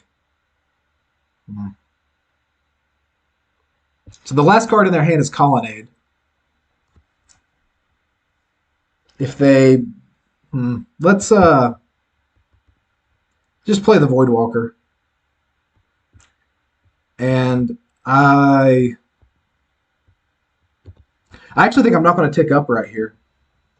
Because I'm going to keep the other Voidwalker. Because I think we can kill these Planeswalkers with the Voidwalkers, and we don't have to. If they want to waste a lot of resources to deal with my Liliana here, I'll just kill all their Planeswalkers on the backswing. So let's see. Let's see what they go for. Yeah, let me know if you're still paying attention in chat there. Let me know what you thought about that decision, Mark. I think that not ticking that up's fine. So I think I would rather have a Colonnade in play than lose my Voidwalker if I'm going to lose my Liliana either way. So there's really no way for me to. I mean, I can chump block for a turn here, but I don't think I even want to do that if I can just crew everything up and just kill their planeswalkers.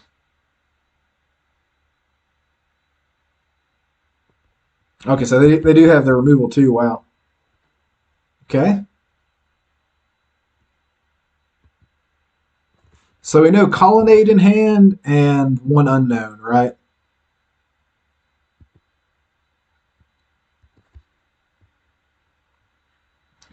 Let's see. If we Raven's Crime, then they're just going to.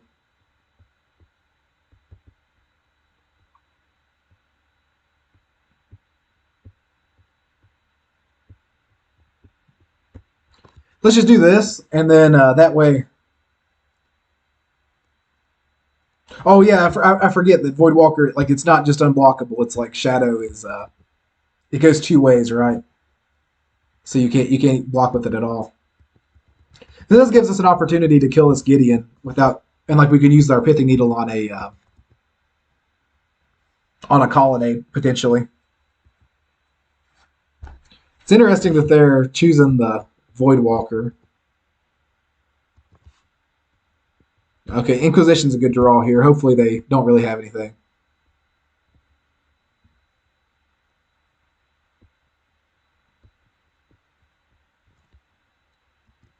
Okay, so I'm going to veto.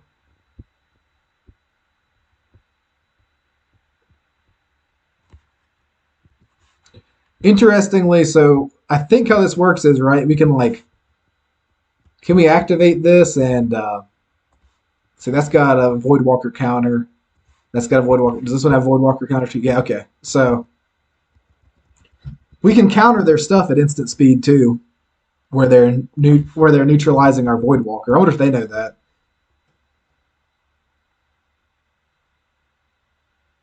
Because next turn we're probably going to we're going to try to save this Pithing Needle for the Colonnade.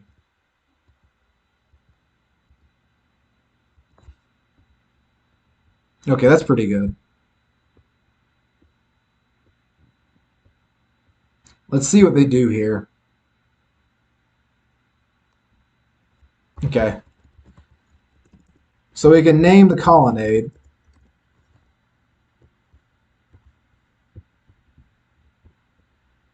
And I think we just need to keep tacking the Gideon here.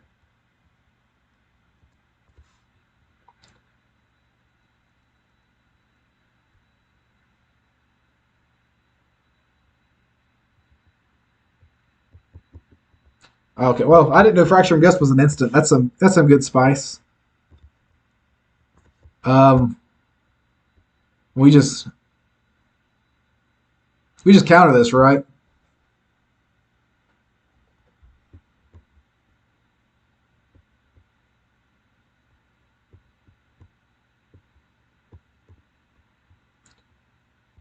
Yeah, I don't know if they knew how that worked or not, but that was pretty cool. So Voidwalker looked really good that during that situation. They do get to uptick and blunt our Mishra's Factory for a turn, but we do get to play it back. They're kind of running, so they have to attack that Gideon if able. But they're going to die to our Shrieking Affliction here if they don't do something about it.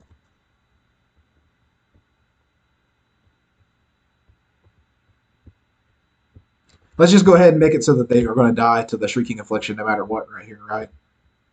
Just pitch that Raven's Cry and then play the Dothry Voidwalker. And unless they have a way to generate card advantage, which I don't think that they really do, they really can't.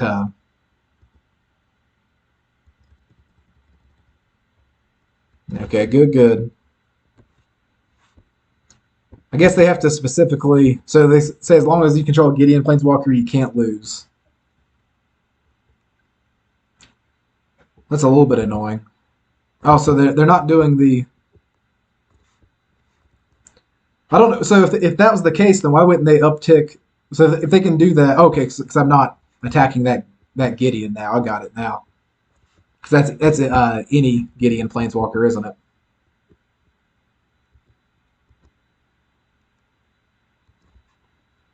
So I think I've got to make sure this Gideon of the Trials dies. And then I can deal with the Gideon Jura. Does that thing have a... It's like a -2 to kill my Voidwalker, right? And if I put it down to 5... Okay, so that wouldn't kill it, but it would come close. For all you who don't know what's going on here, this thing says as long as you control any Gideon Planeswalker, you can't lose the game. And this effectively neutralizes... Yes, I think that's the correct move there. So you can destroy my Voidwalker with the Gideon. So now the whole game becomes we kill the Gideon or the Gideon kills us, which is a little bit annoying.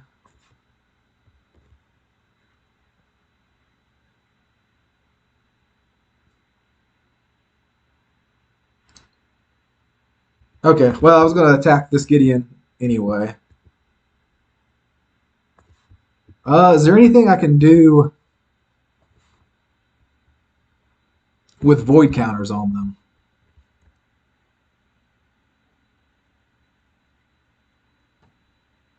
Okay, so I could play this Gideon and just neutralize their Gideon for the rest of the game.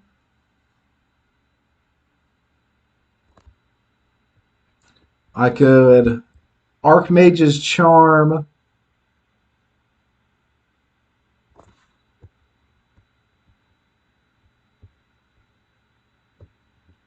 I think the play is play their Gideon.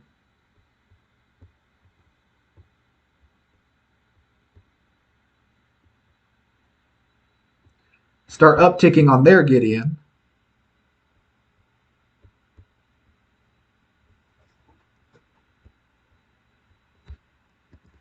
And then hope that the Saga can just beat down, like, get bigger than their Gideon is eventually. Okay, yeah, so it has to attack Gideon anyway, but...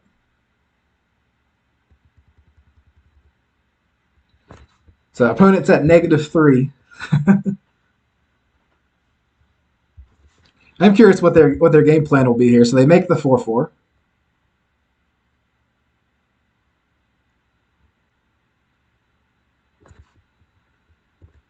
Okay, so we have to attack him if able. Okay, so that's a pretty good draw. I don't see any point of throwing away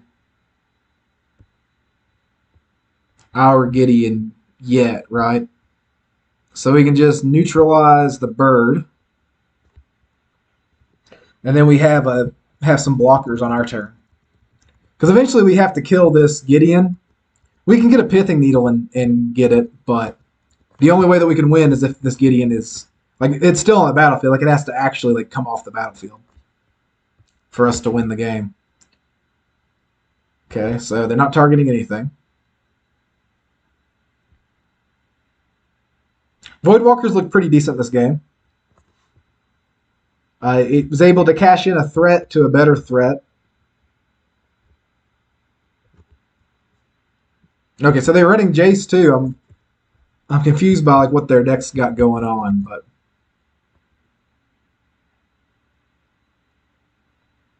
because I just assumed that all these cards were budget cards, but like it doesn't seem that they're on like too much of a budget. I don't think.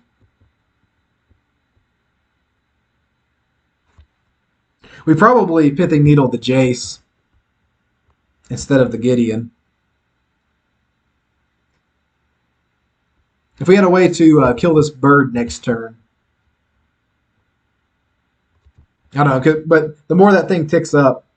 Yeah, like that's what I was thinking. I thought that it was like budget considerations, but it appears not to be. So he's choosing to attack me. Okay.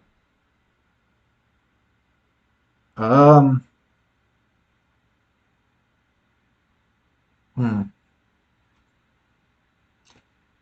Well, it puts me in a position where I probably want to Pithing Needle his Gideon. And he already did activate this Jace this turn.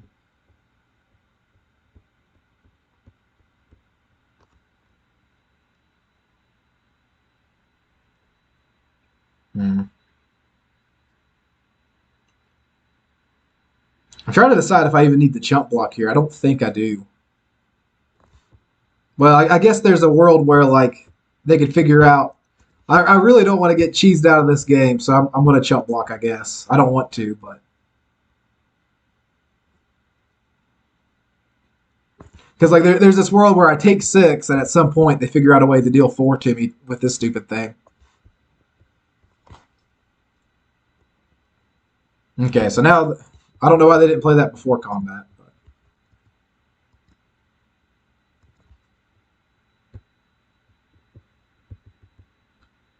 Let's just...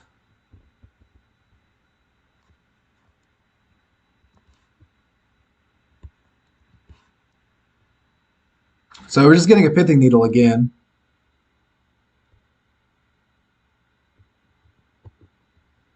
I think this time we're actually getting it on the Jace. Because he can start bouncing our construct tokens, kind of neutralizing them.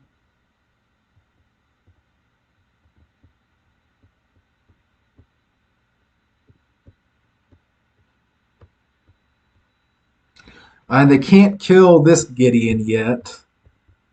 So let's... Where he's at 5 loyalty.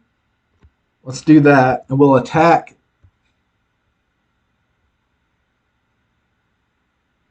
his Gideon Jura here and make him choose between these two.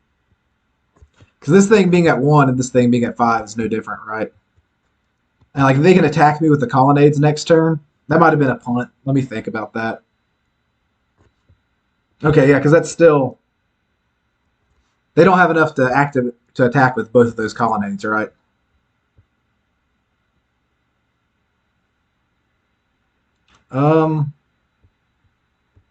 Yeah, we just passed like that. This has been a weird one. This has been a weird one because it's there. There's no way to know what to play around when there's a couple jankier choices.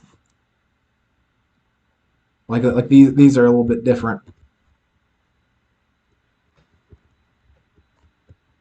Okay. Well, I mean, I want to attack the Gideon next turn anyway.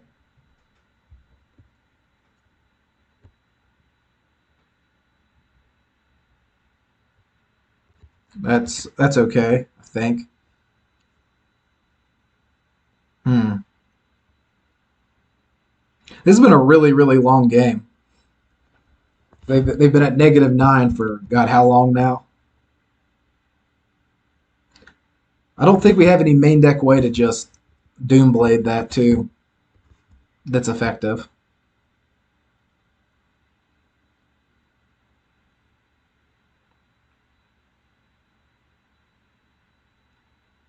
This is really aggressive from our opponent. I'm kind of shocked because they have lethal next turn regardless. I guess they were going to attack with this and leave this back to block probably. Hopefully they just attack with both here and then we kill them. Okay, they attack with both.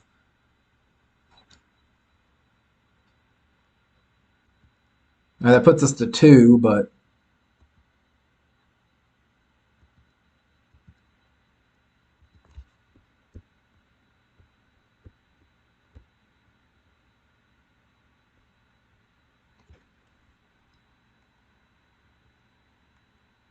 Oh, they attack the Gideon. Okay, that makes more sense. Well, so now... yeah, that was the weirdest game of Magic I've ever played. Like, if I lost that game, I was going to be so upset. That one was almost stressful, like... Goodness gracious. that was a rough one. Thankfully we got through it though. Congrats for y'all for sticking around, but If they had just attacked me with just the colonnade right there, I think they win the game. They were probably yeah, I think that they should have won. Like pretty easily actually. Like I think there were like two or three key decision points where like had they made a better decision that they would have won the game, but Voidwalker did look good. Like I gotta say, like Voidwalker did look good. I mean, it was the fracturing gust and the countering that was like the big difference in the game. But that one was a wild ride. And like respect to the opponent too, like that was our deck in general has a hard time beating planeswalkers. And like when you're running like five different planeswalkers in your deck, it is kind of like it is a really big pain to navigate and like figure out what to do. But yeah, it was whew, that was a stressful one. I didn't talk a whole lot without going on. I apologize for that because it was took a little bit more mental energy than most of the matches take. But that was a fun one though. Whew, that's one where you just stretch out a little bit, take a breather.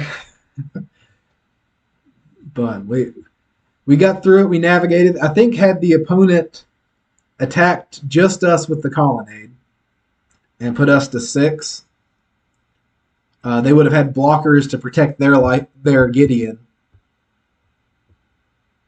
or maybe just not attacked at all. Just kept waiting. But they were probably getting sick of it. Just wanted the game to end too. Honestly.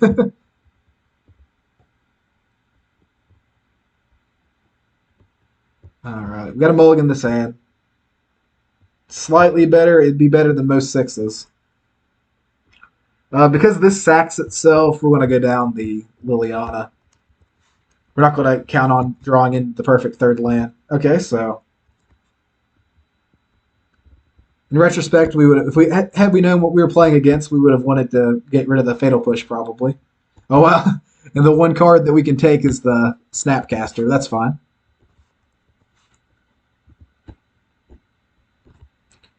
So midnight's when all the blue-white control players come out, I guess, right? That's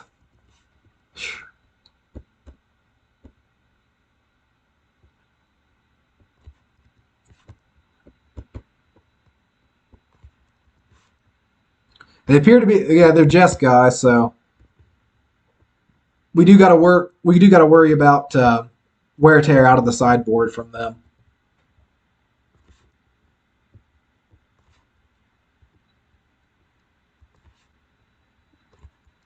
Yeah, I don't see any reason to play into any sort of counter magic here with our Liliana, so we'll just make some construct tokens, get some value.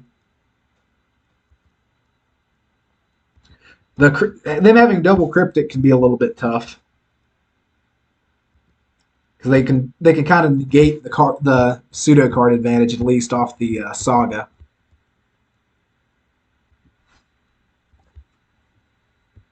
I was just going to map for another Saga, but I don't think I'm going to do that now. I think I'm going to. I would have really liked to Pithing Needle a Planeswalker here, but where we don't know the context of their hand, I think we Pithing Needle. Wow, but we could Fatal Push the Colonnade, couldn't we? I guess the question is, what's the worst Planeswalker to get beat by? I think if we get anything there, yeah, we have to Needle the Colonnade. I think that might come back to bite me, but that's the only thing we know for sure is in their deck. And there could be, like, there almost definitely is a 3-mana Teferi. Yeah, that's fine. We'll bounce that to hand. So we do know that there's another Cryptic in hand. And it does neutralize, double Cryptic bounce draws neutralize one of the card advantage parts of Saga.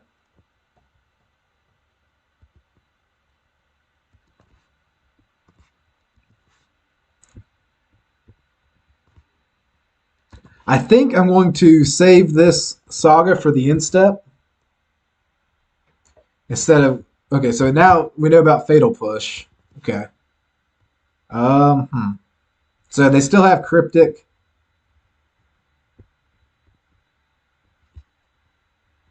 We just do that so that they can't Cryptic bounce a token and draw here.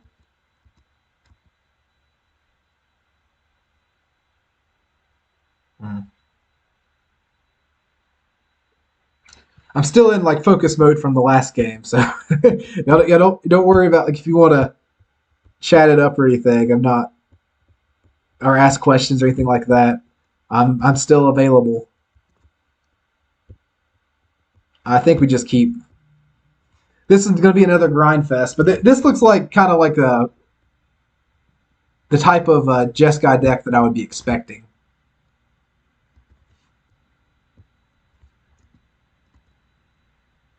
Probably going to get Cryptic bounced again, but that's all right. Well, I guess this isn't Jeskai. This is Esper plus Rogren Triome. But I guess we can just. I took one unnecessary damage there on accident. But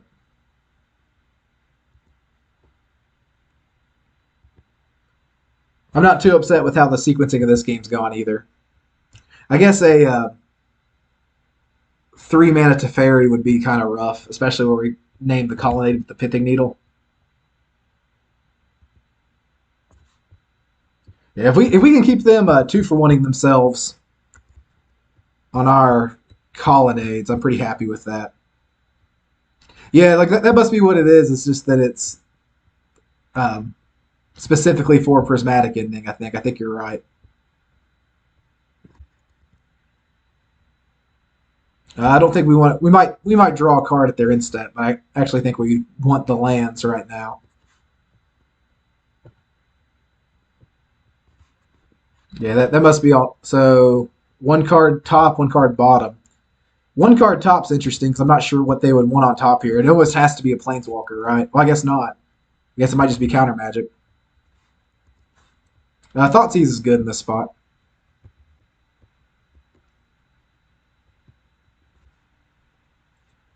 Because if it's another Cryptic, that keeps them.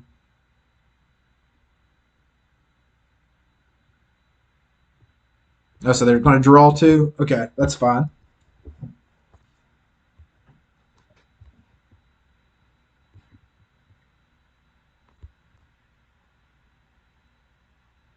So they create a 1/1 gain 4. That's also okay. Oh, so. Yeah, well, there's no. There's no point in playing the Liliana and making them sacking or Fatal Push either one, I don't think. So drawing 2 off Esper Charm, that's fine. Hmm. This looks like a pretty good control list right here. Like if I was going to run Esper or any sort of control, well, hey, if I was going to run any sort of control, it'd probably be Esper. Maybe you could maybe convince me to run Jeskai because I think that Wear Tear in particular is just a really bomb sideboard card right now. But oh man, and we drew the next saga naturally too, so we've drawn all 4 sagas. That's got to be a bit annoying for our opponent because that is probably our best card against them. Okay, so let's see what they target here. I think he forgot that the Spellbomb was in play, maybe?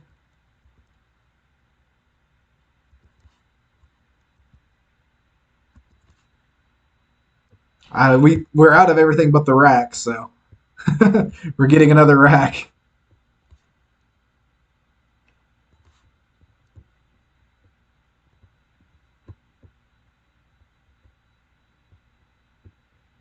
This card's not getting any better in our hand, is it? So keep them from chop blocking for a turn. And I believe they have 3 lands in hand.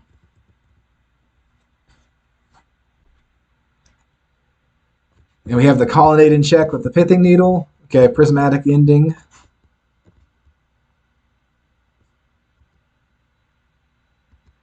Okay, Not a card we want to draw right here. We definitely drawing all our control cards.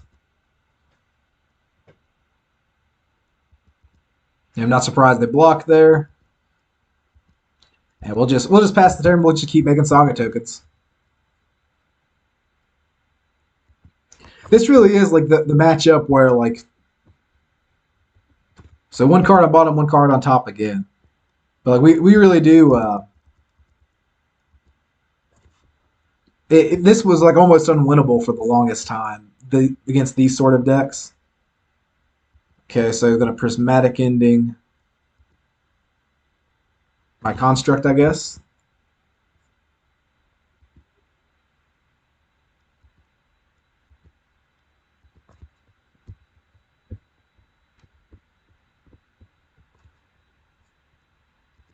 This is our last Construct maker here.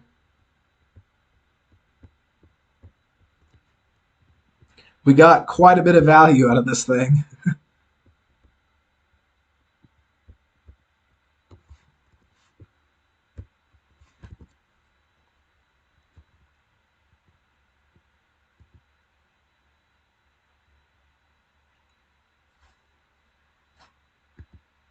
Let's see what they scry again. Hopefully double bottom is what we see. Yeah, double bottom. And I feel like there's probably not a whole lot of things that get them out of this situation, but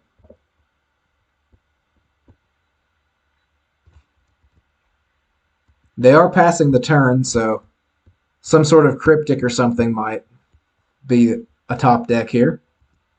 Okay.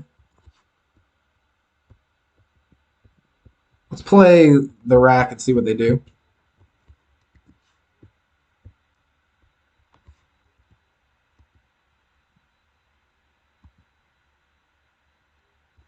They go to 2.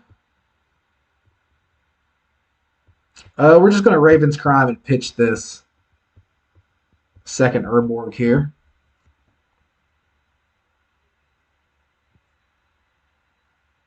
Yeah, like it is kind of just always been the same shell for blue-white, hasn't it? Like, well, at least the same core cards, right? Like you get like the Cryptic Commands, you get the Colonnades, the Snapcaster Mages. Like it's the same. The same concept has been the deck for a long time. But so we got an opt. Having all 4 sagas here is what won us the game. Like these two do represent like the. We're just going to attack, and then if they have the third cryptic, they have the third cryptic. Okay. It's only they stole it, but it's only a 1/1. It's not like it stays the same size. So that's not nothing. We can. We're going to Liliana, tick up, discard our Smallpox, probably. Okay, good stuff. That's a rough matchup for our opponent, the way that it played out. And yeah, I'm curious if it's like more about the cards we have access to, or the cards they have access to, or like we're kind of like a fringe meta deck. Like we're not exactly the deck that they're probably prepared for. I do think we want the Waste Nots against them. I think that'll be a good. Let's see. If it's not too late, I'll. Okay, it's too late. I was gonna say I'll get the Bontus back out of the deck, but for another. Let's see. I can keep this hand. We can get knowledge for this Pithing Needle.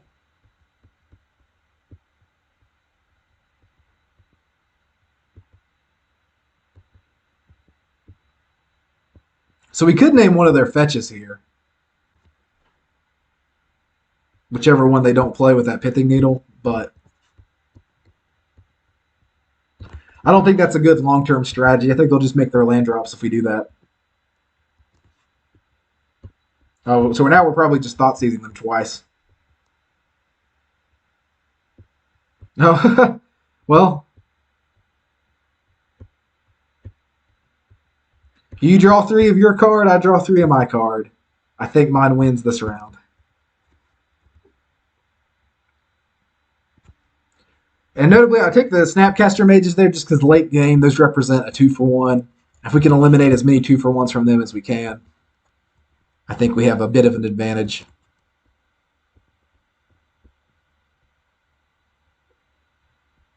I still don't think I'm going to play the Pithing Needle here. They've not showed me any Planeswalkers yet or anything, and just like they'll just crack this in response to me naming it. So I don't see much use in doing that. They play the land we know about again. So we know they have the Kaya's Guile. I'm going to just dismiss all these because I think Kaya's Guile is the only thing left in hand we know for sure of.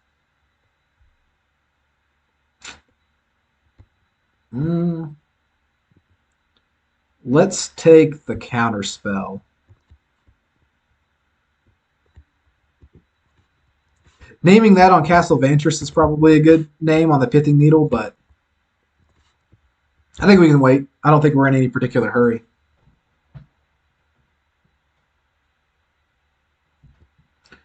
Will be a bit annoying if we draw. Okay, if we drew specifically a land here, it would have been annoying. We are going to pop this Pithing Needle off because we don't want to lose it to discarding for no value. If we draw a land next turn, because we're going to slam Liliana tick up. We're just going to name Castle Vantress. That might be wrong, but that seems like the only thing in play that we know is going to get them some card advantage over time. Well, at least card selection, that is. Yeah, opponent's making a threat. That's fine. I don't know if I would have willfully taken the 6 there off Shrieking Affliction, but okay. So now we know there's no cards left in hand. So top decked land right here would be perfect. Oh, so we do not top deck the land. Well, we're not going to sack our land for sure. We're winning the race still.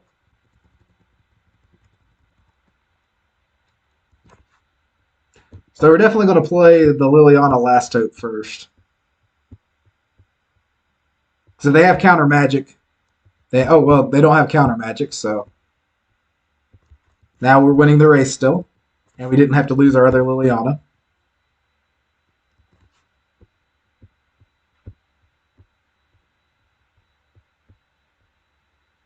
Go to 5 off this, which is kind of rough, but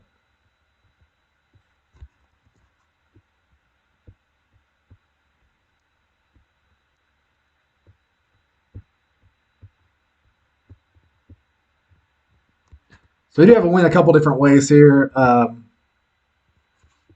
Yeah, this one's that one was much easier, much more straightforward because our sideboard cards made sense against them. But 2-1.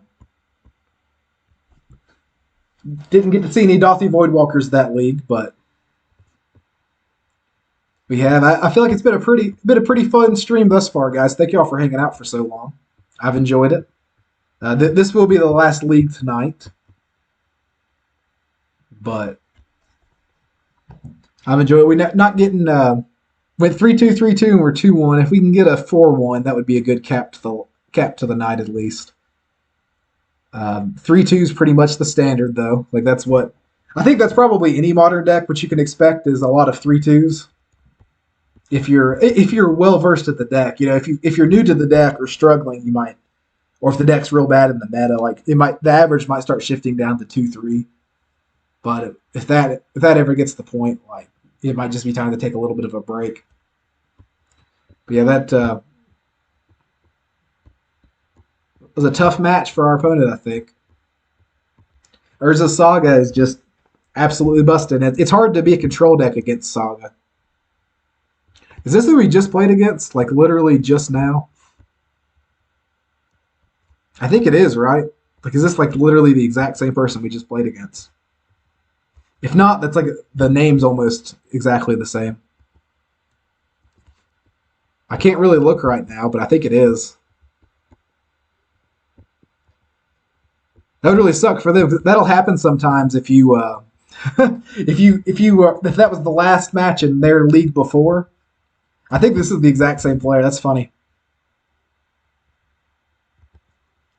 I would be a bit annoyed if I was them, I think.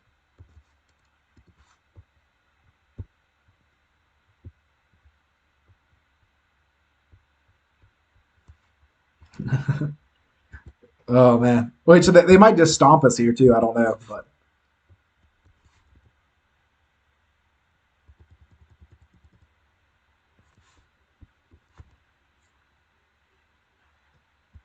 hmm. If they have Teferi here, the 3-mana Teferi can bounce this. That'd be pretty good. Okay, just destroy target enchantment. That's also pretty good.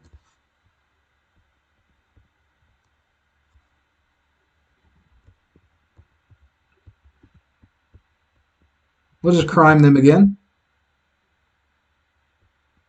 It's pretty neat that that has the mode destroy target enchantment. That card really is really good in the meta right now, isn't it?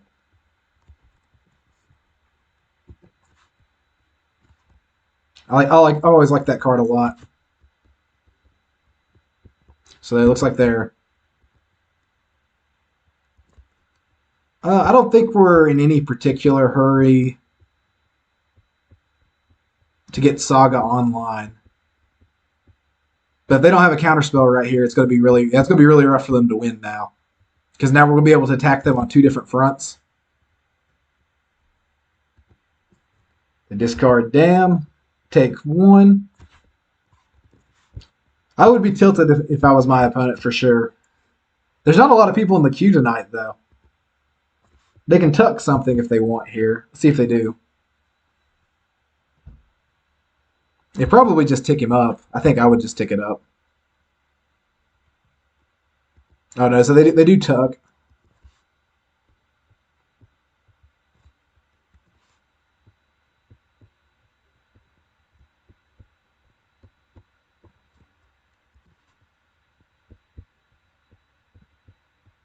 Let's see what we can get here.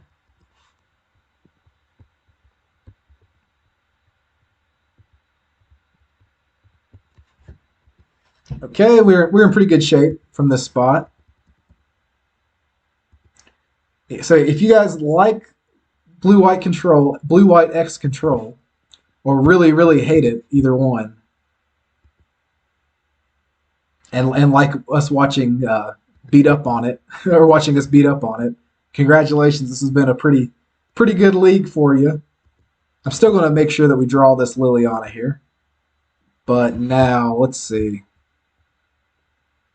Yeah, I'm going to get a second Saga.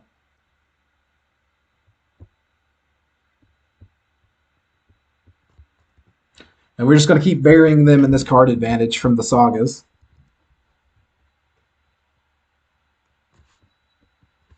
Or at least the pressure. I don't know. Us not being able to kill the Teferi yet is a little bit sketchy. Because he's drawn them just 2 extra cards, and then Archmage's Charm netted them a card, but... Okay. I don't know why they didn't wait right here to take control of one of our constructs, but makes me think they might have Fatal Push, or that they're just desperately going for a land.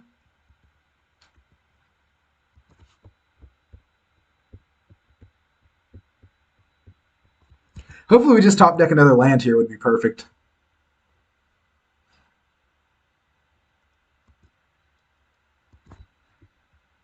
Yep, another land is absolutely perfect. So that means we get the full value out of both of our Sagas. I think I'm just going to Pithing Needle name Teferi here. We're probably still going to attack him in case they have the prismatic end.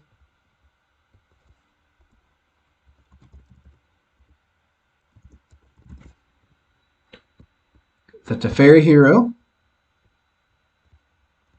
And yeah, we're just going to attack Teferi anyway. We'll make them choose between keeping their chump blocker or keeping their Teferi around. I'm not sure why they're not gaining control of these in some way.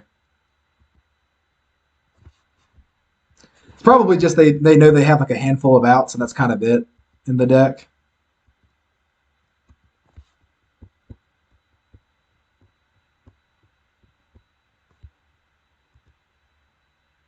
But yeah, we're just going to keep doing this.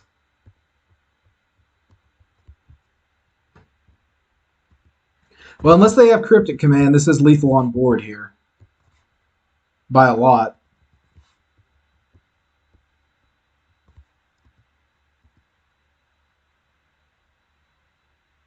Or like multiple Archmage's Charms, maybe. So Cryptic Bounce, okay. Bounce draw. I think I would have tapped down the attackers there, but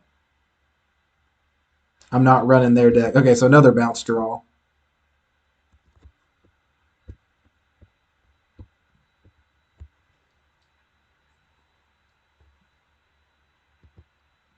All right, so we're still in a pretty decent spot here.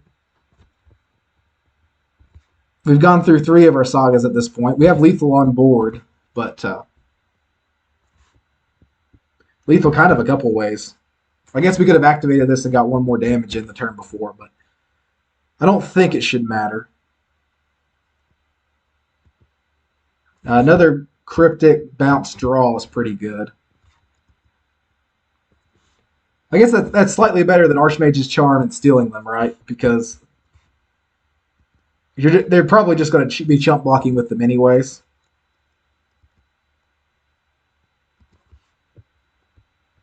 Now we'll just see what they do here. Well, I'm surprised that they're taking the 4.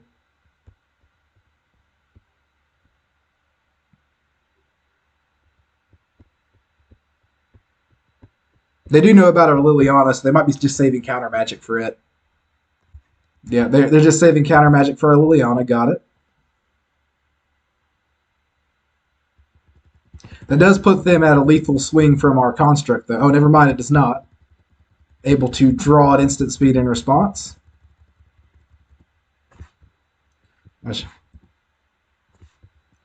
So for those of you who like coming in and out a little bit, we've played a league. We're 2-1. This is our game 4. I think at least the past 3 have been against blue-white control.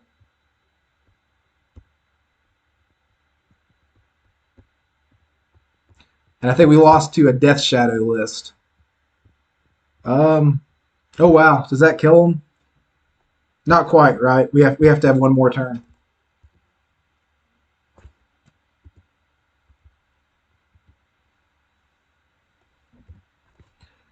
I'd be surprised if they. Well, I'm kind of shocked that they're attacking.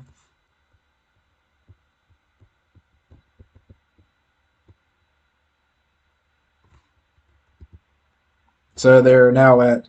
They're effectively at 4.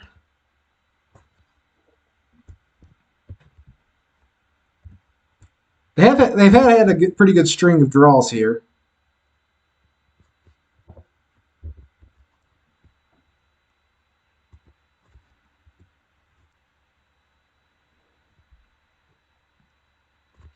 That's pretty good.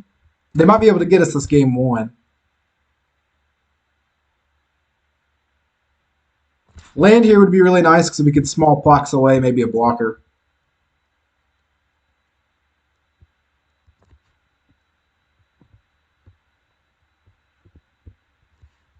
Let's see how they respond to a factory attacking. We'll attack the Jace.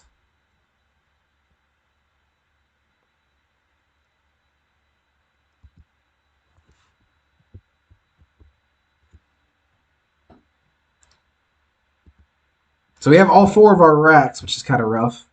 We don't really like having more than 1 or 2 of these at any time. Sorry, I'm talking a little bit less, but because our opponent's playing extremely fast and we're kind of on a clock. Because I know that they know that the game's going to be going to potentially a clock game 3. So they're trying to win fast. We're trying to figure out a way, if we can still win or not. I think we can still win casting this card. Hopefully they just counter it.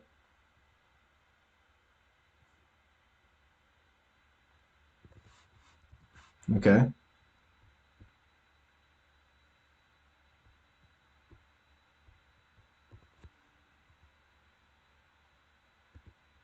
It's very unlikely now that they've got this Jace down that we're going to win this game. So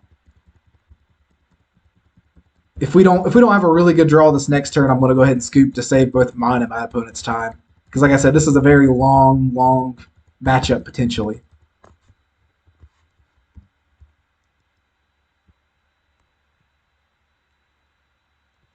Opponent brainstorming. Like if we draw like a Fatal Push here. Okay, I'm going to snap that off and we'll see if they have counter magic.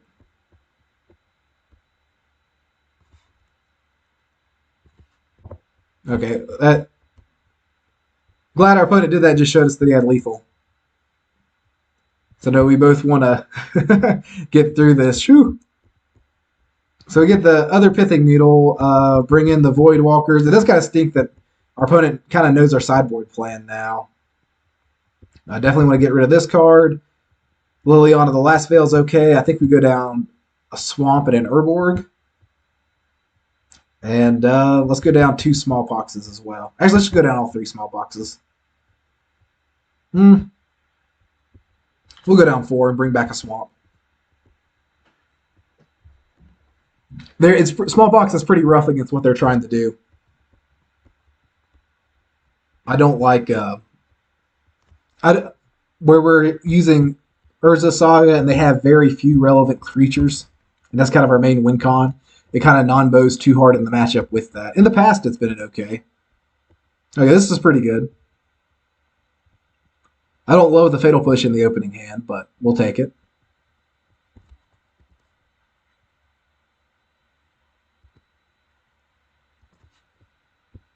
Oh, we got both of our Fatal Push. I think we just kept 2, right? At least it's something to pitch to Liliana, I guess.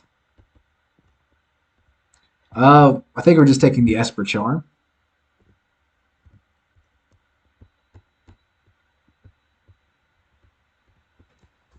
So they do seem to be some sort of like Esper, but getting a Triome. Okay, that's well, it's a decent draw.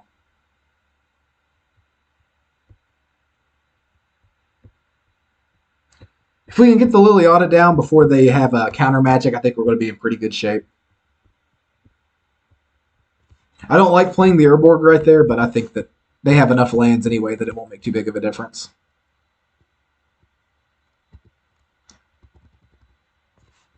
If we can fade them drawing a counterspell 1 turn, I think we'll win pretty easy.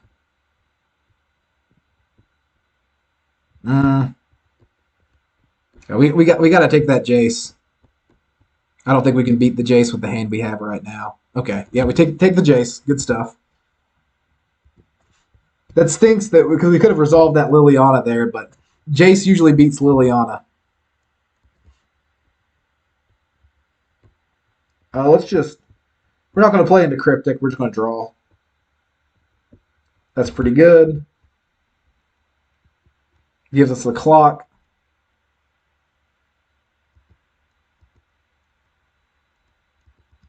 So Archmage's Charm. Let's see. I think the only non-land card we know about in hand now is the Cryptic.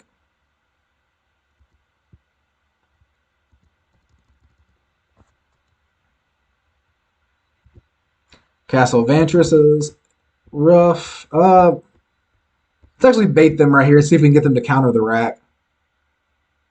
Okay, so they know that they can play around that pretty easy.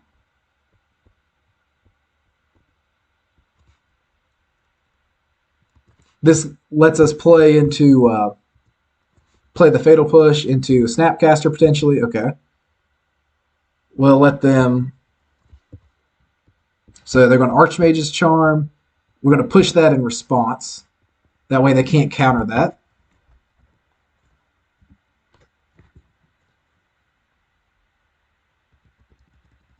They still do have 1 Cryptic we know about. Us not having any of the sagas, this game's been a little bit rough. Our opponent's not missing any land drops. If we can get them to blow this Cryptic on something like this, I'll cast that Liliana. Until then, like the Mishra's Factory is a decent clock. Okay, let's see what they tag right here. Esper Charm is destroy target enchantment. We're just going to push that again. They probably are going to use the discard mode, I would imagine. Maybe they're just going to draw 2 themselves.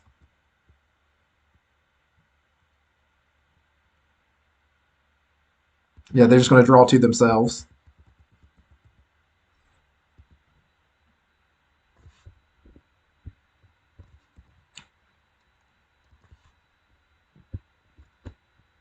Raven's Crime's not too bad.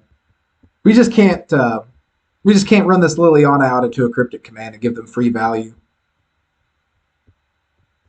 But our Mishra's Factory is putting on a good enough clock.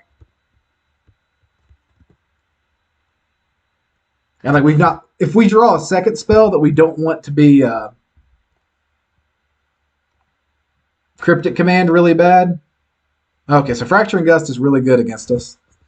I always forget that this card's an instant card, but that one might win them the game this game. I mean, there's nothing we can do right here. Like we can't if we play the Liliana and it gets countered and they draw, there's probably no chance of us winning. So can't do that.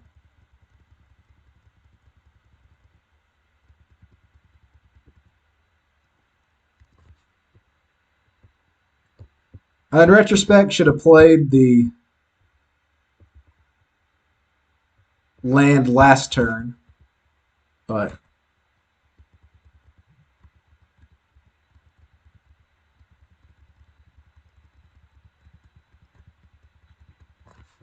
this card's generated an obscene amount of value for them both games. At six games in a row against blue-white control is just... Or 3 matches in a row. It gets old fast, and it's not that I hate blue-white or anything, but it's just... It's the reason why I don't play the deck. It's not the type of deck that's very fun to play an entire league with, I don't think. Okay, so we finally got the cryptic draw out of them.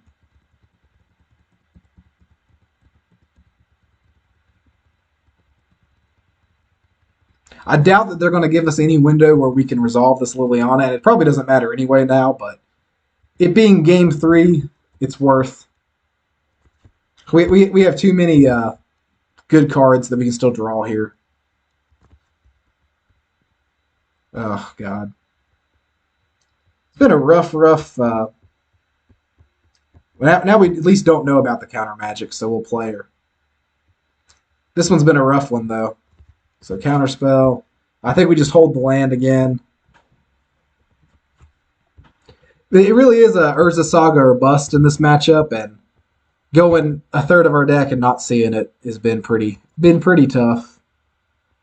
Okay, so we can Inquisition at least, but I think once Teferi's online and starts ticking up, like there's just not a whole lot left that you can do without drawing into like some sort of action. The Gust is really what got him there.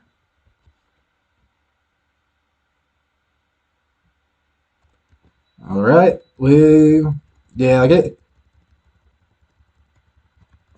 gonna give us like one more draw step here, but the game's been over for a while, I think. Basically since they cast the Fracturing Gust. The only positive of that would have been if we'd have drawn the so they're vindicating our lands too.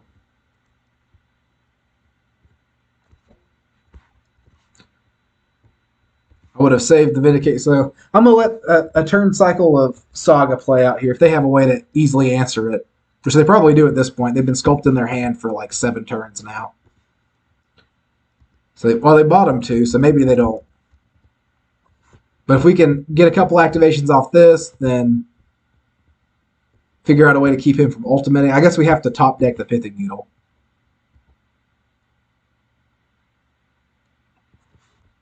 If he's getting back Vindicate, yeah, I'm just going to scoop here, guys. Just save us time, because they'll have a Teferi ultimate the next turn, and there's just nothing that we can draw to get out of that spot. But that was a rough one. Yeah, that was the exact same player twice in a row. I was right. That's wild. That only happens very rarely. There has to be a pretty low amount of people in the queue typically to do that.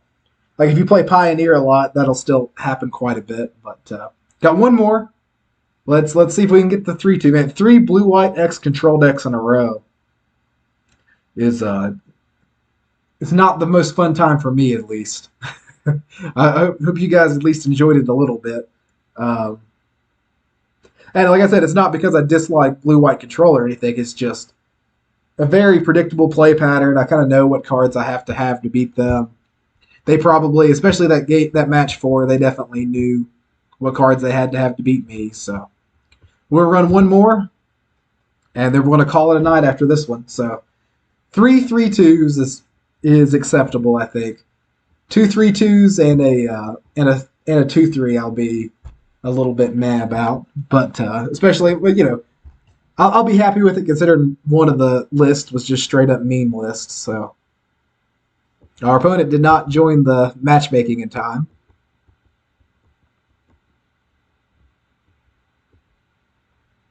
Let's see.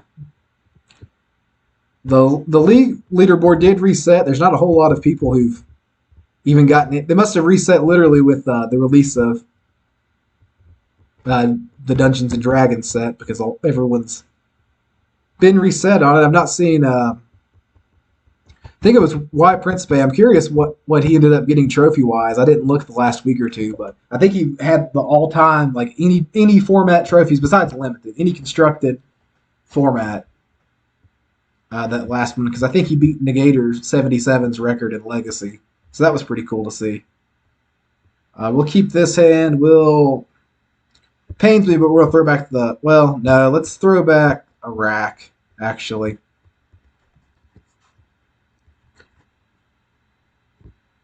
Liliana at least gives us some sort of creature interaction.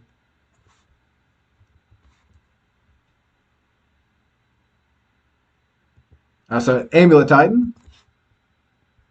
Saga's an okay draw. Hopefully we can get a Dryad or something here. Yeah, we got the Dryad. Sweet. Next turn. So they got the Saga on this turn.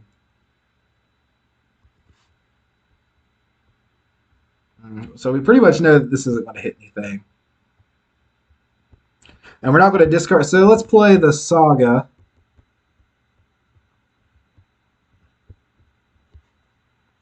I think if any deck gets this banned, it's going to be Amulet Titan, and I really hope that that's not the case. Because this card really isn't the problem card of the deck. It's in my opinion, it's actually this card over here. So they got rid of the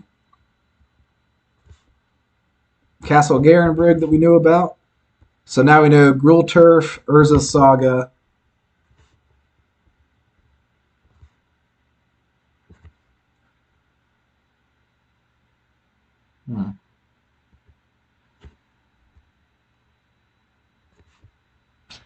Smallpox will come in handy in this matchup.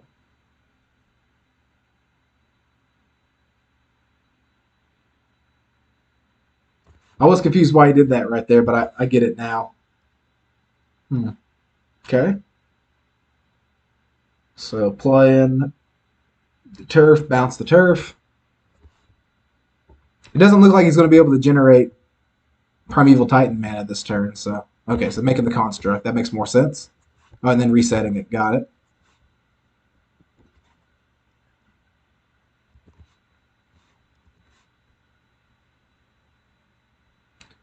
In all honesty here, we're probably going to make a construct and then we'll eventually Pithing Needle Urza Saga off the draw, it shuts down our sagas, but we're not going to be able to beat a tremendous amount of their sagas, I don't think.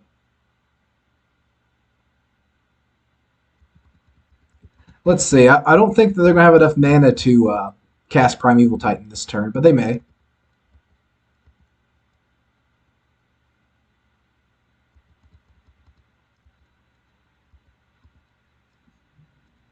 Yeah, we're just going to take 2 because our Saga does not trade yet.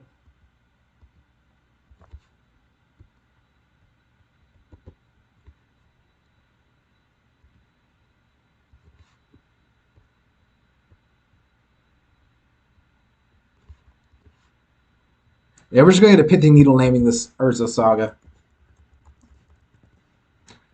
We can maybe beat a Primeval Titan. It'll be tough. But we definitely can't beat a Primeval Titan and like 4 of these Construct tokens.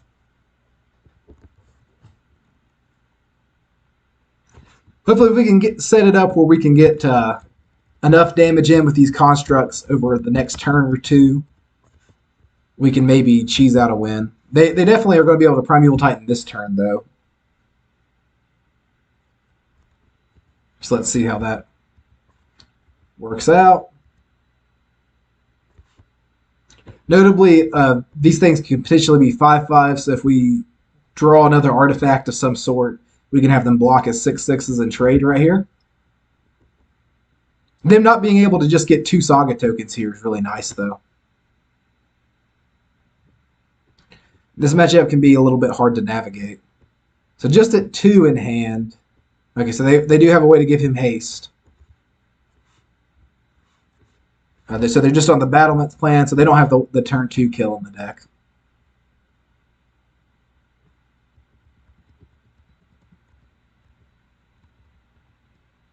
Let's see. So if we draw a land here, or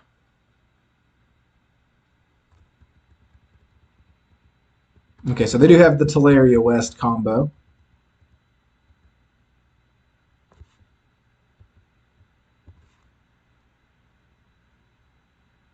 What are they can only transmute at sorcery speed, right? I think they probably just don't know that.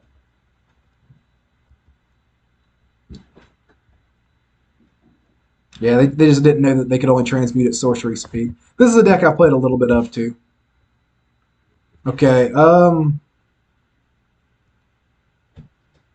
is there a chance we win this game from this spot?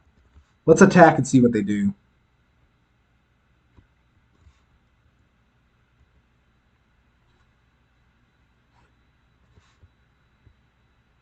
Okay,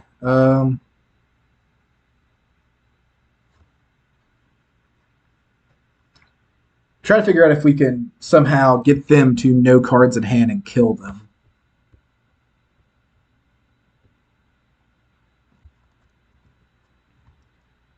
And the next turn or 2 and kind of sneak out a win here. I think we have to hit with this. Okay, so we did hit with the Inquisition. Maybe we had to. Yeah, we had to not activate that for the extra point of damage there, though.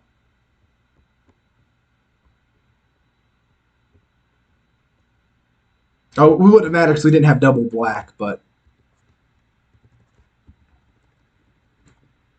let's say, I guess unless they can figure out a way to get lethal this turn, which they might be able to now.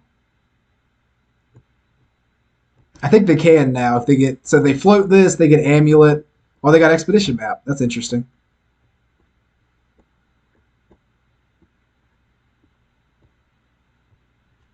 I would have probably got the second Amulet there because we do have their Sagas turned off.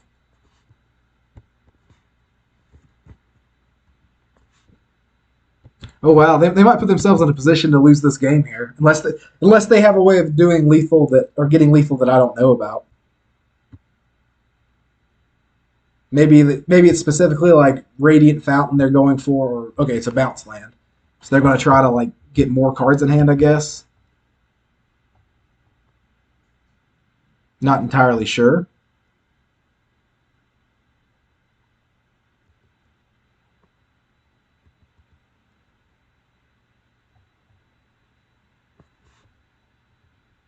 Maybe that's the game plan: is get like Radiant Fountain and something else and gain some life, then bounce it with the Growth Chamber to put themselves out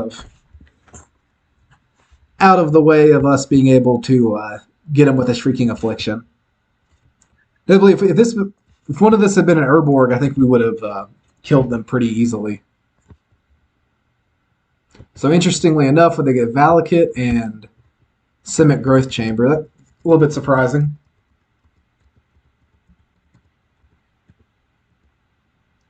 But if they do that this way, then now they're dead to Fatal Push. I guess they have the Teleria West. They can make a blocker. But with the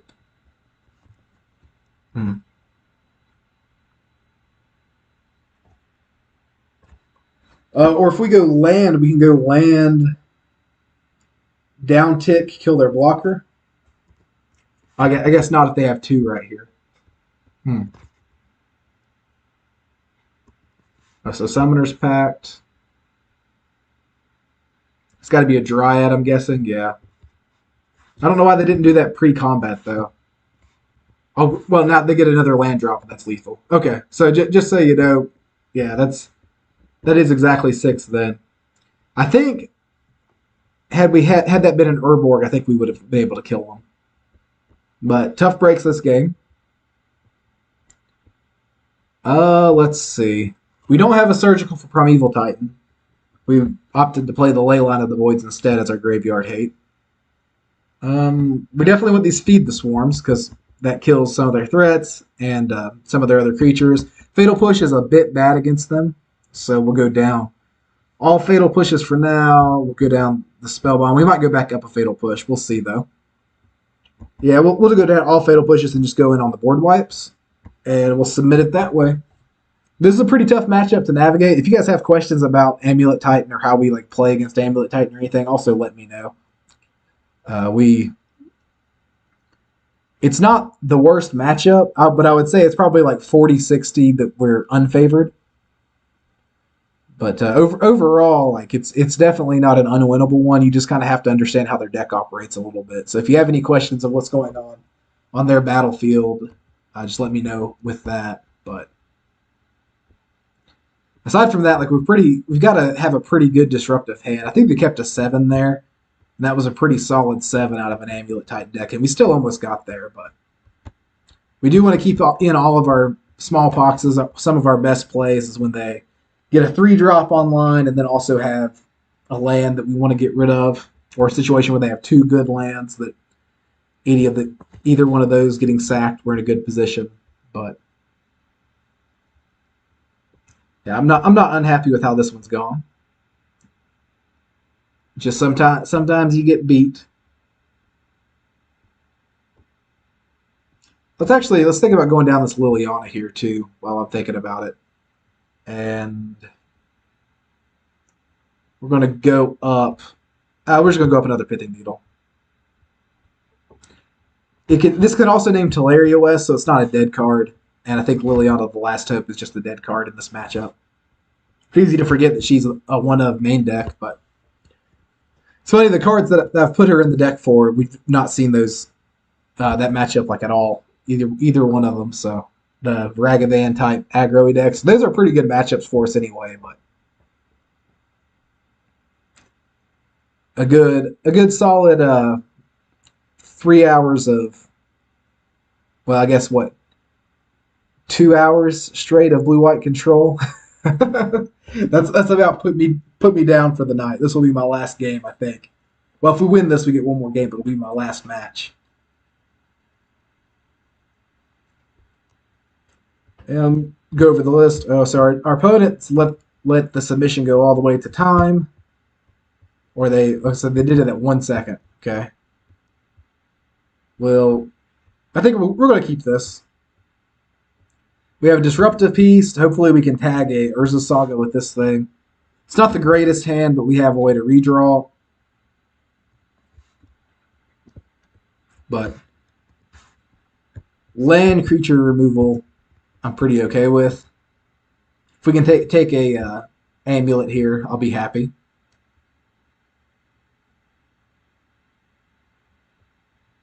So Dryad, Grazer. I'm just going to take the Dryad here. The next turn, they'll probably go Grazer and put the Urza Saga in play. We'll probably just land, blow up the Saga. They might not do that. They might put in a second land and protect it or something, but I think that's where we want to be.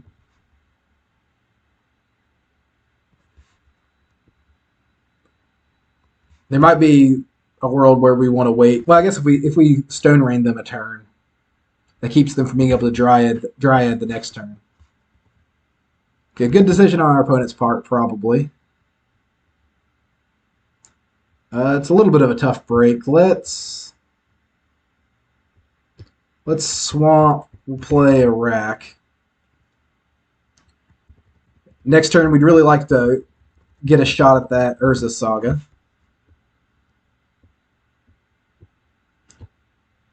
These things can be a bit annoying.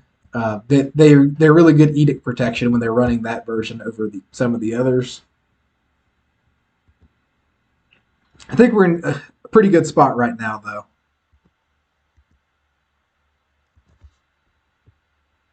Okay. Yeah, we'll blow this Saga up. We'll play the Shrieking Affliction, and then we're going to start just aggressively ticking Liliana up and try to race them. So we're in a pretty good race spot here. We've got them down a land drop. They don't have a lot of good cards in hand left, I don't think. We know about the Wooded Foothills and the Hanwar Battlements and the Teleria West. Yeah, so there's the Battlements, but here's the other two that we know about.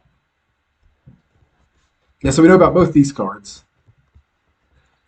I think, right? Oh, no, the Wooded Foothills in the graveyard. Okay, so now we have perfect knowledge. We know there's Teleria West. I'm a bit surprised that they're playing the Growth Chamber here. About to card back to hand. I guess we would have to have specifically Raven's Crime to punish them for getting rid of that, but... And then they would have to have like an Inquisition or something to keep them off Titan next turn.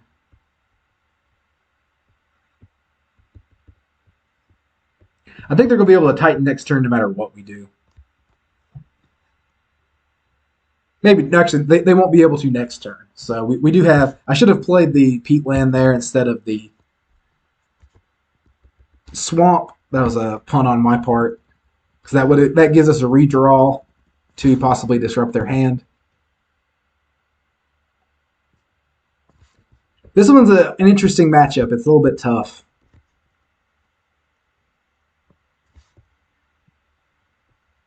This does put them at Titan mana, but they can't transmute and get Titan all in one turn. That's why it was actually pretty important that we kept that to get a redraw, to maybe get a chance to disrupt their Titan. I wouldn't be surprised if they just play the... Well, I guess they kind of have to keep the Battlement specifically, don't they? They transmute...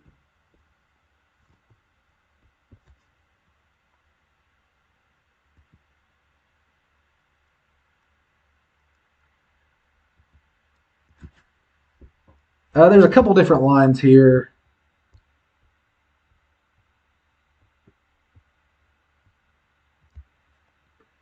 They are down a land now.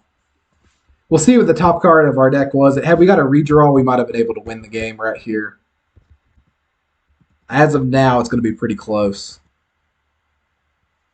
They don't have a... I don't see a way for them to give Titan haste yet.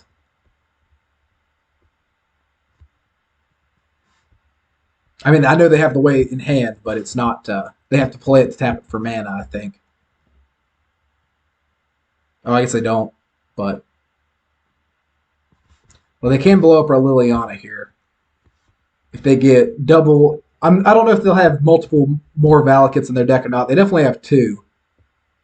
But all they need is 6 total, because this makes lands into anything. Okay, so they have the Saga, and then 4 Valakut triggers. So they just have 2 Valakuts, it seems. Okay, they did bolt the Liliana. This still puts us in a spot, though, if we top deck a Shrieking Affliction, we can still win the game. So, oh, no, never mind. That's exactly lethal. Oh, no, never mind. Sorry. They puts us at 3. Wow, so a rack effect wins.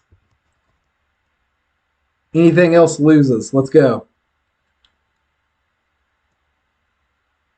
Rack wins, anything else loses off the top.